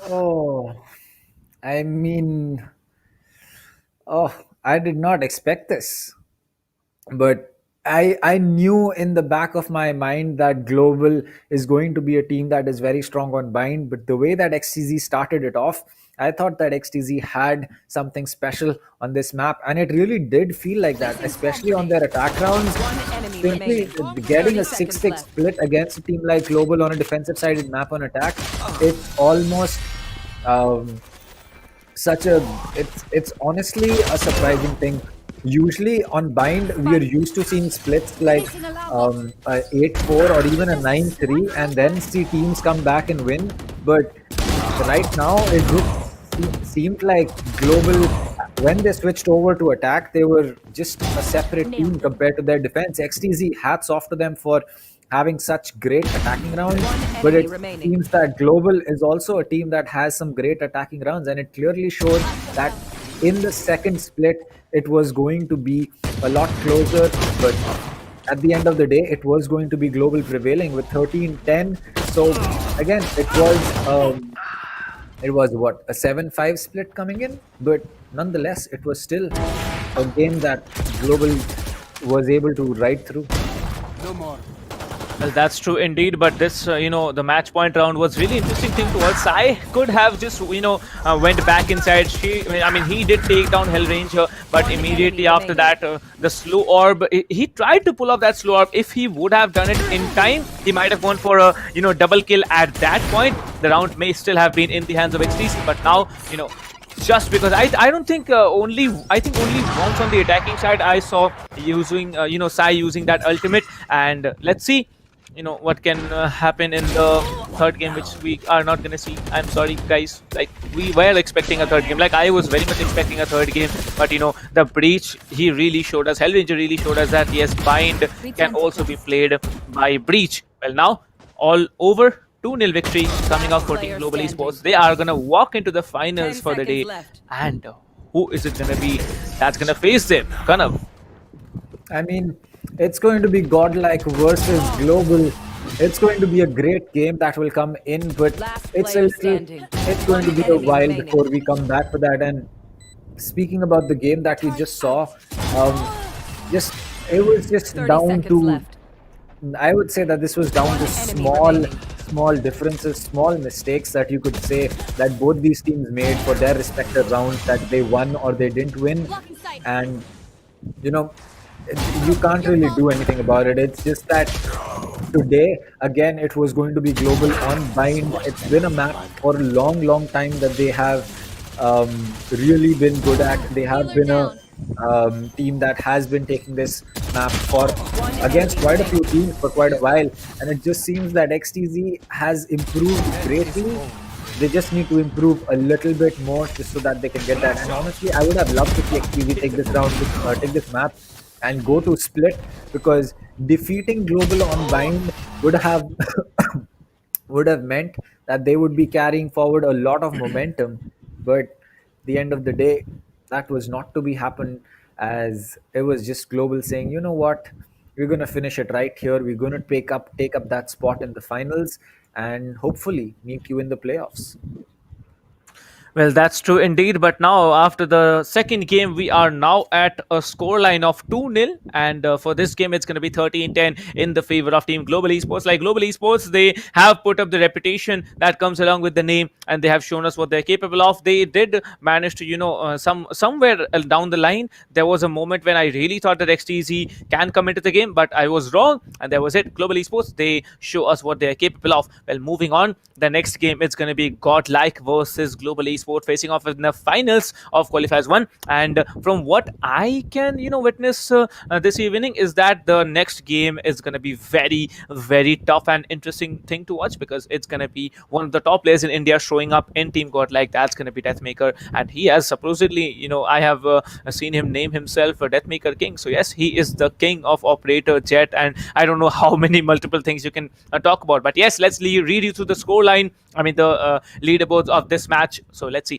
Skirossi will be having 24 frags. Skills will be having 20. Hell Ranger having 18. So Global Esports again outshining everyone else, and 3 players standing up on top of the leaderboards there.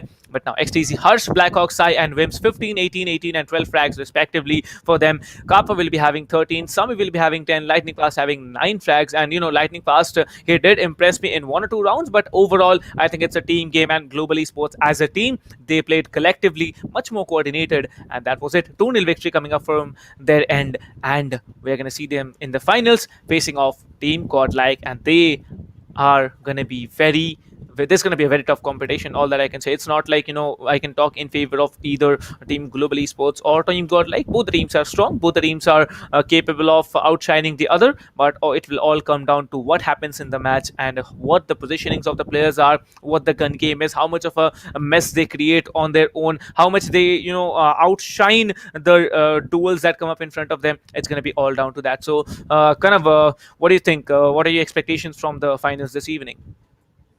I mean, I would just love to see a third map. I don't ask for too much. I just say Okay. that can we please have a third map, because um, we've had 2 games, we've had 2 semifinals.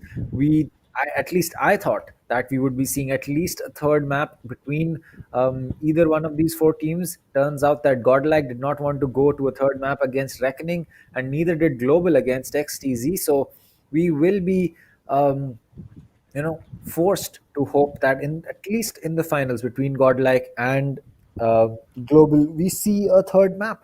And if those, I'm pretty sure that we will be seeing Haven, because it's just been a default pick for a lot of teams. I'm pretty sure we will be seeing an Ascent possibly, because again, it has been a default map for a lot of teams. And yeah, but at the same time, I think Ascent was banned out by Global in this particular matchup. So we could be seeing a ban for Ascent coming in, and possibly an Icebox ban coming in from the side of Godlike. So we could be seeing a bind split and a Haven again, or we could be seeing a bind Ascent and a Haven. That will really depend on how the ban phase goes. Well, that's true indeed. And Priyansh's comment right now in the chat, it really made me, laugh a lot. Well, Priyansh, you are being very savage and very supportive, also coming up to the perspective of being a viewer. And that's really a great job you're doing. Thank you so much, everyone, for joining in the chat. Whoever has come to the stream, whoever is going to come up in the, watching the finals. Well, we had a concurrent watching of around 500 at peak, plus 500 plus at peak. And thank you so much for completing 600 plus likes. I believe it's 650 plus likes. Yes, that's it. And let me just remind you that this is the ESPL Valorant PowerUp India Qualifiers 1 is going on right now, which the finals are going to happen this evening. Qualifier 2's registrations are still open. It's going to start, it's going to stop, it's going to close down all on 12th Jan 2021 at midnight. So just do your registration before 12th Jan. You have a team, you have your friends playing with you, just try it out. Why not try out competitive? Everyone is trying competitive gameplay, everyone is trying to get into that competitive scenario. You might just be not playing for the money, might not be playing for that fame, you might be just playing to face off against one of the most popular teams in India. Who knows, you might just shut them down based on your skills, on your high elo if you have it. Well, leaving all those aside, I think we have had a great semi-finals in this one and the previous one as well, and next one is going to be very interesting thing to watch, just because of the fact XTZ versus Team Global Esports. We saw a 2-0 domination coming out from Team Global, and in the semi-finals one we also saw a 2-0 domination coming out from Team Godlike. So 2-2, I believe. I think we are gonna have a third map. It's my personal opinion, but yes, Kanav, I really also want to see a third map. The decider map needs to be there. Otherwise, that enthusiasm, that potential, that energy, it's not gonna shine that much, according to me. So, what do you think? Third map or not? I think that definitely a third map is on the cards, because when both of these teams are going to be choosing their own map, they're definitely going to be really strong on them. And yeah, that will be something that we'll have to see. But again, 12th Jan is going to be the last date for registrations. I saw a lot of people saying that they were diamonds in chat. So why not go ahead and register yourself? We might just be seeing you play on this stage. So till then, we will be taking a short break. We'll be back on the other end of this. And no, then what? You will not be a guest player. I'm sorry.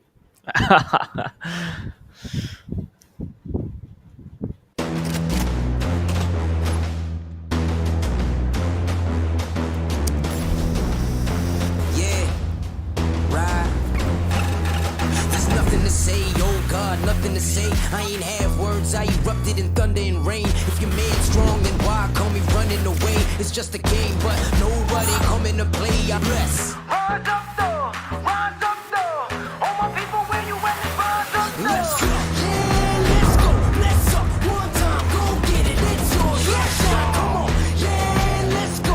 Raise up. That's right. Ride with it. It's yours. Let's shine. Come on. With each day we wake up, we get stronger and stronger. It's our time now. Yeah. Cause we warriors. Cause we warriors. Yeah, let's go.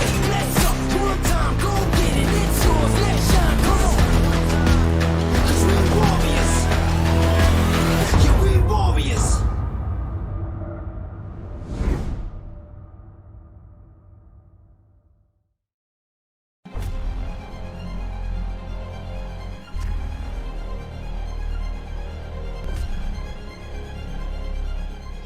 Every young gamer wants to become an esports professional. We make it happen. You just keep on winning.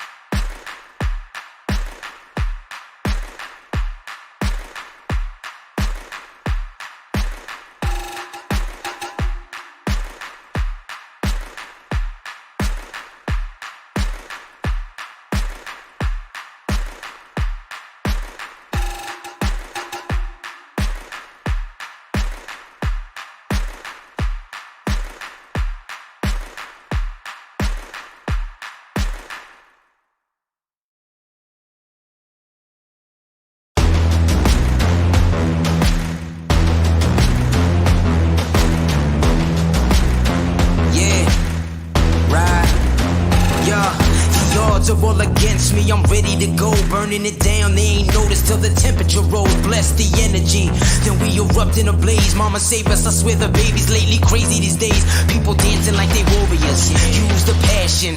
I got my head in the clouds, intergalactic.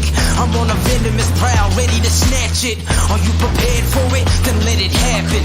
Rise up though, rise up though. All my people, where you at? Rise up though. Yeah, let's go, bless up, one time, go get it, it's yours, let's shine, come on. Yeah, let's go, raise up, that's right, run with it, it's yours, let's shine, come on. Yeah, cause we warriors. Yeah, cause we warriors. Yeah, let's go, bless up, one time, go get it, it's yours, let's shine, come on. Yeah. There's nothing to say, oh God, nothing to say. I ain't have words, I erupted in thunder and rain. If your man's strong, then why call me running away? It's just a game, but nobody coming to play. Alright, I got this, watch out, I got this, boy. Raise up, max out, then blast the noise. A perpetual dream shattered by exceptional deeds. Forget what you think, live for you, resting in peace. Bless. Rise up though, rise up though. All my people, where you at? Rise up though. Let's go. Yeah, let's go. Bless up. One time, go get it. It's yours. Let's shine. Come on. Yeah, let's go. Raise up. That's right. Roll with it. It's yours. Let's shine. Come on. Yeah. Cause we warriors. Yeah. Cause we warriors. Yeah, let's go. Bless up. One time, go get it. It's yours. Let's shine. Come on. In these days, we push forth. We stand strong. We stand tall. All together now. Yeah. Cause we warriors, yeah. Cause we warriors. With each day we wake up, we get stronger and stronger. It's our time now, yeah. Cause we warriors. Cause we warriors. Yeah, let's go, let's up. One time, go get it. It's yours, let's shine, come on. Yeah, let's go, raise up, that's right. Roll with it, it's yours, let's shine, come on. Yeah, cause we warriors. Yeah, cause we warriors. Yeah, let's go, let's up. One time, go get it. It's yours, let's shine, come on. Cause we warriors. I got you. Yeah, we warriors. Cause we warriors.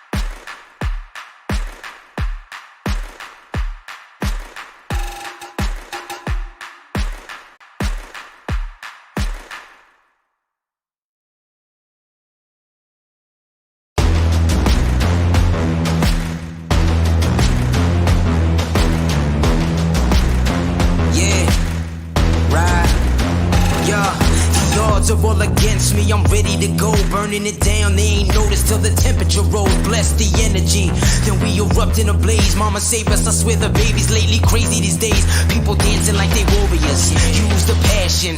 I got my head in the clouds, intergalactic. I'm on a venomous prowl, ready to snatch it. Are you prepared for it? Then let it happen. Rise up though, rise up though. All my people, where you at? Rise up though. Yeah, let's go, let's up. One time, go get it, it's yours, let's shine, come on. Yeah, let's go, raise up, that's right. Run with it, it's yours, let's shine, come on. Yeah, cause we warriors. Yeah, cause we warriors. Yeah, let's go, let's up. One time, go get it, it's yours, let's shine, come on. Yeah. There's nothing to say, oh God, nothing to say. I ain't have words, I erupted in thunder and rain. If your man strong, then why call me running away? It's just a game, but nobody coming to play. Alright, I got this, watch out, I got this, boy. Raise up, max out, then blast the noise. A perpetual dream shattered by exceptional deeds. Forget what you think, live for you, resting in peace. Bless. Rise up though, rise up though. All my people, where you at? Rise up though. Let's go. Yeah, let's go. Let's up. One time, go get it. It's yours. Let's shine. Come on. Yeah, let's go. Raise up. That's right. Ride with it. It's yours. Let's shine. Come on. Yeah, cause we warriors. Yeah, cause we warriors. Yeah, let's go. Let's up. One time, go get it. It's yours. Let's shine. Come on. In these days, we push forth. We stand strong. We stand tall. All together now. Yeah. Cause we warriors, yeah. Cause we warriors. With each day we wake up, we get stronger and stronger. It's our time now, yeah. Cause we warriors. Cause we warriors. Yeah, let's go, let's up. One time, go get it. It's yours, let's shine, come on. Yeah, let's go, raise up, that's right. Run with it, it's yours, let's shine, come on. Yeah, cause we warriors. Yeah, cause we warriors. Yeah, let's go, let's up. One time, go get it. It's yours, let's shine, come on. Cause we warriors. I got you. Yeah, we warriors. Cause we warriors. Yeah, we warriors. Cause we warriors. Yeah, we warriors. Cause we warriors. Yeah, we warriors.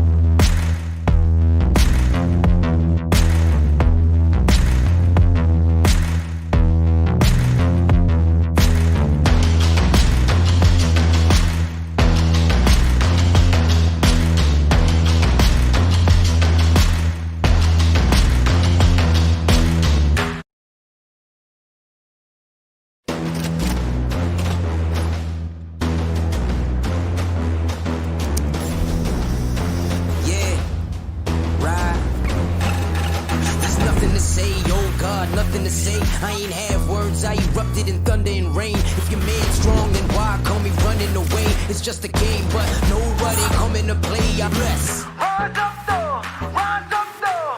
All my people, where you at? Rise up though. Let's go. Yeah, let's go. Let's up. One time, go get it. It's yours. Let's shine. Come on. Yeah, let's go. Raise up. That's right. Ride with it. It's yours. Let's shine. Come on. With each day we wake up, we get stronger and stronger. It's our time now. Yeah. Cause we warriors. Cause we warriors. Yeah, let's go. Let's up. One time, go get it. It's yours. Let's shine. Come on.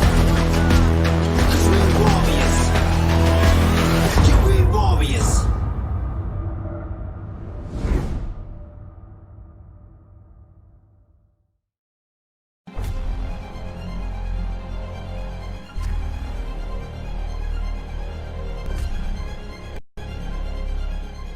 Every young gamer wants to become an esports professional. We make it happen. You just keep on winning.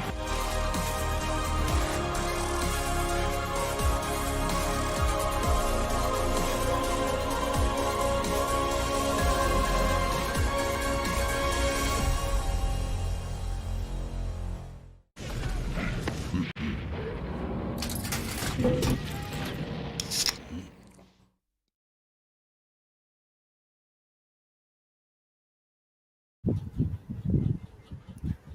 welcome everyone. This is me, Dr. Dang, and along with me is Captain Price as we welcome you all to ESPL India Valorant Power Up. As we have the finals of Qualifier 1 going up next. It's going to be Godlike Esports taking on Global Esports as both these teams have made their way with the quick 2-0. Godlike beating Reckoning Esports 2-0, and then Global beating XTZ 2-0 as well. Though the global game was a lot closer than the Reckoning as well as the Godlike one, but still, it's going to be these two teams taking on each other. And Price, what are you thinking and what are you hoping about these two games coming in?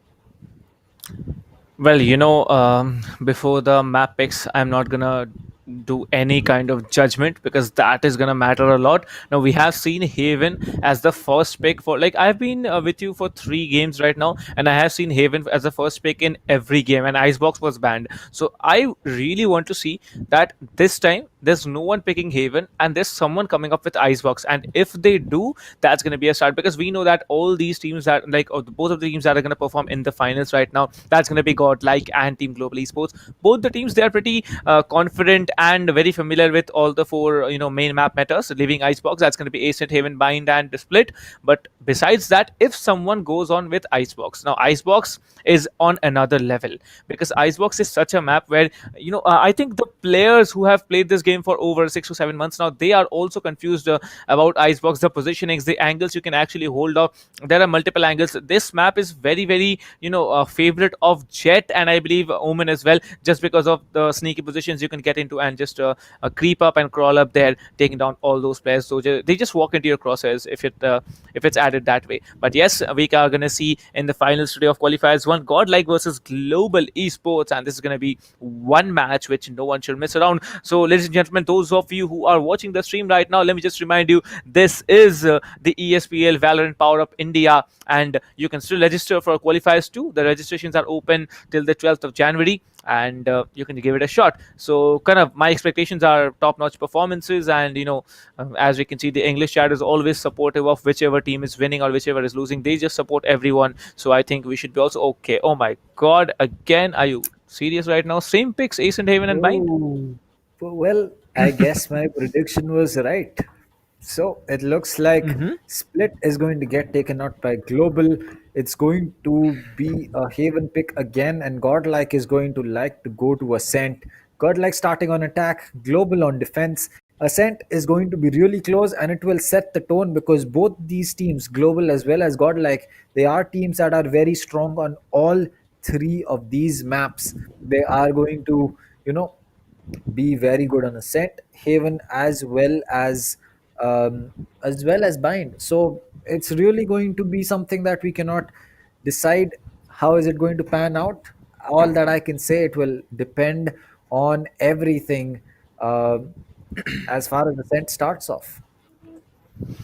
Well, that's true indeed, but it's not gonna like, what's it called, pan out according to my predictions here. Godlike is gonna ban Icebox, and Split is gonna be banned by Global Esports. So Icebox and Split, both of the unexpected and disoriented, the most disoriented maps I'd call in the Valorant meta right now. Both of the maps have been banned by either of the teams, but now the first map selection is gonna be Ascent. That's gonna be by Godlike on attacker side. Now Ascent is a pretty balanced map. If you have the mid control, you can do a lot of things from there. You might just walk up mid, go A or B, maybe just travel mid market, go to the B side directly from what's it called, B main, go for A lobby, just go through catwalk tree and then visit A again. So there are multiple things you can do if you have mid control, and I believe we are gonna see a lot of sniping coming out from Deathmaker and Skirozy coming out from Global Esports. So that's gonna be one thing to watch in Ascent. Second map, talking about Haven, we have seen how unpredictable this map is, and let me just remind you that Haven is one map which is like, it's 1 second for one team,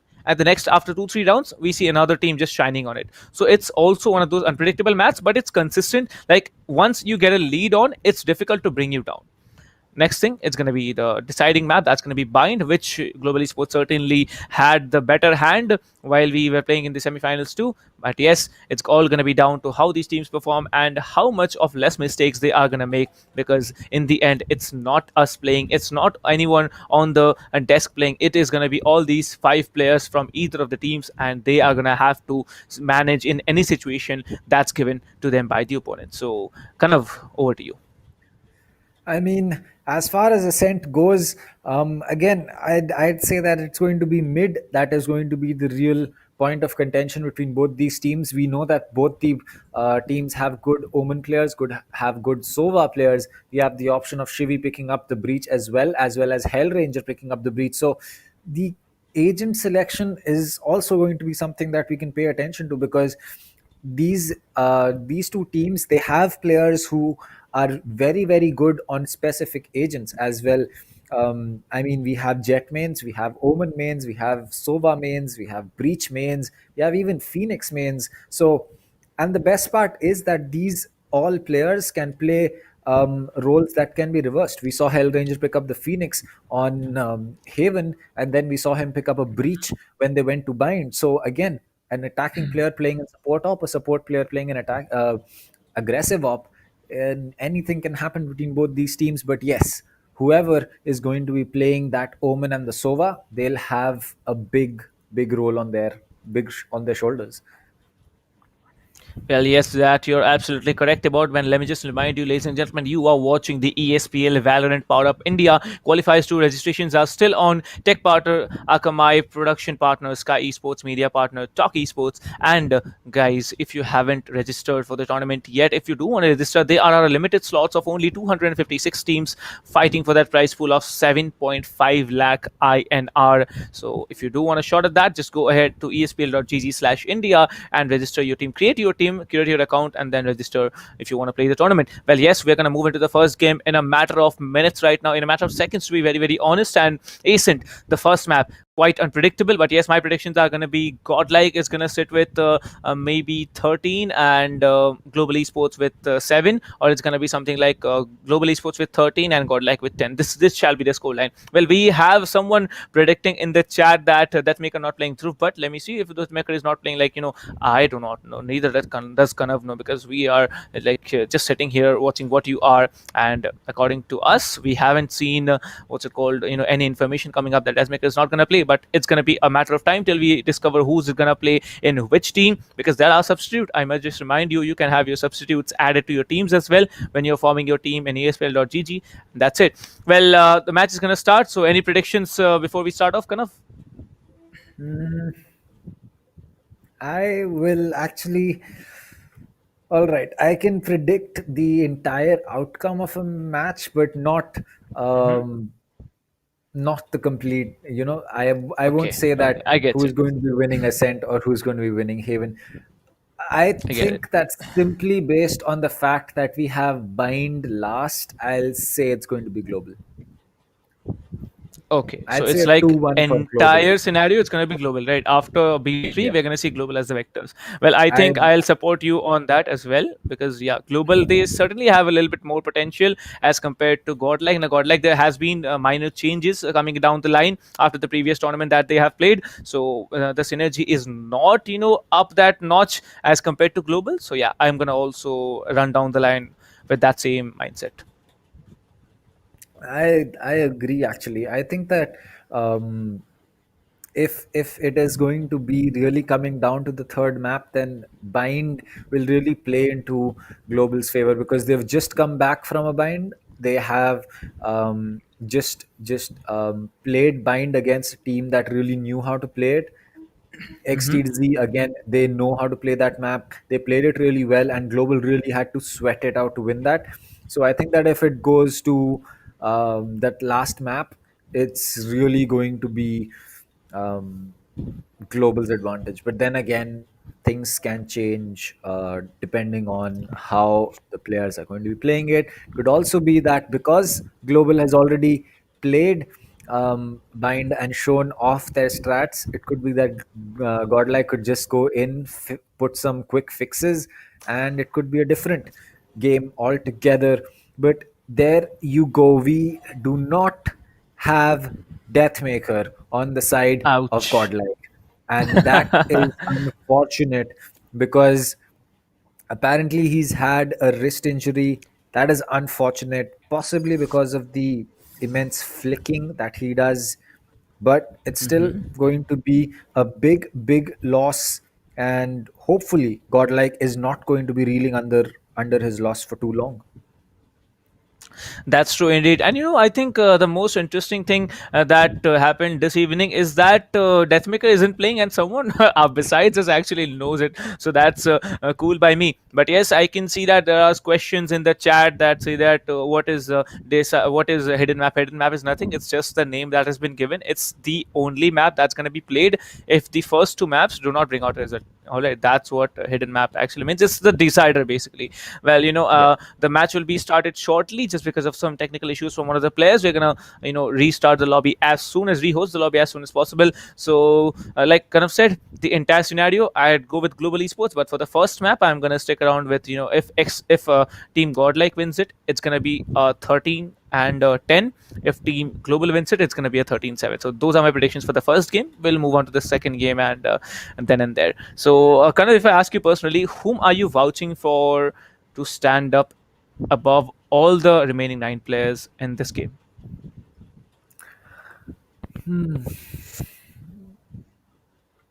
I'll honestly go in for Hellranger or Skirossi. Okay, I'm gonna go for MW1 just because of the fact MW1 is a very He's very strong player when it comes to a duelist. Well, let's make the choices more even. One player from each team. I think MW1 is gonna be there for team Global Esports from my. I'm sorry, team Godlike from my end, and for Global Esports, I'm gonna also stick around with. Hellranger only. It's not going to be Skuros, it's going to be Hellranger just because of the versatility that he can put into his gameplay. So, what do you think? Your choices on 1-1 of the either teams? um yeah, I'll be I'd say that their respective maps are going to go to each other. So Okay.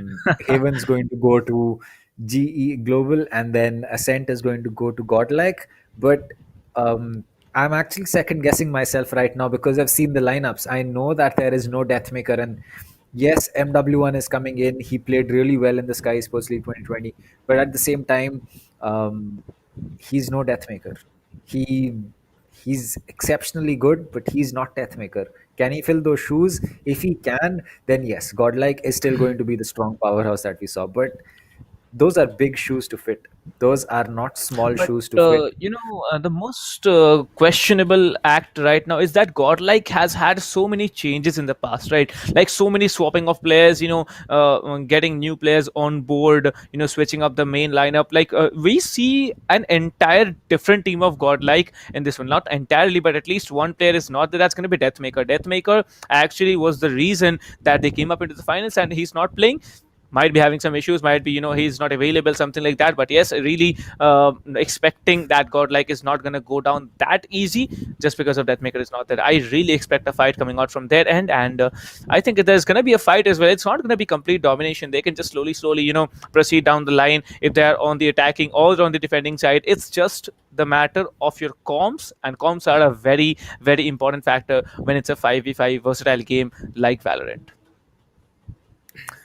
I mean, yes, comms are going to be very important, and I just hope that MW1 is able to be as warmed up as he's needed to be because Hmm.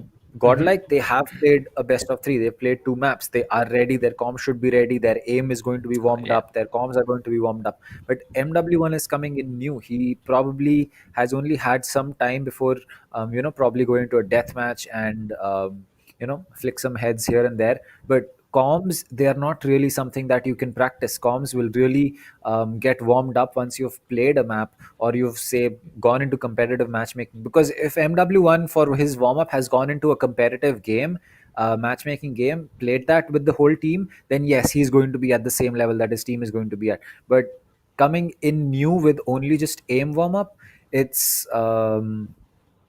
it'll be something that we might just notice because um, if if there is a difference between what MW1 is doing and what the team is doing, we'll notice that general trend, and we can successfully say, and say that he did not get the time to prep for the game.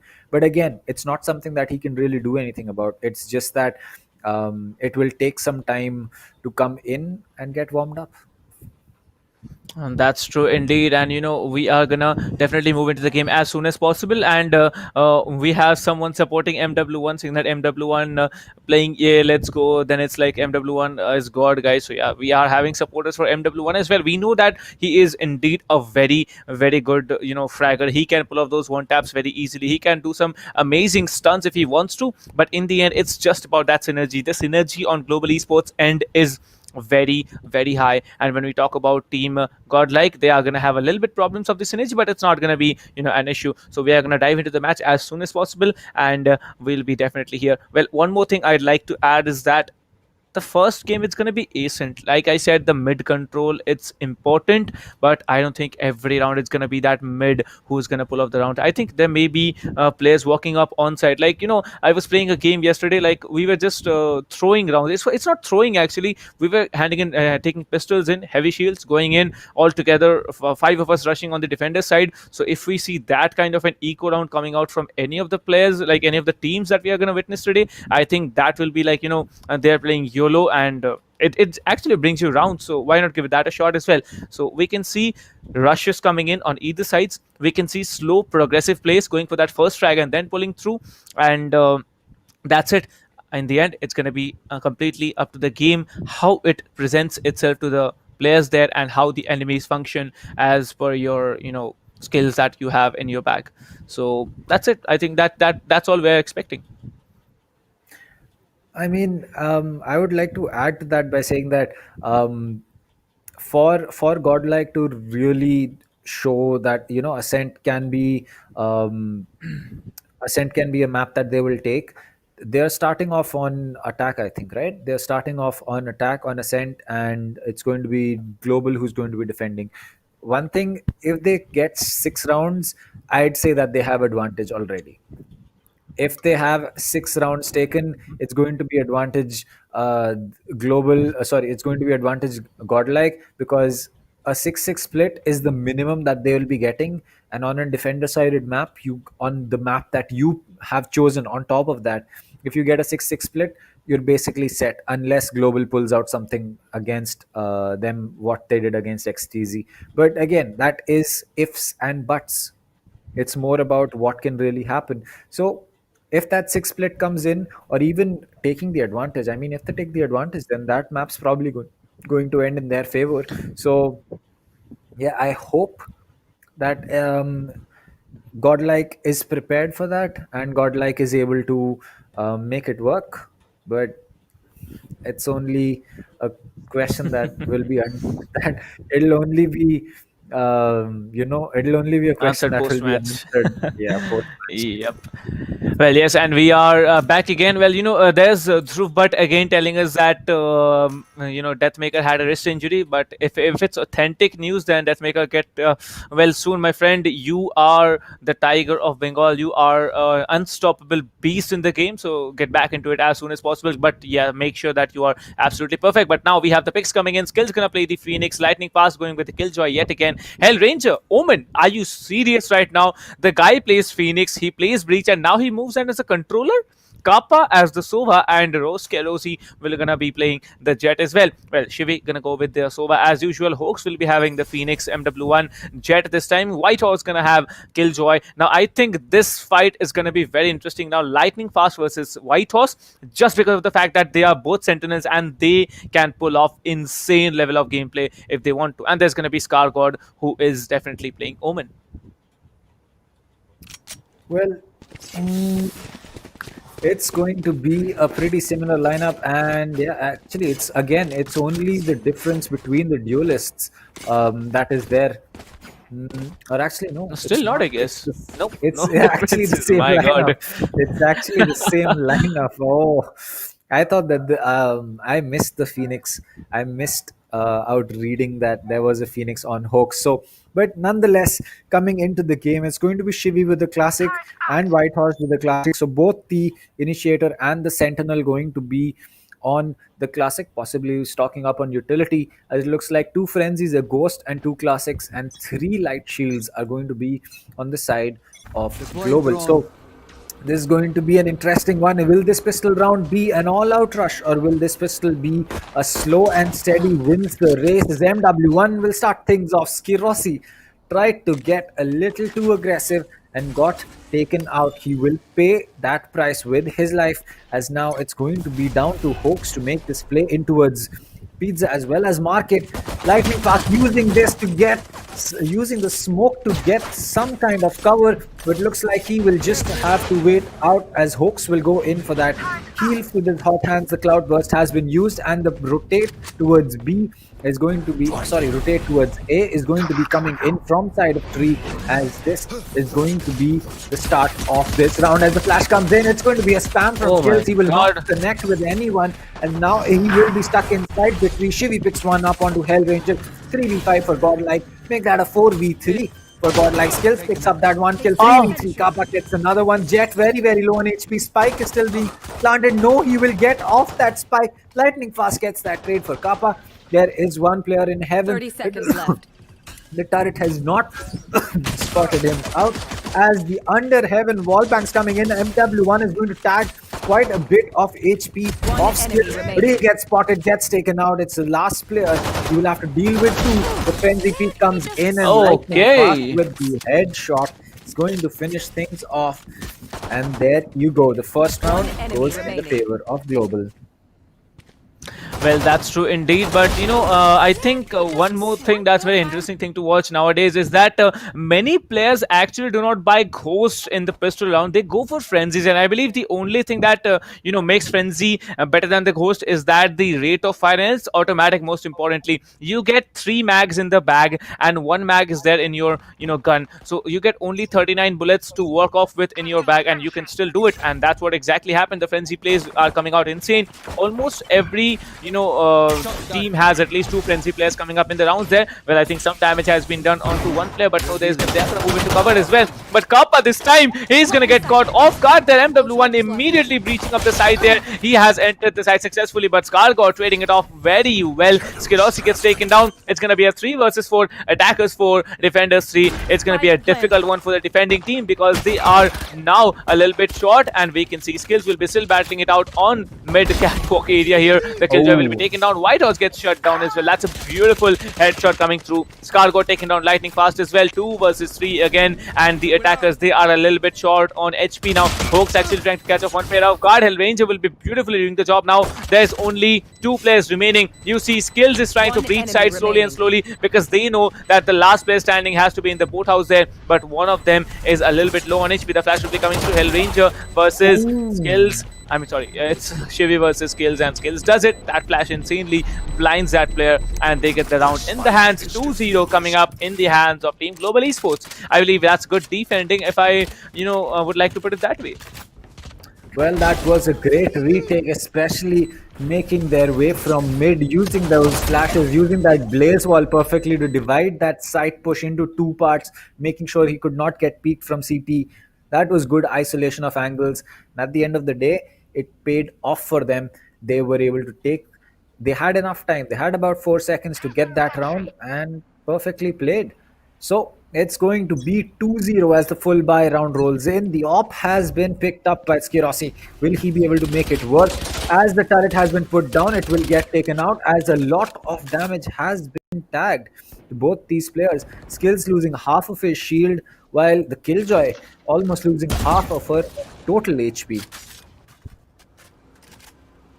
Well, that's true indeed. And now slowly moving on to Pizza, from Pizza to market area. As you can see, mid-market needs to be breached as quickly as possible, but no Whitehorse. You see him, he was being a little bit, what's it called, cheeky there. He did not peak immediately, but he came in. The Hellranger also has been dropped a little bit there. 14 HP loss, 4 points or 3 points on that sheet also getting lost there. He needs to be a little bit careful. MW1, he's gonna still hold up a little bit behind mid market. I don't know what MW1 is trying to do, but he's like giving away all the position. Like everything on the right side of him is open. Now Skirossi trying to breach up A side. You can see how much of trouble this is gonna be for team Global Esports if they actually breach this area. But Global Esports, you can see Skirossi trying to breach off, trying to hold off one of the other corners there. Hooks will be taken down, but that spam's gonna come through, catching off another one off guard. Scargod getting taken down immediately. 3 versus 3. Slowly and slowly, the game is coming in the hands of the attackers. But no, it's gonna be a little bit more time. That's gonna be,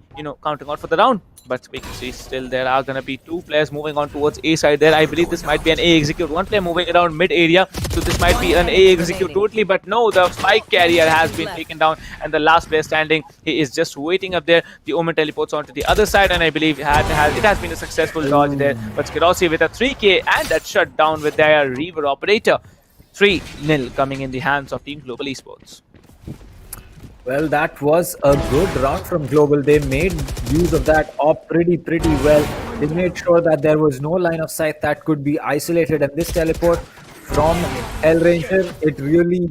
I mean, even though he did not get away with his life over there, he still made sure that Skirossi got that easy kill. And at the end of the day, if you can trade your teammate's life for an enemy's life, it's a win-win situation, as Skirossi, MW1 and Scarcord are going to be ready with their ultimates. It looks like one of the 2 Jets has already made sure that their ultimate is coming out. Yep, that's going to be MW1. So he will be saving with the classic and probably a full or a half shield along with the Stormblades, making use of them. So that is one great thing about Jet, that you can save a little bit of cash and be reliant on your ultimate to get some kills. And you could also pop them whenever you want to and switch back to your gun if you feel the need to. That's true indeed, but now you can see the Blaze Storm getting popped up there. Catches off 1 player, all guard. Okay, oh what? Oh my god! Oh. Like, what just happened? I'm a bit confused right now because I saw that our Jet, yeah, like MW1 was high in the sky. I see the kill feed getting lit up there. That's Skills taking down 4 players consistently. Like, it's not consistent, like it's random fire from Skills coming in, and he just takes down 4 players, and that's the round. 20 seconds for all the players to get shut down. That's 4-0 coming in the hands of Global Esports. Global Esports, they are keeping up to the name. That was almost like the Windows XP meme that we have sometimes when someone just gets shut down. Dun, dun, dun, Yep. dun, dun. But nonetheless, it was a great round coming in from the side of the Phoenix of Global. And now 4-0 on defense. So Godlike, they have not been able to utilize their full buy round just yet properly. The Owl Drone comes in, Lightning Fast gets tagged, but will they be able to make anything about it? As Skills is coming in from the back, he will pick one before the op rings out and he gets reset.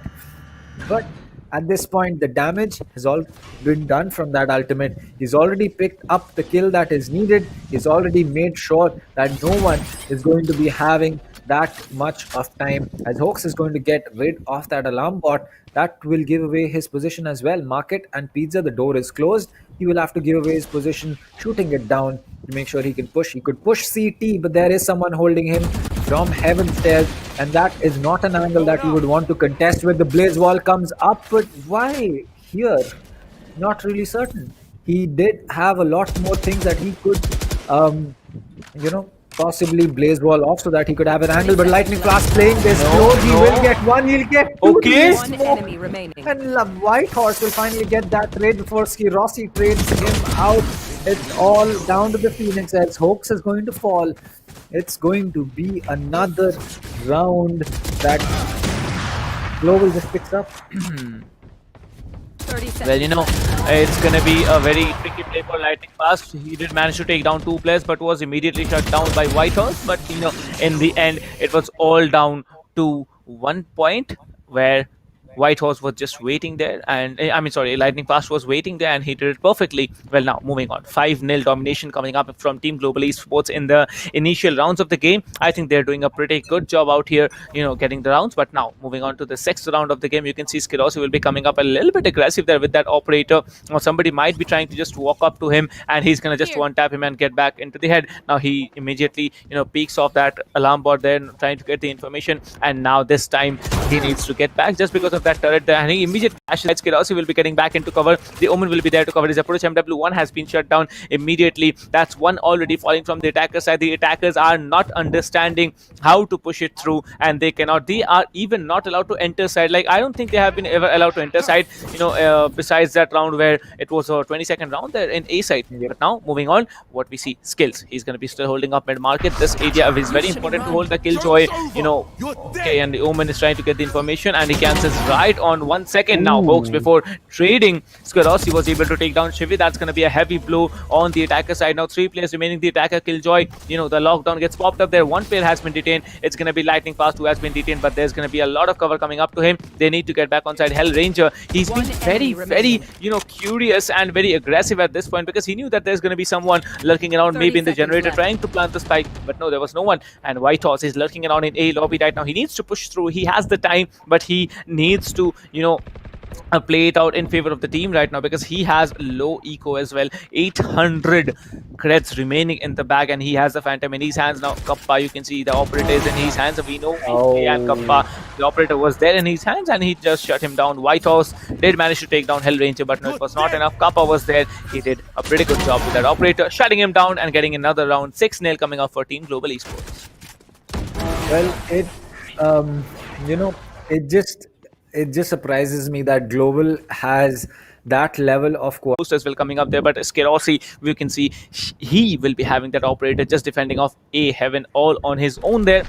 He can pull up the entire A lobby. Like, anyone who tries to push up A main, he's gonna get sniped in the head or maybe in the body as well. That depends on where he's aiming for. But now Hell Ranger, you see, he has that flash prepped and ready to be initiated as soon as possible. As soon as anyone tries to breach up, then now the jet will be coming up, and he blinds him successfully. Hell Ranger, he has been dinked a little bit, but he comes back yet up in behind, and he is safe. But now we can see the complete brawl coming out from Team Godlike. 5 players standing, 5 versus 5 retake. It's going to be a really interesting thing to watch here. Now you can see the wall banks coming up there, trying to catch off 1 player at least, picking up in the top area. But now you can see the Hunter's Fury ability also getting popped up immediately. But now Skirosi, you did the mistake of getting tagged up in that ultimate by the Sova. That Hunter's Fury did a lot of damage. I think it does 80 damage if it hits you, and it did. It does the job for him, but there's 1 player still playing up in hell, and I believe this is going to be the round that Team Godlike. Okay, no, they're not going to get it. It's an easy defuse. We know where the last player is going to be there. Whitehorse, he tries to enter, but he's going to be denied of any entry. 60 HP remaining. Operator spam coming up, and the classic right click coming in from Hell Ranger, and the round is given in the hands of Team Global Esports. Gunner. Well, that is 7-0 for Global, and I have to maybe go back on my own prediction that, Ascent was going to be Godlike's map. It just seems that even 5 kills have not been able to be acquired by a single player on the side of Godlike. It is unfortunate that Deathmaker is unable to be here. I mean, what can be said other than just F in the chat? Like I said, it's F in the chat indeed for Team Godlike. Well, I was expecting a lot more from Godlike just because of the fact that, Godlike is a popular team, and they also played as Team Kolkata in one of the previous tournaments of Sky. But now this match is all about Global Esports versus Team Godlike, and Godlike as a whole, they are not being able to function. They are getting those flags, but they are not getting it collectively, and they need to work on that really fast. Now Lightning Fast trying to reach off that market area as well, holding it out all on his own. He needs to be careful. There are 2 players holding out inside here, and you can see the information needs to be gathered by that Owl Drone. That Owl Drone will be doing a lot of job there, trying to clear out every corner. You see he checks out that corner where that, the gate switch is there, and he needs to push in, but Scargot coming up from behind very carefully, taking down Lightning Fast. 1 initial frag, that's 2, down. Skills takes down Hawks indeed, but this is going to be a 3v3. Both players down now. Scar God, he's doing a really good job out here. 3 frags in his hand. Now Hell Ranger versus now White Horse spots him, and that's going to be only one player standing in the defending. Now it's going to be Kappa. Kappa takes down one. 2 more players standing. 150 HP, 100 HP. He needs to do a lot of work right now. They need to move on to the other side. The Omen is already rotating. The A rotations have started, and I believe it's going to be an A plant. Maybe, just maybe, our dear Sova can execute it. What do you think, Kappa? 1 versus 2, possible? Yes or no?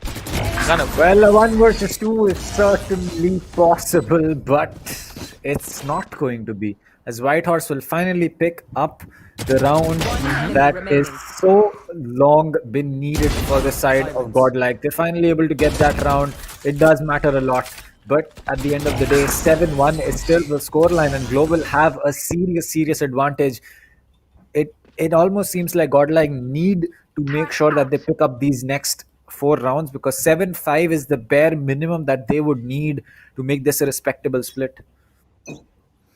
That's true indeed, but that's a 7-1. Finally, 1 round in the hands of Godlike. Now, Godlike, they're going to give a try-hard performance, but he's standing there. That hurt, man, but no. Return shot coming out from Shivi. Shivi did a decent job there, taking down Skirossi, because Skirossi would have been a very annoying player. Now, you can see ScarGod, he has managed to just come up on top of that box there, but no, that's going to be the Phoenix Ultimate also coming in. He needs to clear up more players there, but no, ScarGod taking down one, Hell Ranger taking out another one. That's going to be trades coming in through there. 3 versus 3. The complete gameplay now lies on A side. There's no one right now covering B. 2 players are still rotating from the defenders half on the B side there, and 1 player has been shut down indeed. So B side still getting capitalized by our dear. So 1 player remaining right now. That's gonna be Hawks, who's gonna get shut down. Hell Ranger with a 3K and another round in the hands of Team Global Esports. I think they're gonna play a double operator this round, because I saw 2 operators, if I'm not mistaken.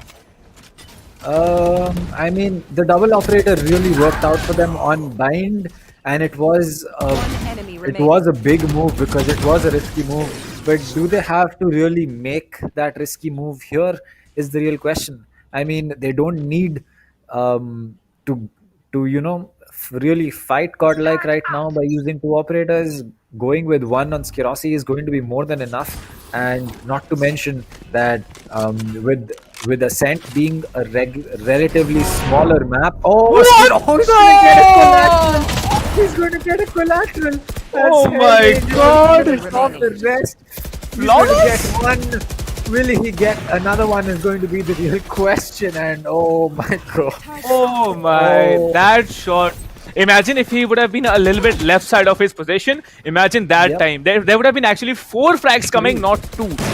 Was it 3 or was it 4? Because I think I saw, the Sova also coming up behind. All right, and that's it. Well, whatever it is, I think that was a beautiful shot taken by Skirossi. Just timed it out perfectly, but Skirossi gets taken down. White Horse doing that job and trying to do a lot of work now. Alarm bot. Okay, White Horse going down. Another one. Now the flash needs to be pulled through. You can see Skills. He's waiting with that curveball. Come on. Yeah, he's like, let's go. Run.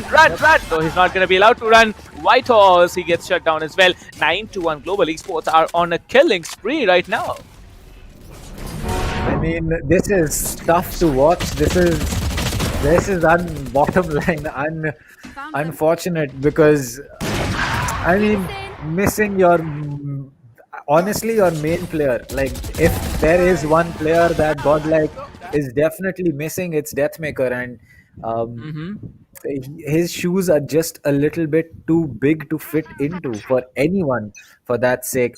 It looks like White Horse will also be echoing hard with a Spectre and no shield, as it seems that 9-1, and Global does not want to stop at all. They do not want to make it as if, you might even get a round or 2. No, that's not going to be the case, as Kappa's going to get 1-2, but MW1 comes in with those taps, and he's going to through. He is making sure that Deathmaker's shoes are filled at least to what can be done. But the jet dash comes in. MW1 is going to be closing the door. He will be making sure that the rotate comes in from his teammate, as MW1 will be going in for the plant. Hell Ranger needs to make this 1v2 happen, because 9-1 is going to be the score. 10-2 or 11-1. I'm pretty sure that as Global, they would definitely want that 11-1. And yeah. Well, very, very honestly speaking, right now MW1 has a 4K. Only Whitehorse remains. He needs to pull off a Yep. defuse, and if he is caught off guard, I think MW1 is not gonna get any. He's not gonna make any mistake there. I believe MW1 he has Oh, tried to spot out at least one of the players, but the Omen Flash will be coming through, and he's gonna pop off his weapon as well. You can see he has been spotted slowly. He's going for that ace. He needs to go for that ace although, and the there ace you round go. coming in from MW1.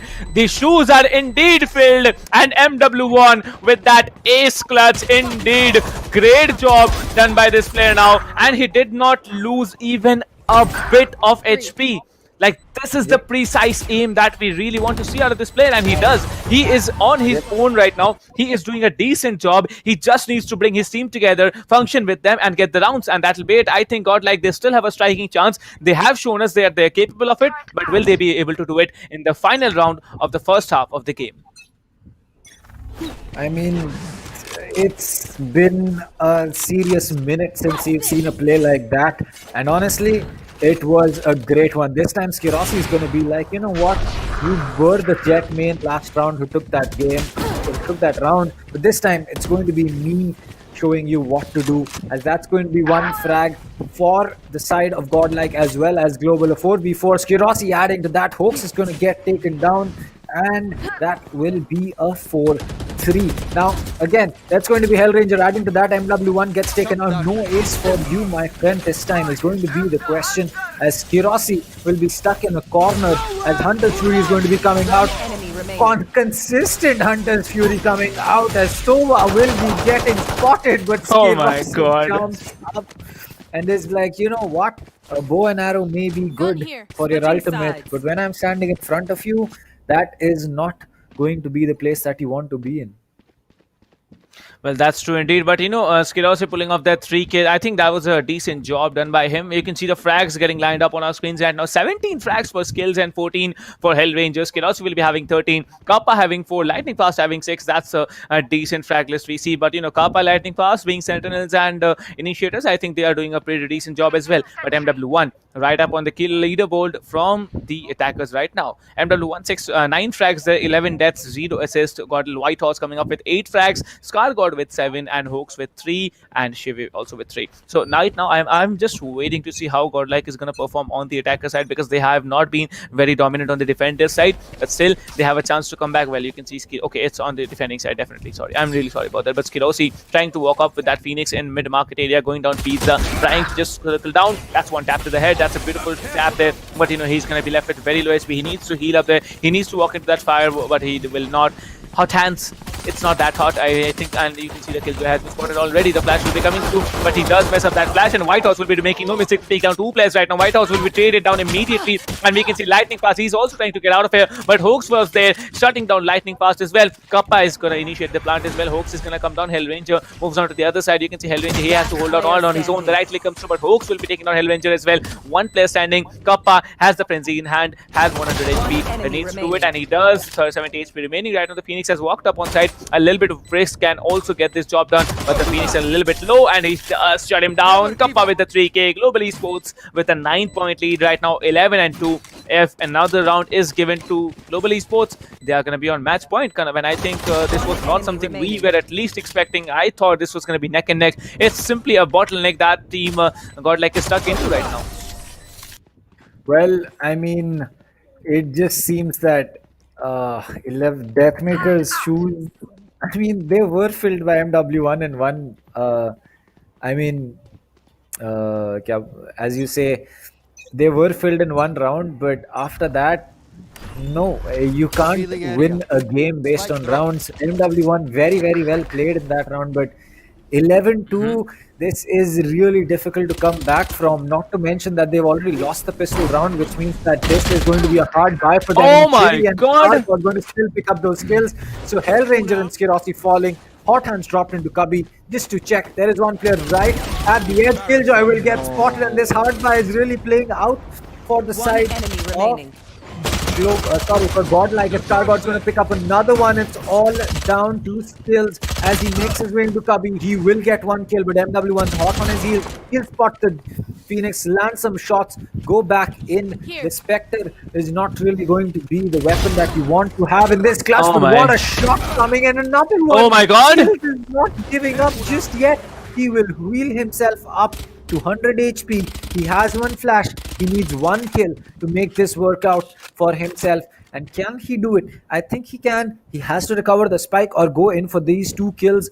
Either ways, it's not going to be an easy one, but time is 30 still seconds going to left. be a little bit on his side. He can pick up this ultimate or possibly wait for it. And as the peak will be coming in, both the players going to be in the end. He'll connect with one. No, He'll connect with please! two.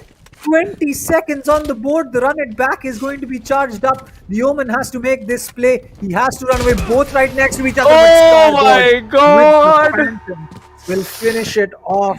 And such a close round. A 4K for skills. So close to getting this awesome clutch in. But just that was not able to connect with the last guy as Stargod came in and finished it off for his team. Well, I think if there was a content creator right now from either of the teams that's watching the match, I think you really should pick up both of these performances, especially by MW1 and definitely by Skills. He was on a spree right now, 22 frags coming up at the end of just 14 rounds. I think he's doing a very decent job here. But Hoax this time he's gonna be rushing in, but no, it's not Hoax actually. It's gonna be our dear Phoenix. That's gonna be Skills trying to flash his way through, spamming with their bullets. They had to somehow defend off against Skills, and they did it this way, just cross-firing him into that bottleneck, and that was it. Now the door has been broken. You can see the shock darts are going to be deployed immediately. Well, the default plant site has been destroyed completely. They're going to plant it under heaven now. That's a very beautiful spot to plant. 5 versus 5 retake is going to come through. Now that's a Sova recon bolt. It needs to be destroyed, but it's not going to be, because that recon bolt was in a very tricky spot there. But now shotgun is top of Skilosi. Skilosi tries to connect one, does, but indeed gets taken out. 14 HP on lightning fast as well. I believe the defenders are doing a pretty decent job coming out here. But now Hawks will be taking out lightning fast as well. Only 2 players standing right now. 2 versus 2. This fight is going to be a very intense one. Kappa needs to take down one more, and Kappa gets shut down yet again. White Horse, the savior of the day for Team Godlike, and it's going to be a 4th round in the hands of Team Godlike. 11-4. A long way to go, but Team Godlike, I think they still have the potential to get the job done. What do you think, Kanav?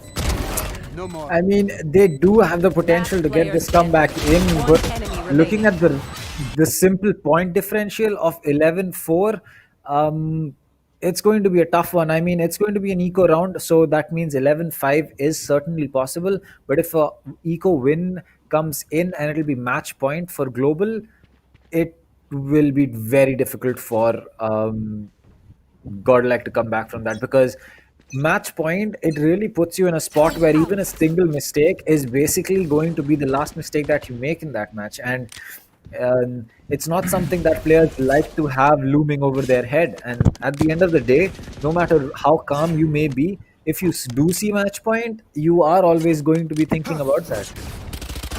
Well, that's true indeed. But now 11-4 on the leaderboards, that's a little bit of a big difference that they need to come up with. 11-4, that's a 7-point lead coming in for team, Global Esports. But yes, you can see the buy is on Team Godlike. Now one player has been spotted. He does not peek immediately. He is a tricky player. He does not peek immediately, but there's actually 3 players covering him, 3 flanks, and slowly coming up there. Skolosi shut down, 1 more player shut down, 3 players shut down immediately, and I believe they're just getting the round slowly and slowly. That's Godlike for you, ladies and gentlemen, and they have a flawless round right now. 5-11. What a round this has been. They do a damn good job getting this round. 6-point lead remaining. Godlike, they have come back out of much trickier positions. I remember, they did 11-5 on Haven on one of the previous matches against one of the popular teams, and after that they came into it and won it 17-15. So that was a decent thing that they did in Haven, but isn't.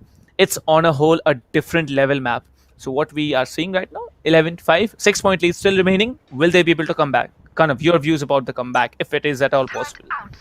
Well, this round will certainly tell us whether a comeback is possible or not, because as soon as this round ends, we will know who will be going in for an eco. And if it is going to be Godlike, then we can successfully say that it will be a tough comeback. But if Global is forced onto an eco again, then Godlike might just have time to get that come back in. But right now, it's going to be the Hunter's Fury coming out as Jet is going to be making that Okay. dash, but three players watching that. MW1 getting that kill, Scargod going to get another one, and it seems that a 3v5 is how they will have to play this. A headshot being dinked as lightning fast will still fall. Hellranger gets that kill. The Jet very, very low on HP. And that is how Hellranger is going to be coming in and picking up another one. He has this from the shadows. He will be going in for it. He's not going to be looking to cancel as he now knows exactly where the players are going to be. Put in some pre-fires, waiting for his teammate to go in for the rotate. The Sova will be coming in. Two smokes being used. That will possibly be market and CT so that his teammate can successfully come in towards side. A recon dart will be preventing MW1 from pushing as well. There you go. The smoke is going to be 30 CT seconds and left. market. As MW1 will be hearing Spike the planted. spike get initiated. Knows that there is going to be a Okay. push, but Hellranger is going to get that kill. Hunter's Fury comes out. The lockdown has been destroyed. And what again a play coming in. Killjoy is going to get Oh spotted. my Whitehawk will God. still get that kill. It's down to the enemy Phoenix remaining. as well as the Killjoy. Kappa is going to get that one. It's all down to this player. Very low on HP. Oh and Kappa with my. his nothing flat. From the same positions inside the same site, it's going to be Kappa with two clutches. 12-5 for global. It looks like Godlike's time on their own map is not going to be a good one. And this is tough, man. I don't like seeing this. Well, that's true indeed. But I think the best part that we had in this round is that Godlike, they had the man advantage in first, but somehow down the line, the Omen's ultimate actually changed everything, and there was the Sova waiting up in B main, slowly creeped up with the help of that smoke coming up from the Omen, and that was it. But now this time, Global Esports, they have decided to go in for that A rush there slowly and slowly. Now you can see that Killjoy has been dinked a little bit. The spray is going to come through. Killjoy is very, very low, maximum of 5 to 10 HP remaining on that player there, and you see the Sova recon owl. I mean, it's not the recon, definitely it's the owl drone that's going to be scanning everything there. Now the firebolt can tag off one or two players if he spots any, but there's going to be no one actually attacking those players, and he has the information that there's one player still holding up tree. Now the Phoenix ultimate has begun already. The Hoax may be going up with that ultimate slowly and slowly. Okay, it's not Hoax actually, it's the defender side Phoenix. Okay, it was Hoax, I'm sorry. Like I get so confused like which one it is, because from the POV of the observer, it's difficult to say which Phoenix has actually ulted there. But now we can see Skills is trying to clear up that side all on his own, but he runs out of time. He also gets back on his spawn there. 50 shields remaining on him as well. But now MW1, he's just being very, very cautious now, not trying anyone, not letting anyone to breach through. But the Killjoy is so low there. Now he has been dinked very hard there, but MW1 gets off one frag. Hoax getting another, Skills getting trade off for that. But now only 3 versus 3 30 play seconds remaining. left. Both the Killjoys are low, one at 50 HP, one at only 5 to 10 HP. So this is going to be one round that Global Esports really, really want. Hellranger coming up from behind takes another one. There's only one player remaining, and that we see is the Sova. The Sova is lurking around A side. He needs to get it done. Shivi, he has the potential, he has the skills, he has that game sense all built up on him. 8 seconds on the clock. The plant needs to be done. Immediately touchdown. No time there. Yes, the recon bolt has been through. I believe it was the shock dart, not the recon bolt. And you see there's 2 players standing. It's going to be the Phoenix with a little bit more HP. I mean, a little bit more than 50 HP there, just because of the fact that he has that hot hands, to heal up, heal himself up. But now, Omen and Phoenix versus Shivi. Kanav, over to you. Well, it's going to be a 2v1 for Shivi to take this clutch in. He will have every single thing as he looks to peek. He will be thinking about every single angle that needs to be peeked. And there you go. He will get spotted. His position called out. Hellranger playing this very, very passive. He will get spotted, but Skills is going to be coming in with that Phantom and making sure that the game, the round, the map is going to go in the favor of Global Esports as we will be making our way to Haven. This is not boding well for the side of Godlike. Unfortunate for them to, missing out on Deathmaker, but it is what it is. It had to happen. It is happening. And Godlike will have to now mount the comeback of their life to just get this game in. They need to make sure that they pick up the next 2 maps. Ascent did not go in their favor. Bind might just go in their favor, but Haven, that is where they will have to prove their salt's worth. Can you just swipe those by? That's true indeed, but kind of, I'm really disappointed in the other players of Godlike. Like, MW1, in spite of being the recent addition for this game, specifically, he did a pretty decent job, but the other players, as compared, they could have done far, far better. There were players definitely like Shivi, who outshined the others, but, the coordination of Godlike right now is shining, and they do a decent job there, along with that insane aiming skills. You see there, Skilossi doing that 2K immediately, and there the shutdown with that 3K, like immediate, and a great job done there. But slowly and slowly, MW1, you see, this is the lack of coordination. MW1 was inside there, but from behind the Phoenix creep lane, and there was a 4K coming up from his end. But yes, it's not over yet. There's one more map. They have one chance left to actually play and win. They have to win. There's no ifs and ors. There's just one chance for them, and they have to win it. It's going to be Haven, and Haven is a very, very balanced, and it's a very unpredictable map as well. So my prediction is going to be that Godlike, they are going to have a tough time, but they have a winning percentage of, let's say, I'd say 38 to 42%, not more, not less. Well, it's going to be a little bit longer before Global can claim themselves to be the winner of Qualifier 1, but nonetheless, it's going to be, it's as you say, it's going to be a tough one for them to come back from. But Global, they have definitely showed us why they are here. Qualifier 1, it seems that Global is going to be winning it, but at the same time, it's going to be another map before we can successfully tell you, and for sure tell you, who is going to be the winner in Qualifier 1's finals. But as far as this map goes, it was pretty obvious that Deathmaker's absence was proving to be the thing that Godlike just was not able to make do with. MW1, he is a great fragger, but at the same time, what Deathmaker really does is take map control and get through that initial pick. And I think once we see the scoreboard, we will realize that MW1 did not have a lot of first bloods, which is something that Deathmaker is really strong at. So the number of frags that may be dropped by Deathmaker may be lesser, but at the same time, it's just that first bloods are going to be what differentiate Deathmaker from a lot of the other players of his caliber in the region.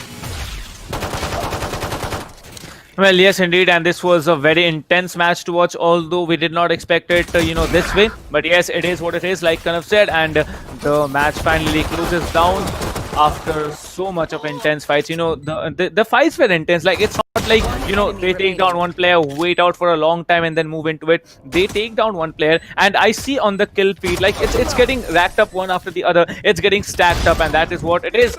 Well, skills, and with beautiful aiming skills. This guy was also on a killing spree there. He had a 4K for his own, and there was only one player remaining. He couldn't take him down, but I believe if he had to run it back, he might be just able to do it. But now, coming up from I'm talking about the performance of both the teams, I think they did a pretty decent job there. Godlike, you have a performance, you have a chance, you have to perform exactly Godlike, because that is how you can only outshine these players and their coordination. Well, Global Esports, congratulations on winning the first game of the finals. That is going this one, definitely that's on Asen. But the next game, Haven. Predictions are on the table, and as Kanav and I have both agreed to, this is going to be a win for Team Global Esports. Let's see how it turns out to be. And the scores are on your screens right now, 13-5, and that was it. They are out and down on the first game. Second game yet to start. A few seconds or a few, you can understand. Well, what do you think, Kanav? Next game, who wins? Will it be Godlike with a comeback, or it's going to be some other team?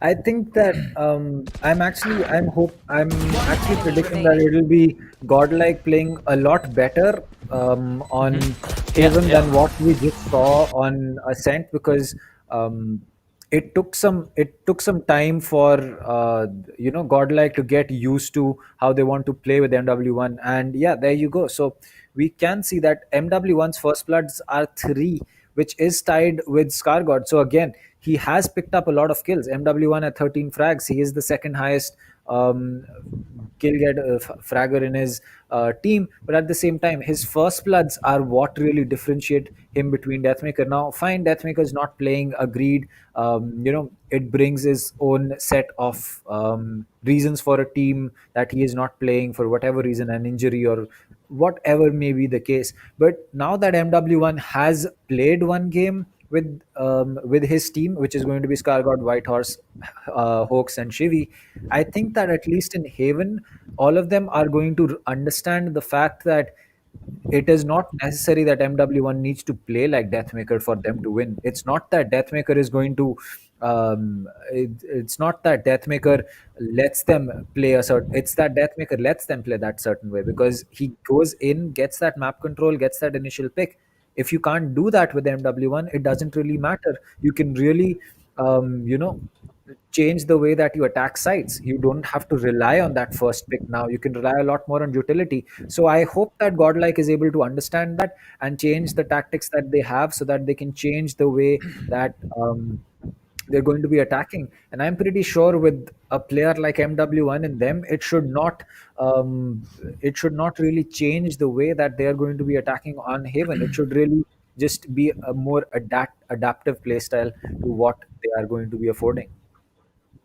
Indeed, and I think MW1, instead of coming in late into the finals here, he has done a pretty good job here. Let's have a check on the kill count. Their skills with 26 frags, especially pulling off those 3Ks and 4Ks. This insane 3Ks and 4Ks. I think he had two 4Ks and around three 3Ks there. So that was a really good job that he did there. That's total of 8 plus another 9. That's gonna be 17 kills. I mean, sorry, 15 kills already. So that's a pretty decent thing. But yeah, coming again with Hell Ranger, 19 frags for himself. Scar got 14. MW1, 13 frags as well. So, sitting in the second of the table, coming up from the team Godlike. But moving on, Kappa, 14 frags, Whitehorse 14, Skid Aussie will be having 13, Lightning Fast 7, Gordle Shivi having 7, and Hawks having 8. Well, I'd be expecting a little bit of a better performance coming up in the next game, which is going to be Haven and Godlike. This is a team who they have the potential. They just have to put it on the table and then leave it for the enemies to do it for them. Well, the agent picks were pretty decent from both the teams. Actually, they were the same picks though, so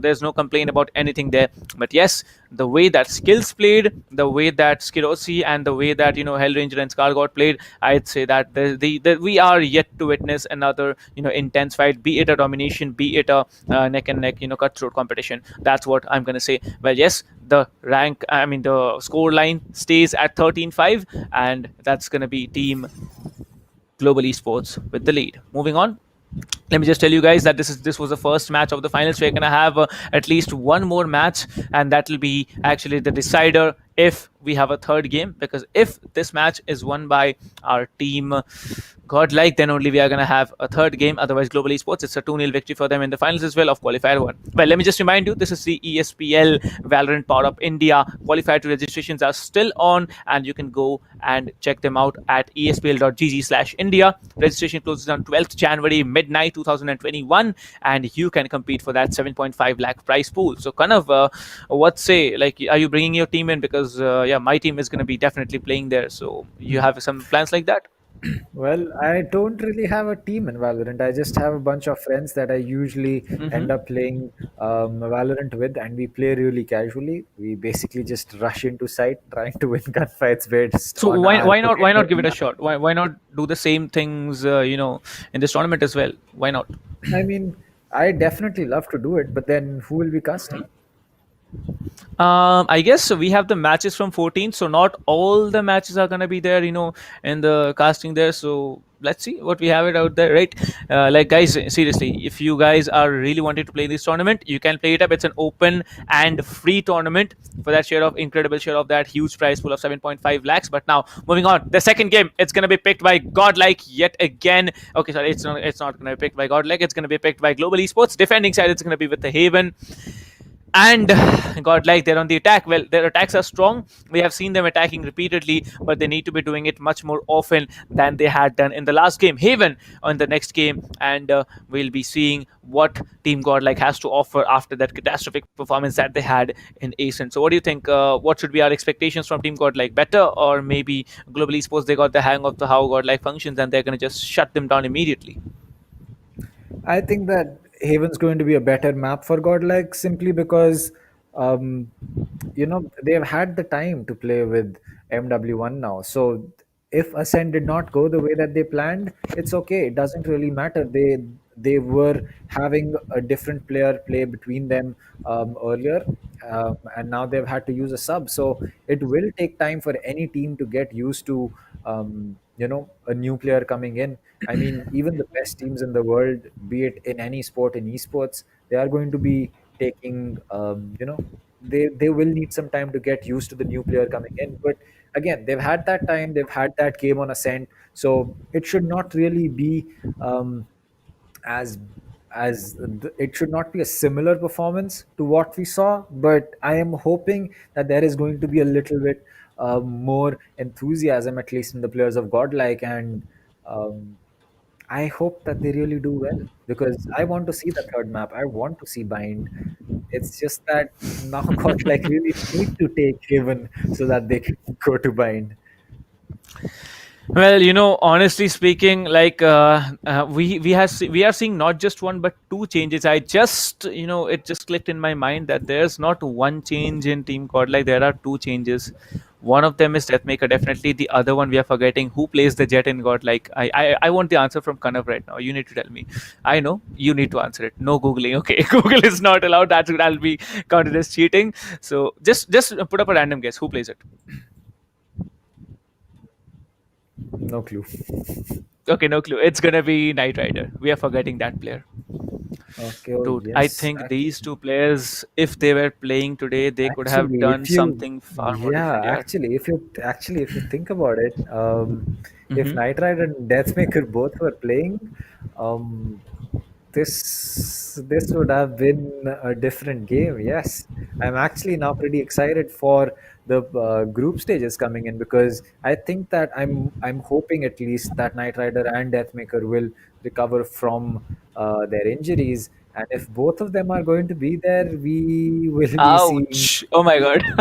Yep. Imagine Then Deathmaker playing the Raze or maybe some other duelist and Knight Rider with the Jet, both of them with the operators. Dude, I don't think they're gonna even be like the enemies are gonna even be able to enter sight. Like that's a big question there. I agree. Well, I think that mm-hmm, if if it really is about the best rosters that we could see from both these teams, then we are mm-hmm. already seeing the best roster from the side of Global. And if we could see the same kind of roster from the side of Godlike, then yes, this would have been a much more competitive final. But again, we can't really do anything about it. It's that two players are That's true. injured. That's true. Yeah, Indeed. so we will have to deal with what we have, but playoffs are really going to be the place where we will be we will be seeing the actual gameplay with every single player back there. So that time we'll get to know whether it's going to be Godlike or it's going to be um, Global. Well, I think that answer needs to be, just kept for a little while longer because we are gonna get it in front of our screens. We are gonna get the results of Haven also in maybe 1 hour or a little bit more as compared to how many rounds we are gonna play. Now we all know that the basic time limit of per round is around 2 minutes 10 to 2 minutes 40 seconds, right? If you plan the spike at around maybe 10 seconds on the clock, that's going to be mostly 2 minutes 10 to 2 minutes 40 seconds. And if we count around 3 minutes total, so it can be basically more than a 1 hour game, like we saw in back in the previous tournament by Sky. Like we saw it there. There was one point where we had total of 34 rounds played. Like that's insane. Like we haven't seen, I think I haven't seen anywhere there were 34 rounds played except in some great global esports or something. But still, that is something different there. And if we see some kind of a performance this evening, especially on Haven, and I believe Haven is the only map that is actually possible because that is the most balanced yet the unpredictable map. So let's see what we can possibly get in front of our tables today. What do you think? Kind of will it be 1 hour longer or maybe more, maybe 2 3 hours? What do you think? Like how long can it go up? Like you have been in this competitive the PC games meta for much longer than I have been. So personally speaking, what are the basic things? Like if it's like both the teams get a 20-20, maybe a 30-30 round, what happens then? Is the game going to continue until like someone gets an overtime win or it's like something else? So, if we talk about the longest game that I've ever casted, like a single Mm-hmm. game, that is the longest that I've casted. I think a single game lasted 1 hour 45 minutes. A single game. It Okay. kept on going on to overtime. Not in Valorant. in another game. Okay, But okay, all in right. terms of Valorant, the longest game that I have casted, I'd say that it was a good 1 hour 15. It finished at 23 or Hmm. no, yeah, it was 23-21 where it finished on overtime. And yeah, I remember that I was pretty much done for the day after that game, but we had two more games to cast after that. So yeah, that was a long game that we had to cast. But yes, those kind of games are actually pretty fun if you think about it. Like, a lot of people think that, oh, it's going on, you have to do more and more casting. But at the end of the day, when you're really casting and you realize that yeah, you're really casting the game and you realize that, oh, this is getting exciting for the chat, and you want to keep that hype up, you get hyped yourself, and then you have a lot of fun in the game as well. So yeah. Well, that's gonna be another story to tell. But now, what we are saying is, in the second game of the finals between Team Godlike and Team Global Esports, is that we are gonna see Hawks play off not the Phoenix but the Reyna, and we know what Reyna's ultimate is capable of. You just press that X button, your Reyna says they will cover, and you can actually madly run around the entire site, clearing off everyone. But there's only one disadvantage with Reina's ability. The rate of fire increases so much you sometimes forget to reload, and that, I think, is a catastrophic mistake when it comes to competitive games. Not just competitive games, I have made that mistake. So um the first time I played Rena, it was probably the second or the third time that I was playing Valorant. I really didn't understand her ultimate. When I understood that her ultimate, makes your fire rate higher, I was like, this is actually a great thing. I will use this with the Stinger, and that right there is the problem, because Stinger already has a blazing fire rate. On top of that, I have Rena's ultimate, so my Stinger is going to empty its 20 bullet mag in a matter of seconds. And when I eventually did take a gunfight, I killed one person. Then I was like, I still have 10 bullets, I believe. Turns out I had one. So I'll shoot, and yeah, that was it. But nonetheless, coming back into the game, the Leorites come in. Oh! Rena's going to get taken out. And Ouch! Topper will get another one. Skills. No, please. Getting another one. It's a 5v2 in a matter of seconds. Kirosi pushing hard. He will spot the Sova. Get No, that kill. no, no, Spot the no. sniper, go for that reload. Go for that quick peek and still finish it off. And what a quick round coming in. Oh boy. Like kind of what we just saw was that Global Esports telling us, bro, we're gonna complete the match as soon as possible. We don't care who you are, we don't care what you are gonna come up with, we're gonna just tap you to the heads, and that's it. Well, next round, it's gonna be an important round for both the teams, and we can see that Global Esports, they have decided to go with 4 Spectre play, and I think that should be enough to do the job, kind of. That is true. I think that Spectres are definitely going to be a weapon that can be very versatile to take on, because the fire rate is going to be pretty good. But MW1 making sure that Sheriff is going to ring out louder than what Hellranger's Spectre can do. As now, this time, it will not be a flawless round for whichever team takes it, unless it is going to be Godlike taking that round. MW1 with that clean one tap, he's going to spot the Omen and land another one as Skill gets taken out, and the Jet is going to spot Skirosi, not be able to land his shot. But at the same time, this is going to be, this is a 5v3 for Godlike, and they have the option of making this eco work out. This is going to be an important one. A seaside rotate, a garage side push, but the Spectre in close range is going to be Kappa coming out on top. MW1 very low on HP. A stray bullet could be his end, as the recon dart will be coming in. It will get destroyed and give away the position of the players on C. The Jet is going to be using her up. She will spot 2 players. She will spot one more. She will not be able to connect enough, as Rena is going to be low. Omen is low, as well as the Jet. But the Sova on the side of Global is also going to be a single or 2 bullet away, as the Rena is going to get spotted. She will somehow not be getting that kill, as Lightning Fast will also be surviving that. The Cypher gets spotted, an easy connect coming in from his side, as that box is going to be checked for that corner. Hooks is going to be coming in. Jet is going to get spotted, takes 1 kill, but gets taken out. Now a 2-way crossfire being held. The Jet does the dash, but it will not matter, because Hawks is ready for it. That sound cue is not going to be something that you will be able to ignore, and gets that kill no Last problem player whatsoever. standing. Yikes. So again, it's a 1v1, sorry, a one-on-one, and this is where things can really change. It could be Godlike taking the advantage from here simply because they have the better economy, or it could be, Skirossi going completely bonkers and picking up the op.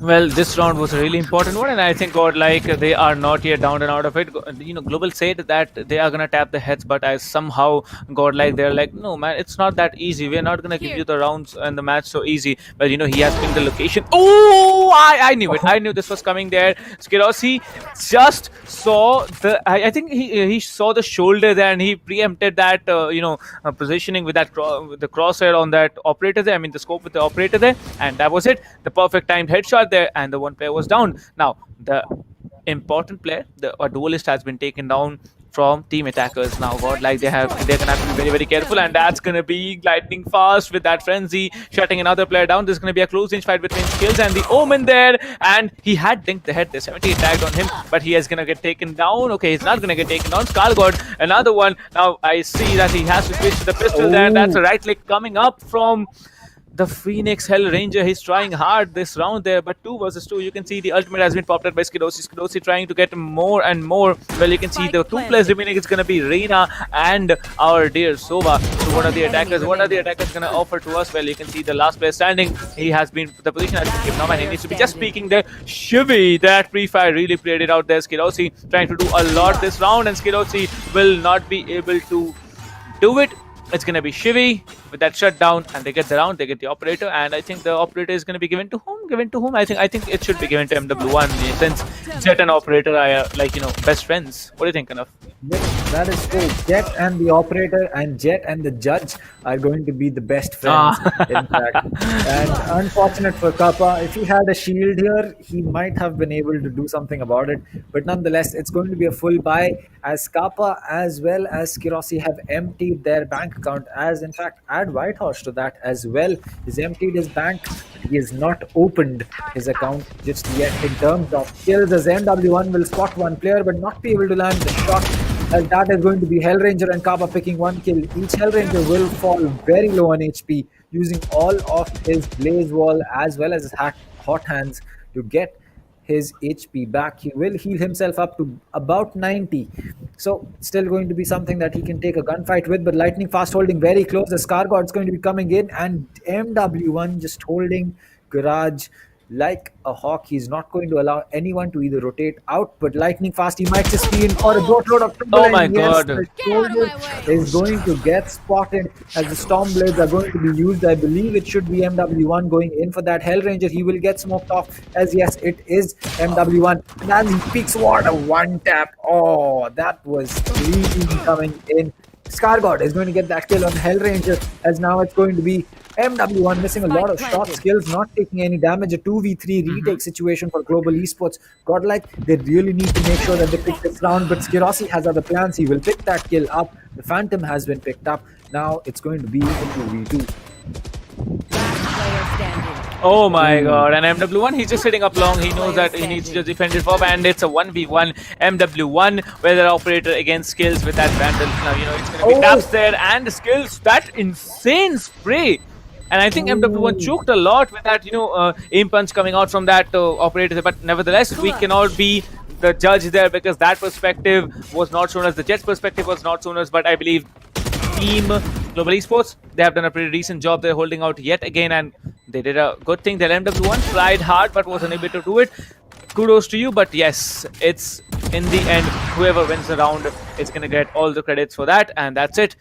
Global Esports drawing up the score 2-2, and Godlike, they have, I think both the teams have enough economy to go on with Vandals. Okay, we are seeing 2 Bulldogs and 1 Spectre coming out from Global Esports, and Skirossi will be having that operator, and that's a decent thing, and that she has, and she's gonna pull up some frags as well. I mean, he obviously, I know I'm very tired of saying she, just because of the character. It's a female one, and apologies to anyone who's watching the stream from the player's perspective. Well, at this point, it's going to be Skirossi still holding that long line of sight But at the same time, it's not been an aggressive play from either one of these teams. Skills going in for another Dark Shadow, as that will prevent anyone from pushing Garage right now. They would not want to break cover, give away their location with that barrel sticking out. But it looks like Sova will Oh give my his god. position away. But the Hawks is going to be coming in. He will get that skill as Scargod will be getting another one. It seems to be a B-side push. Run it back coming in. Recon dart coming in. Flash comes out. Spike Planter has been killed. Skills is going to get one onto Whitehorse as Rena will be using her dismiss to get out. But MW1 comes in from the back. The Empress has been popped. 2v2. It's going to be an important round for the side of Godlike. They have to recover the spike, but as enemy these players make their way in, Kappa will spot Hoax and get rid of him. 5 HP on that man. 30 With seconds Hellranger left. holding close, he will get Players rid of that Jet. No, but MW1 getting that. Oh, 3 HP clutch. 3 HP Okay. and a dream. Oh my god. They did well, they really tried hard, and I think Hawks needs to get a hang of the game right now because you see, Hawks was 30 ulted there, seconds left. and it's just like that. Hawks was caught off guard and taken down. When you have Reina, when you have your ult enabled, you should be bloodthirsty because you can pull off insane frags with Reina's ult enabled. It's infinite healings for you, it's infinite dismiss orbs for you. Like, you need those soul orbs, you can get infinite dismiss and devours there. But now coming up, you can see the Reina will be popping off that flash immediately. I mean, we are used to calling it a flash, be it the Leer, but yes, the Reina Leer has been popped up there, and the Jet will be smoking it up. The plant needs to be pulled off as quickly as possible. The attackers are being very, very dominating at this point. One of the players from the defenders have already been shut down. So what we have seen is entire C control has been brought in there. White Horse will be lurking behind to catch any players, just staying behind. But you see now the entire side, the 4 players are standing there. The Omen will be tagged up, 80 HP on him remaining. Lightning Fast trying to breach the side. The eco round, I believe, coming in from Lightning Fast as far as I can see there. And one tap's coming in there. MW1 shuts down one. Kappa will be getting taken down. There's a players lurking around in Garage as well. The entire team is on eco. It's not just one player. All the 5 players from Team Global were on eco. They really want this round in their hand. The Hellranger gets tagged out as well. And White Horse with that shutdown. Lightning Fast is going to go down. And it's going to be 4-2 coming in the favor of Team Godlike. Well, as I said, Haven, it's a very, very unpredictable map. And I think your wish of the third game is going to come true.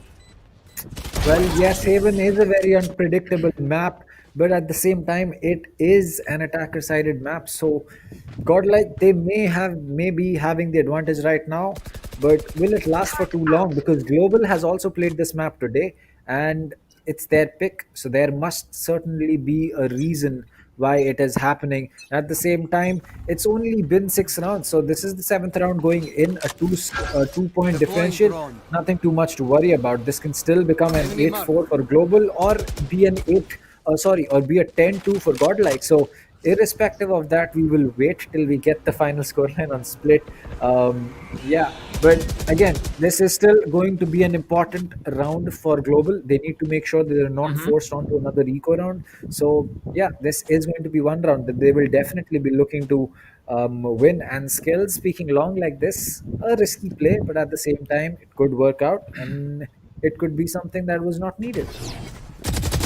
You can see Lightning Fast. He was picking indeed, but Hawks with that excellent trade there coming in. He was already low, but still they can already dash inside there. Everybody's gonna get inside. There's not gonna be any delays coming out from anyone, except that the Cypher is actually lurking around in Garage. Now we saw it last time how the Cypher played out. He was being very cautious there. White Horse gets Hellranger off guard, and there's only 3 more players standing, and he will be ulting. The position's gonna get revealed. Skid also being very, very dominant there. MW1 shuts down 2 players, not 1 but 2, and the third is well. MW1 filling up those boots of Deathmaker and Night God so insanely, and 3 points lead coming in from Godlike. Godlike. Guys, it should be snapped in the chats. All the Godlike fans, you're gonna just type it down there. Hashtag Godlike FPW, and let's see how many people are there for Godlike and how many people are gonna be there for Global Esports. So let's spam it up there. Well, moving on, this is gonna be the 8th round of the game. Kanav, over to you. Well, MW1 is certainly having a scoreline like Deathmaker, 12-5. So again, it seems that MW1 no longer needs to worry too much about seeing whether he's going to be filling in the boots. As far as things go, I think he's already done what is needed and more, as lightning fast will be falling to Scar God. Skills very low on HP, one bullet, that will be the end of him. As Scar God, he will be waiting for his teammates to come in for the rotate. Skills hoping to play a lot closer, but will he get spotted? Yes, he will. MW1 with that one tap. Oh He's going to my finish God. off. Skills to the head. Hell range going in for that curveball. No one's really there for him to, flash. But at the same time, 2v5 for Godlike, it does not seem that Global will be able to get this clutch in. And probably, if they do not have too much utility, they should just go in and try to get as many frags as possible, because this is an eco round. You lose this, you weren't expected to win it. But the next round that will be coming in, enemy remains. potentially, Oh my God. with 4, and there you go. So again, the full buy round coming in enemy for the remains. side of Global, Flawless. and this is where they need to make it count.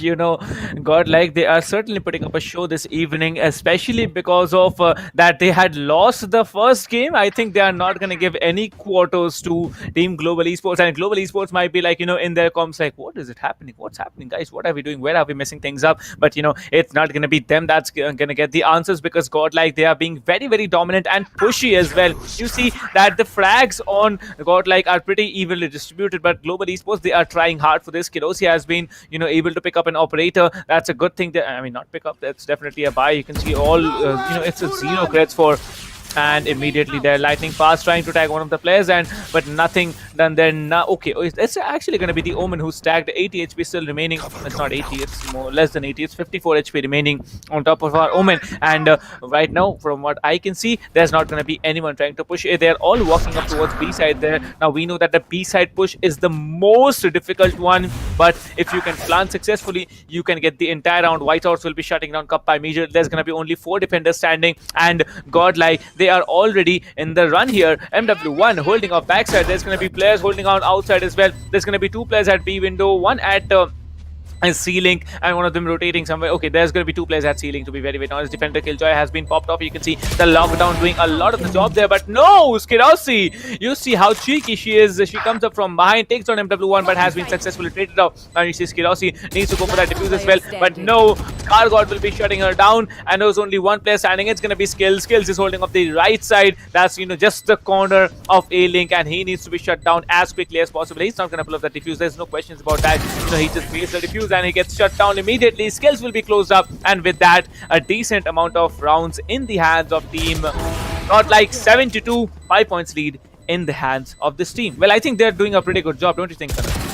Well, yes, they're definitely doing a good job, and now it will be up to Global to be the person to initiate things, because now it's their own map where they're losing 7-2, albeit on the weaker side. It is an attacker-sided map, but nonetheless, they are losing their own map. And as far as things go, compared to how they were playing on Ascent, this is seeming like a completely different Godlike and a completely different Global. It does not seem that these are the two same teams. Okay. As Scar God Okay. will be very close, as Kirosi will connect a one tap onto Hoax's head with that Sheriff.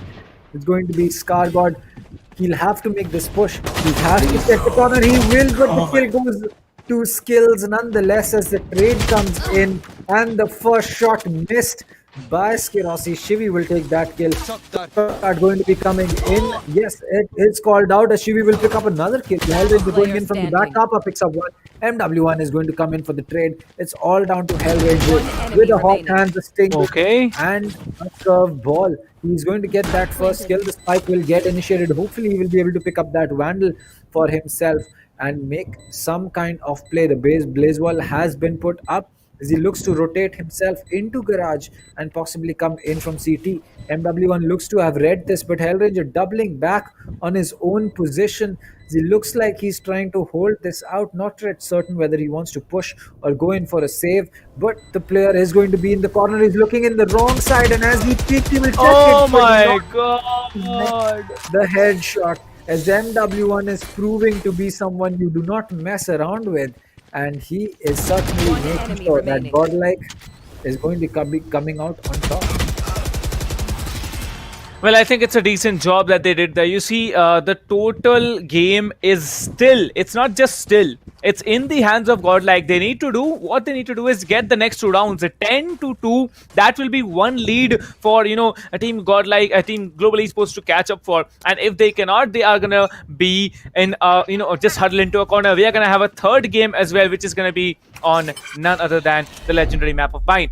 But well, slowly and slowly, Skirosi trying to reach up there and will be shut down. Skirosi being so very, I'd say it's a very silly mistake that Skirosi did there. There was no need to actually push up there, and she did the mistake, but she was traded off. Slowly and slowly moving in closely. Kappa trying to get some information there, but nothing there. The Phoenix and Kappa will be pushing up together, slowly and slowly going up that C-Wars area, but there's no one, to be honest. There MW1 is sitting up on the top of the boxes. The Lightning Fast is also sitting on logs. Backside, we can see the Omen is covering CT, so this is going to be a C execute slowly and slowly. The Omen has prepped his flash. The Paranoia will be used there, trying to blind one or multiple players. Spots off one, catches him down. White Horse will be getting down one, but Skills getting two. White Horse trading it off yet again. 2 versus 2. Kappa coming in with his partner, the Phoenix. Hellranger and Kappa, these two players need to get it done as quickly as possible. Spike is with Cypher, Jet in his assistance. This round will be a very, very interesting one, because this round will actually make the difference whether Team Godlike or Team Global are going to be rounding off with that match. And Hellranger closed on MW1. Only the Cypher stands. White Horse versus 2 players. Let's see if he is able to do it. What do you think? Will White Horse be able to do it? Well, the clutch can certainly come in, but the spike plant is going to give away his position, and that is happening on B, and I'm not yet certain why is it on B. And there you go, Hellranger is going to spot him, and 8-3. It can be an 8-4, and if Global is able to make it an 8-4, it should be, a very, very close round, but I don't know whether 8-4 will be enough for Global to come back on. That's true indeed, but 8-4 is a very difficult score. As you said, we are gonna have to wait a little bit, because we will get to know how this is gonna play out, because I think Skills did a pretty decent job taking down 2 players, and the round was actually given to Global Esports more than actually it was taken by Global. But Ness, Hellranger, he's not a man who should be taken for duels. He has insane accuracy, and he does, no matter the number of frags, his level of skills will be remaining. Well, you can see the kill distribution coming up for Global Esports. It's quite decent. 8, 10, 8, 7, 7. But Lightning Fast. Okay, hello? Are you sleeping, my friend? Because you really need to wake up. Otherwise, Global Esports, they're going to be in a lot of trouble there. But the Skirosi going off with that peek there, with the operator trying to trade off one. Immediately peeks there. Kappa taking down MW1 as soon as possible there. And slowly pushing up the Hellranger with that Phoenix ultimate enable. Run it back. He has to go back to his, respawn. And he will not be able to do anything yet. But 8 versus 3. The Reina has enabled the ulti. Hawks will be enabling that ulti, and we can see the White Horse. Okay, and this was needed. All the positions has been revealed there. Reina will be shut down. Skills with that insane level of accuracy coming out, shutting down her ulted Reina. It's not easy, trust me. But no, Shivi will be catching him off guard. 2 players taken down, and this is going to be a 2 versus 3. But the Omen is low. Hellranger needs to pick up at least 1 kill there. Hellranger will be peeking off from that box, trying to take down 1, and he does. But he is also low. 4 versus 3. Scargod coming in yet again. 1 versus 2. Hellranger coming in from back, and Scargod with that shutdown. 9-3, 6 points lead coming up after the first half, and looks like we are gonna have an intense second half, because this is an attack-oriented map, and if things go as planned according to Global and according to the orientation of the map, we are gonna have a neck-and-neck performance, and I think it might be also pushed into overtime. Kanav, what do you think? I think we could be going to overtime, but 9-3, that is a lot of work for Global to come back on. And honestly speaking, it's going to be tough. But if Global can do it, it'll prove why it's their map, why it's their map choice. That's true indeed. Well, 9-3, I think we're gonna have to just wait on it. So for the next round, I think the pistol round should be given over to Kanav, because why not? So Kanav, over to you for the pistol round. Well, pistol rounds coming in. It's already one map in the favor of Global. This split is certainly not the best one that Global would have hoped for. The Molly Hot Hand is going to get dropped. There's one player in the cubby. He will get spotted, but the Rena is going to use that dismiss. And the second she comes out of that, she's going to get taken out. And the buy and Skirosi with that dink, he will just about take that Sova out, but he is also very low on HP, hence not going in for that peak. So 1-for-1 trade as of now, but this is still going to be a minute on the board. And as Skills is rotating around, he has to make sure that he's not caught off guard by anyone, standing in a random corner, or just as you say, holding another line of sight. So 4 players outside B, and again it looks like Global is going to go in for a B. A recon dart coming in, a smoke has been dropped, the paranoia has been pushed in as well. Both lines of sight are going to get smoked off. Whitehorse going to get a kill onto Skirosi. That's going to be an important one. Garage control not in the hands of Global. As Scargod will get one. Lightning Fast gets the trade. He'll get taken out by Scargod. It's all down to Skills. He will get one more as well. 1v2. As the spike is just about to get initiated, and he'll land that shot and he'll get that catch again. Forget your place. Okay. I think this round was very important for Team Global, because this was a pistol round, and I believe the next round might also go into their hands just because of the buy that they're gonna pull through. I think at this point, Global Esports, they are not gonna just spike host and come up and think about that. They're gonna go in the third round and buy and do a heavy buy. Yes, as I was saying, already Skirosi going off with that Phantom, Spectres and heavy shields coming in from Kappa, Hellranger and Lightning Fast. Skills also going in with a heavy shield and Spectre. So this is going to be an interesting thing to watch. But we see Frenzies, Classics, Sheriffs, and also one Ghost getting played out from Godlike. They need the round now. There's only a 5-point lead coming in. Skills also dinked one of the players, but he needs to immediately fall back. Omen will be getting back in cover. Now Skills, he has those skills, 45 HP on him, and I believe the opponent Omen also has around 30 HP. But now Hellranger trying to breach A side. They have played a very, very decent game there in a 1 versus 1 there, but now coming in, Hellranger will be shutting down one. Low HP now, no time to heal, nothing to heal, to be very, very honest. Now he needs to peek off. The Soba will be going up back in heaven there, and Whitehouse, a right click and one tap to the head. Hellranger getting shut down. 3 versus 4. Defenders, they do not have the advantage here, but the attackers, they're also low on HP. Now the Omen has also been left on a little bit low HP, so this round is going to be a really important one. So what do you think, kind of this round, who's it going to be that pulls it off?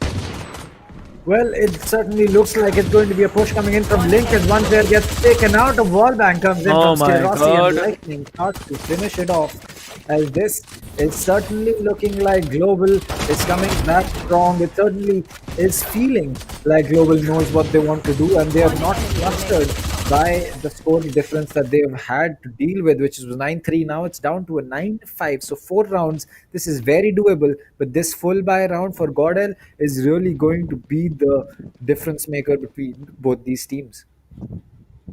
That's true indeed. And the most interesting part was that in this round, Skirosi with that Phantom, she did a pretty good job. He did a pretty good job. I need to stop saying player names according to the gender of the agents that they're playing. But slowly you can see, Hawks and MW1, both of them trying to peek up in the from the sewers there. And Kappa will be actually caught off guard. Hawks immediately shutting him down. Hellranger coming in, trading MW1, but Hawks actually takes down 2 players, and that was a decent job done from his end. But Godlike, they are trying to get at least 1 or 2 rounds because they know how important it is. And Godlike Whitehorse, this guy is a legend now. 1 taps to the head as always, and only 2 players standing. It's going to be Lightning Fast, and it's going to be our dear Jet. So let's see who plays it off. Well, I think it's going to be the Jet left alive. I was about to say that, and it's actually the Jet left alive. Skirosi trying to get any information, but she is going to be stuck in a very bad position. 78 HP remaining on her, and she needs to, he needs to push through.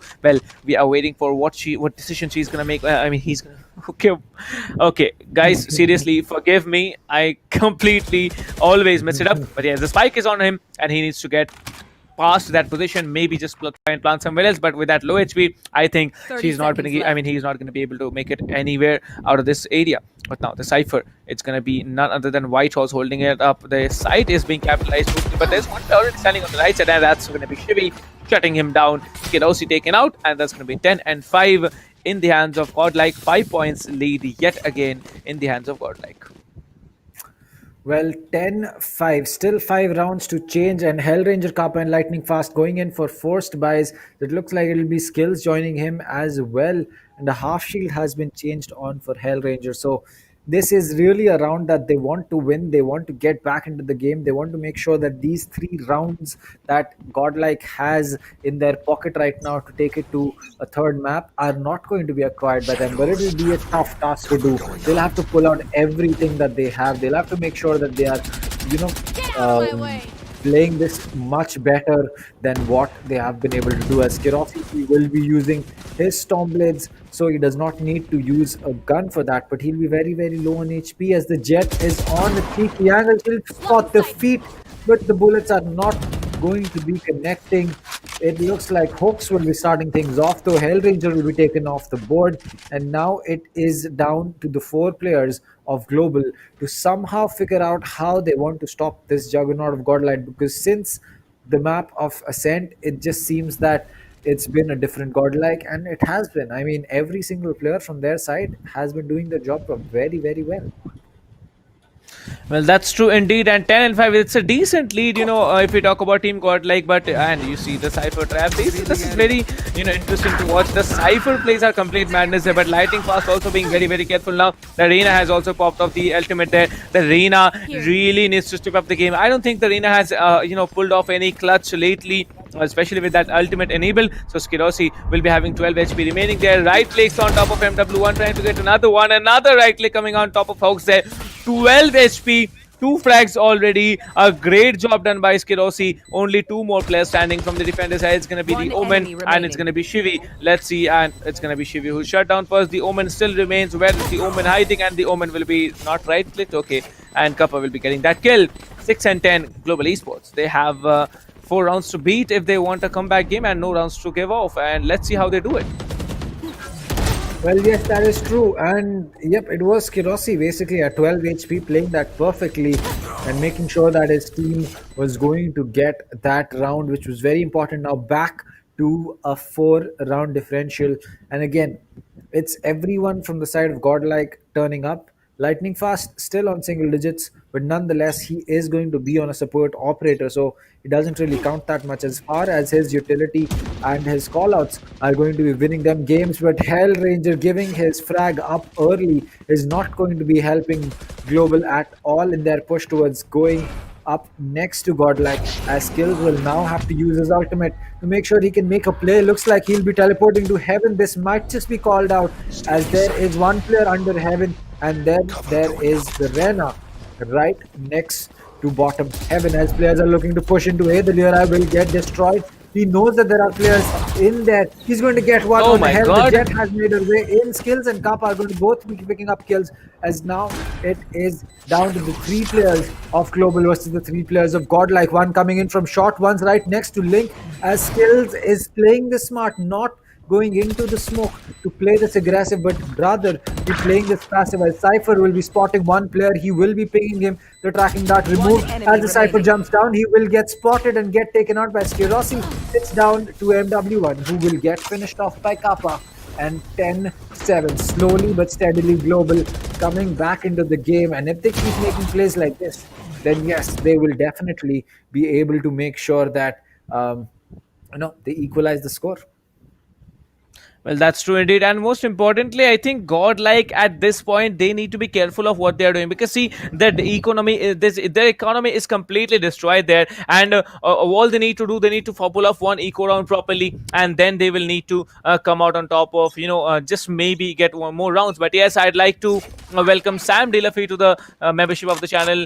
And congratulations, Sam Delafi, and thank you so much for joining as a member. Well, moving on, Hellranger using that flash, trying to pull off on any side there. Now we know this is an eco. There's going to be frenzies at play. There's going to be, what's it called? Sheriffs at play. There's going to be classics there, and you can see that the Jet will be immediately pulled back there, and that's going to be so many taps coming out from their end. Well, it's going to be 2 defenders down, and there's going to be a third. Okay, it's not a third defender down. It's actually two attackers down as well. So, well, you can see one of the players are very low on HP. One of them is in garage, and the ultimate from the Phoenix has been enabled immediately. Hellranger trying to get in more frags and more frags. Actually, it's not more frags, it's more and more frags because he needs to get back into cover. He will be spawned back at his run it back position where he initiated it, and the spike will be started planting, and the spike's planted, and there's no questions asked that the plant's going to be pulled through. But yes, what does the team of Team One enemy Godlike remaining. have what it takes to pull off around an eco?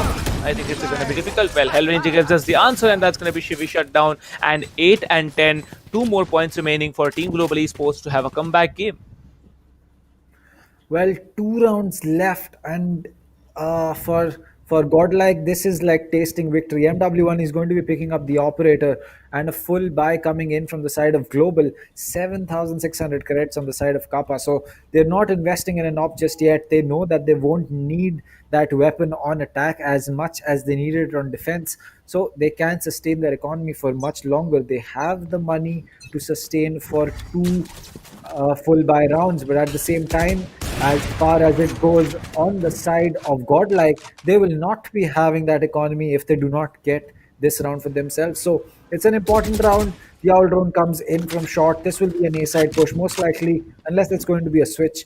But Godlike, they really need to make sure that they win this round out.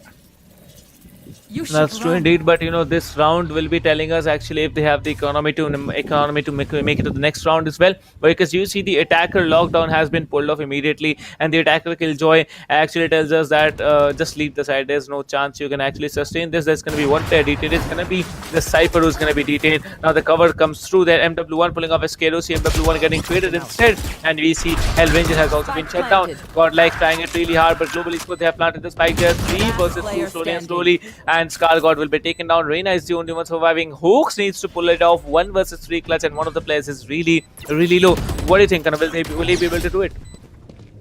Well, it certainly is possible, but the crossfires that are being held by the players of Global makes it seem like they will not, and it would honestly be useful if the Rena just goes in for a save, but looks like she will be giving away her position, and there you go, she will be running away. A shock dart has been dropped as Hawks will be going in for that save. He needs to make sure that he can keep some weapons for his team in the next round, as this Vandal will go a long way in making sure that Godlike has something to contest players with.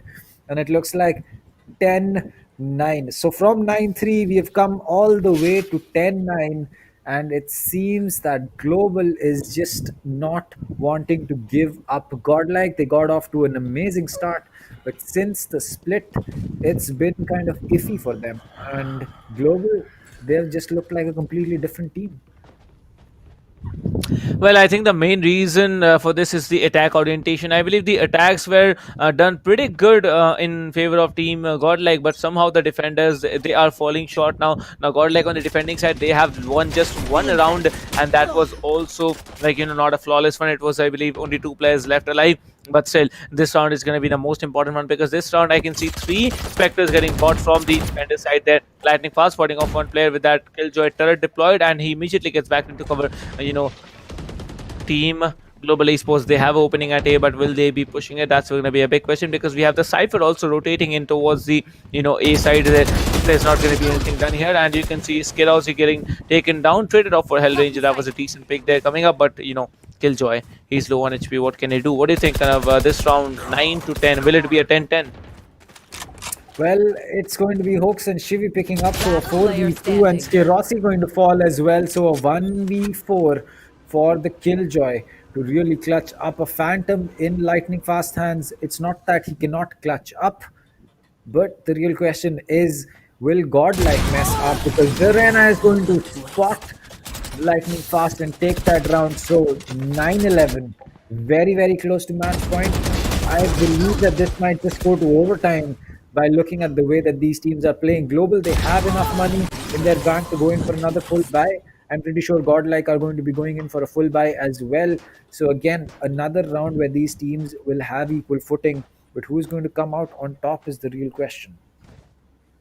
Well, that's true indeed, and we move on to the 21st game of this match. in haven between Godlike versus Global Esports, and right now Godlike, they are with a 2 point lead, and they really want to win this match, because otherwise we are not going to have a third game. Hellranger trying to enter garage, but he will be spammed up completely by the Reina. The Hellranger needs to be careful, will be flashing it up, moving in, trying to catch off one of the players off guard, but there's no one actually. Seaside is being capitalized by three players right now. All of them are trying to enter it, but no one is being able. They're not capable of entering it. I think they are gonna go back and rotate towards the B side or maybe A, because four of the players are actually on the defender side. They are on the A side. Oh, okay, it's a C side. What are they doing? Like, I'm a bit confused there. Kappa will be taken down by White Horse though, and all the players right now on A side there. One flag traded for lightning fast and skills. Okay, this is a good thing there, but White Horse has been taken down. 3 versus 4 right now. Attackers falling really short. The spike needs to be planted as quickly as possible,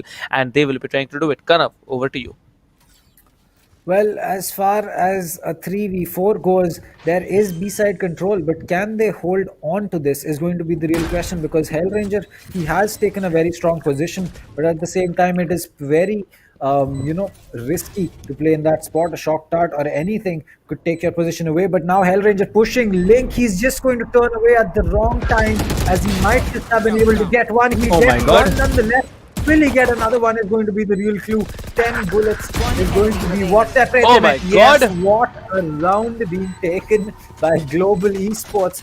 Perfect placed crossfire, and Hellranger playing this super smart, not giving away his skill right there and picking up 2 in return. Playing it aggressive first, but then playing it passive right when it mattered. And it looks like 10-11, we are so close to either going to a third map or to overtime or to a complete comeback. I really cannot say anything.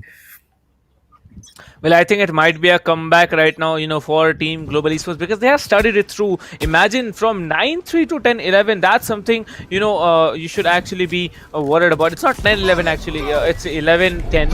If you have to put it in the symmetrical way there, but slowly and slowly, Hellranger is coming in, and that operator from MW1, he's gonna clear out that angle. But now moving in, the Reina and Jet, they are gonna defend off C side. The B side is completely left with Omen and Suva there. A only Cypher is playing now. Sentinel play is really passionate to watch, but immediately you can see that this area has been breached through, and Hellranger trying to get that one flag from where that Omen flash came. Now Omen is sitting up there. He will be dropping out that fire, trying to get into cover as soon as possible. The backside will be captured right now. The entire side has been emptied, and the plant can be pulled off. So, Kanav, what do you think this round in favor of Team Godlike or in favor of Team Global Esports? Well, a 5v5 post plant on B. This is certainly going to be interesting, as Skirosi has some plans as another Killjoy. Lockdown is going to be used. This op on the jet of MW1 is going to be really important, but this is going to bleed some time. And as the lockdown gets over, no player detained, so the push can be coming in, but no smokes. Lightning fast going to get one. Hopes and White Horse going to get one. TV going to get one. MW1 going to get one more. Skills picks up one, but 1v3 for this man to clutch up. He's going to get one. He won't get the second one. And there you go. It's going to be a diffuse match point for Godlike. 12-10. It's so close, honestly. I cannot give up. I cannot understand what is going to be happening. Well, that's true indeed, and I think the matches are going pretty decent right now. And if this continues, there's only one more round, then Godlike has to pull off, and after that, we can have Godlike in the chat, ladies and gentlemen. And I think it's a very decent thing that we saw here. That Team Godlike versus Global Esports. Somehow, it's going to be a neck and neck performance, and it is actually a neck and neck performance. First match win for Global, and then coming up Godlike with an extraordinary performance. MW1 doing decent enough with 20 frags off the chart, so that's good. But now moving in Global Esports, they need to commit to one side, and they know that they have their ultimates in, still left alive. Well, defenders have 4 ultimates, the attackers have 3. Well, Jet is there, Sova is there, and then we have the Omen as well. So let's see if we can actually see another round in the hands of Team Global, or is it going to be their match point that gives this team Godlike their victory? Well, it will have to be a minute before we know this, because if it's going to be Godlike taking this round, it's going to go to a third map. And I honestly, let's just go there. No, Hellranger has another plan. He's going to pick up one kill. And there you go. The flash will be coming in. The jet will get a little fast from it, but it seems that A side control is going to be in the hands of Global as they are about to go in for that plant. But what a bait coming in, as it will be the Hunter's Fury that is wasted. No one tagged, and that is going to be a smart strat. Lightning fast, making sure this time he sticks the plant, and this is right where Global will definitely make sure that they pick up this round, because if they don't, the third map is going to be on the board. The kills are pinged. Hellranger going in for some blank fire. Player in Heaven is going to be on the op. Hoax picks up one. Skirossi gets rid of Stargod. Hellranger picks up Hoax. It's still MW1 with that Jet, and the op will have to make this play, or will they go in for that save? As the Sova is slowly falling back, Hellranger is pushing up. He will enemy spot the remaining. Sova, connect that kill, no, and now no. it is going to be very, very close, and Jet gets Oh my taken out. god. The op has been taken from the hands of MW1 and 12-11 for Godlike. Oh boy, this is right down to the Enemy wire. remaining. Well, this round is gonna be an important one because if Team Global wins it, it's gonna be overtime. If Team Godlike wins it, it's gonna be the third game that we are gonna see between these two teams. But yes, they both have played really, really well, because you see the kill distribution tells it all, from 20 to 13 and from 18 to 13. So that's a great, great thing. So you have you have a tactical timeout here coming in from the defender's perspective there, and I think it's a good thing that these timeouts are allowed in the game, because you might have some strategies to discuss about you that you do not get during the bye phase. So that's a good thing. Well, moving on, I believe we have to now wait for the final round and what we are going to see. So this round will be an interesting one. Definitely you see Hellranger and the Jet pushing through immediately. There's going to be the Cypher Cam, the Tripwise who going to be there, so Tripwise need to be destroyed as well. So everything comes down here at this moment. 5 versus 5, full lobby buy coming in, and let's see if Hellranger can pull off one frag and then maybe go for that ultimate. So for this round, over to you. Well, it seems that the Owl Drone has pinged the Jet, I believe, as this should be a round that Global would not have problem staking, because they have a full buy. There is basically just one Phantom on the side of Godlike, and they do not have too much money to spend on each other. So now it's going to be another recon dart coming in. It will not spot anyone except the Jet, and Spike is going to be in the hands of Hell Ranger. So right now this is going to be 12-11. Whitehouse putting down his cam. It will probably get taken out, giving away the location of players in shot. The killjoy has been spotted. Whitehouse taking a lot of damage, but Scargod getting that kill onto Lightning Fast. That is a very important opening frag. The teleport pushed in. There is no one in Heaven, but this is not known to the 30 players of seconds Global, left. as they will have to take some chance and go in for that execute. 30 seconds on the board. Paranoia comes out. Shock Dart comes in. Curveball goes out. Hellranger gets one kill. It's going to be Skiroki missing, but he will connect with Oh those my bullets. God. It's now 3v2. The Spike is going to get planted any second now. Spike Rena has planted. popped her ultimate. Hooks will have to make sure that this works out, as Jet has the Stormblades out as well. This is going to be the last 20 seconds that will determine. The Jet goes in for the dash. Hooks gets one kill. remaining. It's going to be Kappa going down, but the Underfury is coming out, and it's going to be over. What? As it is Kappa connecting the shot, and there you go, 12-12. Enemy remaining. And that is why this team of Global is considered one of the best in the country. What a comeback. 9-3 to 12-12. Oh boy.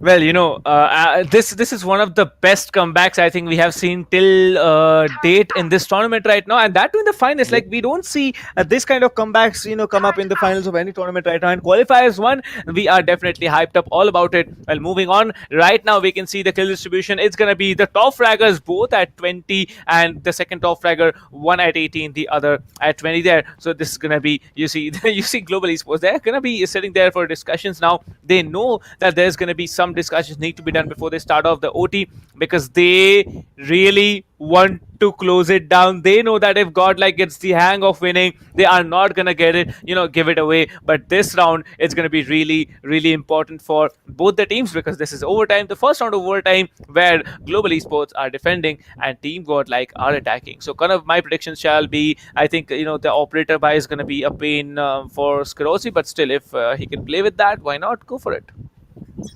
Well, no shield for Skirosi, but It really shouldn't matter as Whitehorse has chucked a Cypher cage into a funny spot. Not yet certain why he has put that there, but Skirossi, he'll make sure that op counts because Godlike's Omen has been taken. Now MW1 Oh my going in for god. aggressive plays. He's going to be sneaking in from the back. This might not just be called out as he might be able to pick a player off guard. Lightning Fast is going to get spotted and sprayed down through the wall as finally the kill is going to go to the side of Godlike as there's one more player. It's going to be Hellranger. He's playing this very, very safe. He's playing this very passive and playing this very smart. Will his position get called out? No, it will not. Jet is going to fall. MW1 gets taken out. The Blaze Wall comes in, and now that will prevent this team from knowing exactly where they are. Hellranger picks up another one. Will he get another one? No, Hooks is going to get a trade. But still, 3v2, make that a 2v2. Whitehorse picks up a kill onto the player inside of A as Skills is going to get the kill onto Whitehorse. The paranoia comes in. Hawks will dodge that, but he knows the position. The Rena is going to be able to heal herself 30 with the seconds recon dart. Is going to give away her position. A shock dart comes in. It will not connect just yet, as now Kappa is going to be out of utility. He has to go in for this push. He does not know where the plant has been put down. Both will peek to each other. Oh but my Kappa lands that god. flick Ouch. before anything can be done. And that is advantage global because now they will be on attack and they can make use of the attacking side in nature of this map. And what a play by Hellranger, keeping his calm, making sure he prioritized his gunfight with the side, with the person pushing from with the Sova pushing from short, and then Kappa just making sure he lands those headshots when it really matters. And what a play coming in from the side of Global. Well, let me just remind you that a couple of, it's not a couple of minutes ago, it's around 10 to 20 minutes ago, we were at that point where Team Global Esports, they were almost out at 9-3, but now, on the attacker side, they are pulling it, and they have done it on the defender side once, and their attacks have been quite predominant there. But now, if they do it on the attacker side yet again, I think they are going to pull it off really well there. Well, you can see MW1 along with our Sova, trying to rush in, trying to get information on A garden there. Well, has spotted one place, but has will be going back. Kappa will be careful this time. He will not allow anyone come out to the backstab there. Bike carrier's dead. That's going to be Skills down. Hellranger down. Godlike, they are getting the hang of it. Killjoy is also very low. Skirossi will be taking up Whitehorse although, but this is still going to be a 4 versus 3. I'd say it's not a 4 versus 3. It's going to be a 2 versus 4 because of that HP remaining on Lightning Fast. 12 HP shut down again. 2 versus 4 like I said. And slowly Kappa will be taken down. And another overtime. Guys, okay. Bye. I don't know what to say. Switching Like, sides. come on, boys. Overtime. What are you doing this evening? Overtime for the second time. This is how finals are supposed to be. Cutthroat and neck-and-neck competition. Kanav, my friend, we are staying for longer than, I was expecting. I really thought that Godlike had it in the hands, but Global Esports with the comeback, and then again, Godlike, Global Esports, it's going to be going on for at least 2 more rounds, I guess. Well, yes, it seems that 2 more rounds are going to be played as another tactical timeout has been called out.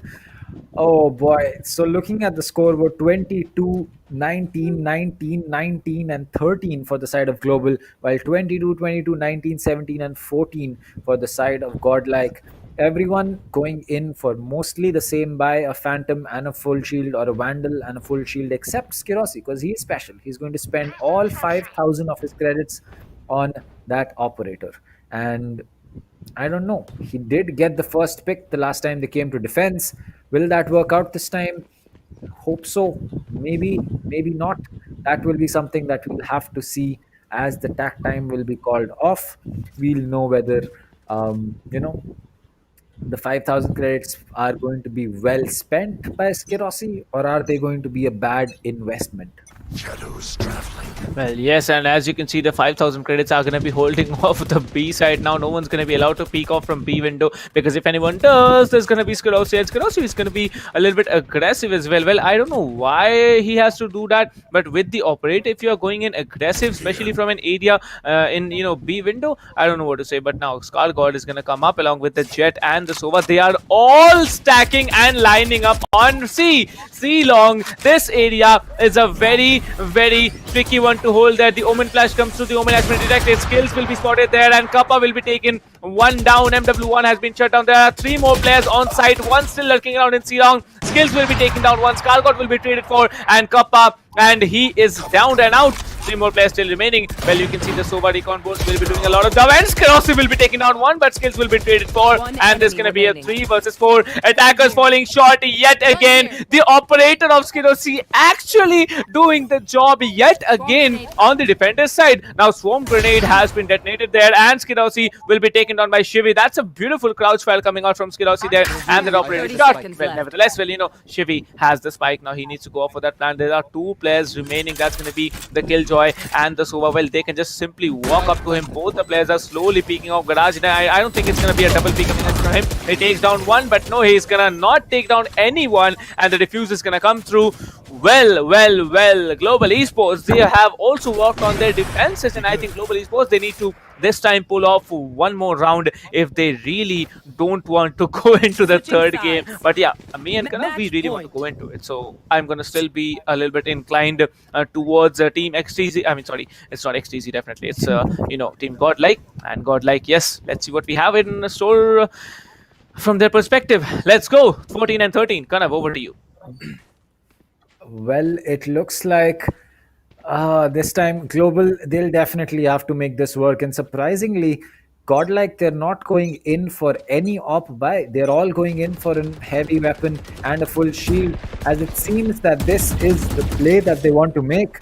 And honestly speaking, I don't see anything wrong in it, because 14-13, they need to make sure that they can play that gun in any situation, and the op will limit you to peeking long angles on C.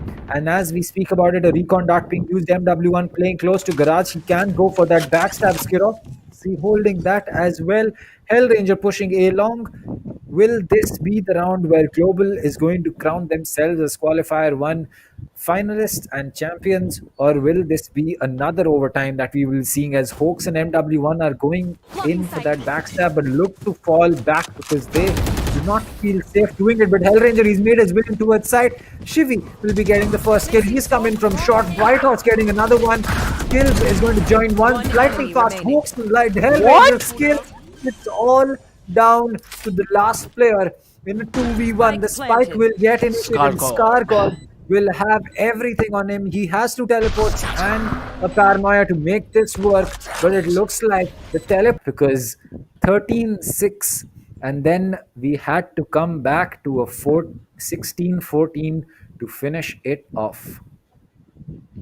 Well, yes, we had 30 rounds to play in this game as well, and I think we have passed the 1 hour mark as well, kind of, because I remember we started off with the match something around 5 to 30 or 5:40, something like that, and it's almost 7. So yeah, we have also crossed that 1 hour mark yet again today. I believe these kind of matches will be coming up more because, it's interesting for us to watch as well that there's going to be a cutthroat competition. It should not be domination, because domination makes it like you're just running down the line, going for that, a sprint there, winning that 100-meter race, and that's it. That will be one-sided performances. But when it comes to the neck and neck cutthroat performances, I think that is really iconic, just because of the fact that total domination is not at all possible. It's going to be one of you getting traded for another, and that's it. Well, ladies and gentlemen, we are now at 460 plus watching. So if you haven't yet liked the stream, you can leave a like on the stream there. If you haven't yet subscribed to SkyEsports, well, we have 472. I believe we can reach 500 again. We have 884 likes, so make sure you hit the like button so we can reach our 900.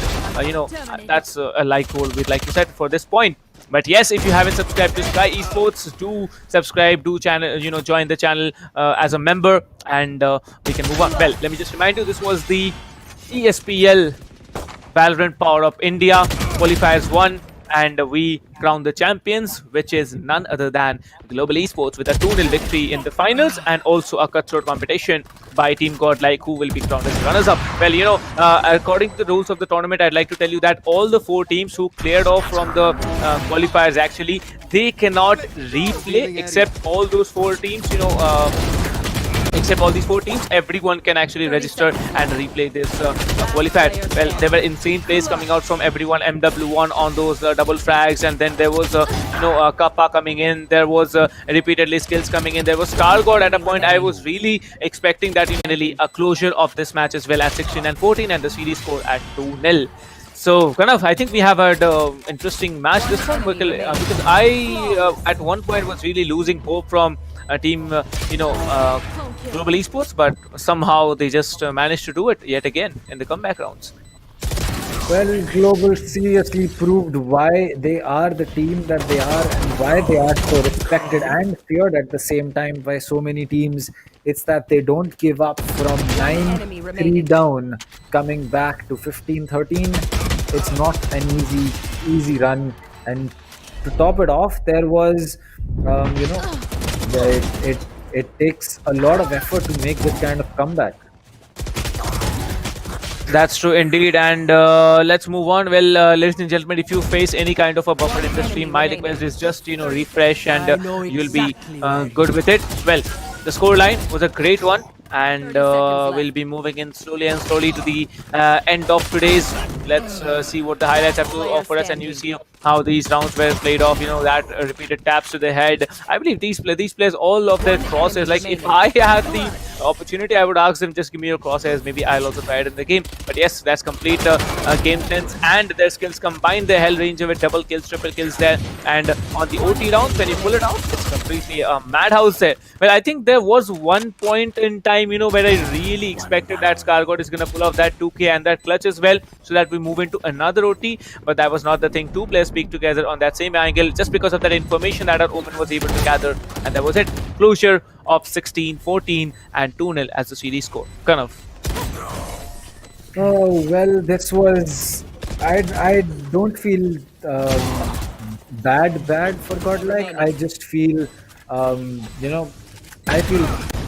I'm pretty sure that they will be feeling disappointed in themselves. They came so close to taking it to a third map. If they had their main roster, things could have been different. And honestly, maybe Global just took them a little too lightly. Maybe Global, maybe Global was just like, maybe without Deathmaker, they're not going to be that strong. And it turns out that they were wrong. One enemy remaining. It's just that Global was able to come back from that, and what a comeback, to say the least. 6 rounds to equalize, and then I'm sorry, 2 overtimes. It was honestly very, very great enemy to watch them. And honestly, I'd say GG's to MW1 coming in such a tough time, and making sure that he was able to make it work on such a short notice. I'd say very, very well played MW1, but unfortunate that your team could not come out on top today. That's true indeed, and after a hectic day and an intense competitive day as well, I think we have had a lot of experiences to learn with, and you guys have also had the chance to witness this extreme and intense battle between all these players, between these 16, I mean, sorry, it's not 6, it's 4 teams that we started in the 2 semi-finals and the finals as well. So use these strategies, because I seriously, use their strategies when I play Valorant, and it really plays out. Like these players are the inspiration. And yes, I can see a lot of people, commenting on what's it called? What is esports? What is esports like? Whether it's mobile gaming or it's PC gaming, guys. Trust me, honestly, I'd like to tell you, there is nowhere it said that esports only includes PC or mobile games, right? So just stop arguing over that. I'd request you. The English chat is a very, very decent and what's it called, supportive one. So let's just stick at that supportiveness. But now coming in 15-13, Global Esports versus Godlike Esports, victory going in the hands of Global Esports, and both the matches 2-0 scoreline. Reading you through the scores, Global Esports, Skirosi with 23 frags, then we have Skills at 22, Kappa at 20, and Hellranger at 22 as well. You can see everyone has more than 20 kills in Global Esports. That's simply something amazing to watch now. Godlike coming in, Shivi with 20, Scargod with 23, MW1 with 22, Hawks with 20, and Whitehorse with 15. I don't know why Whitehorse wasn't able to do it, but yeah, Whitehorse and Lightning Fast, both the Sentinels, they have 15 kills each and 20 deaths. So that's, I think, a decent count, for Sentinels to play out. But yes, let's move on. Kind of anything about the scoreline that we see on our screens right now. No, not really. I mean, I'd say that I expected Godlike to, win it out and go to a third map, but I guess we'll have to settle with a 2-0 in their favor. Um, I mean, we can't really do anything about it, and what can I say? That Godlike really pulled it up in the second map, and I kind of predicted it, but I did not predict this kind of a comeback coming in. I mean, I thought, uh, as you say, that it would be a closer game than a 13-6, more to the tone of a 13-9, 13-8, 13-10, Hmm. but I did not expect double overtime. Yep, we were just talking about the longest matches we have casted right before this game, right? So I Yep. think And it's like God has also heard us, and the teams also. They are like, no, let's give these players, let's give these casters an overtime, and they're like, they gave it to us.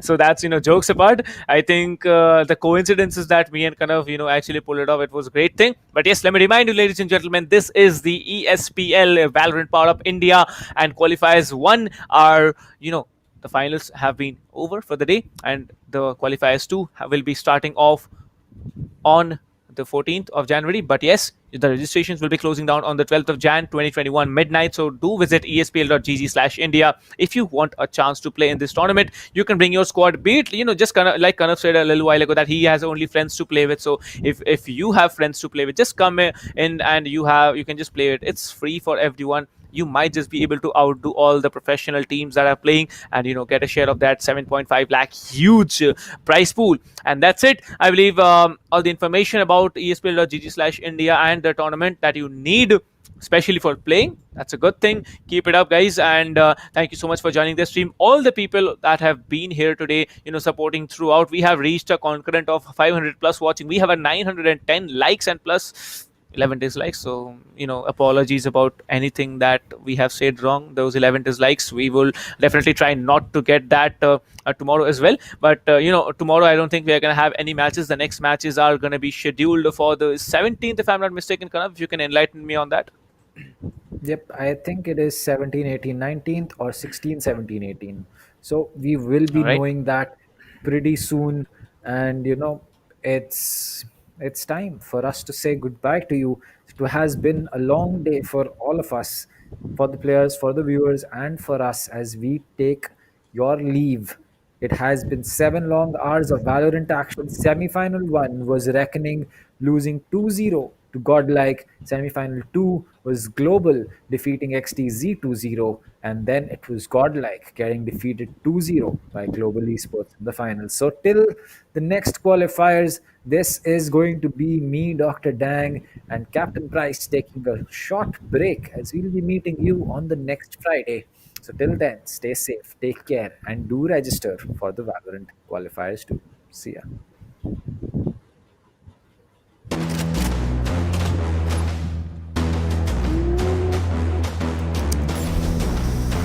Yeah, right. There's nothing to say, oh God, nothing to say. I ain't have words, I erupted in thunder and rain. If your man's strong, then why call me running away? It's just a game, but nobody coming to play. I bless. Rise up, though. Rise up, though. All my people, where you at? Rise up, though. Let's go. Yeah, let's go. Let's up. One time, go get it. It's yours. Let's shine. Come on. Yeah, let's go. Raise up. That's right. Ride with it. It's yours. Let's shine. Come on. With each day we wake up, we get stronger and stronger. It's our time now. Yeah. Cause we warriors. Cause we warriors. Yeah, let's go. Let's up. One time, go get it. It's yours. Let's shine. Come on. Cause we warriors. Yeah, we warriors.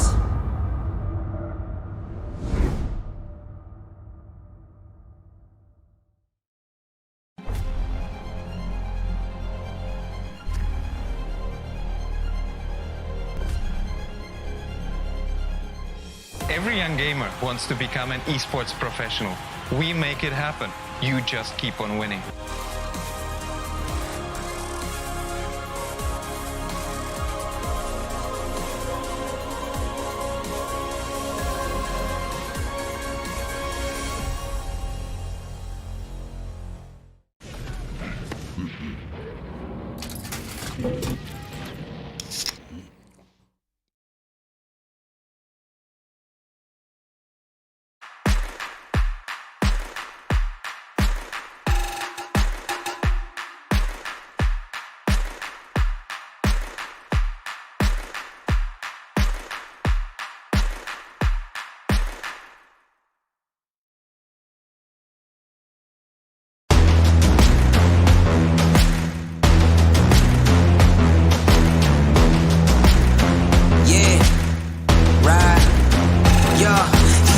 all against me, I'm ready to go. Burning it down, they ain't noticed till the temperature rose. Bless the energy, then we erupt in a blaze. Mama save us, I swear the baby's lately crazy these days. People dancing like they warriors, use the passion.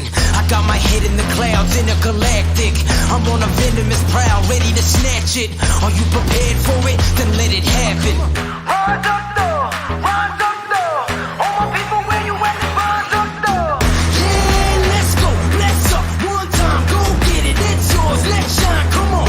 Yeah, let's go, raise up, that's right. Run with it, it's yours, let's shine, come on. Yeah, cause we warriors. Yeah, cause we warriors. Yeah, let's go, let's up. One time, go get it, it's yours, let's shine, come on. Yeah. There's nothing to say, oh God, nothing to say. I ain't have words, I erupted in thunder and rain. If your man's strong, then why call me running away? It's just a game, but nobody coming to play. Alright, I got this, watch out, I got this, boy. Raise up, max out, then blast the noise. A perpetual dream shattered by exceptional deeds. Forget what you think, live for you, resting in peace. Bless. Rise up though, rise up though. All my people, where you at? Rise up though. Let's go. Yeah, let's go. Let's up. One time, go get it. It's yours. Let's shine. Come on. Yeah, let's go. Raise up. That's right. Ride with it. It's yours. Let's shine. Come on.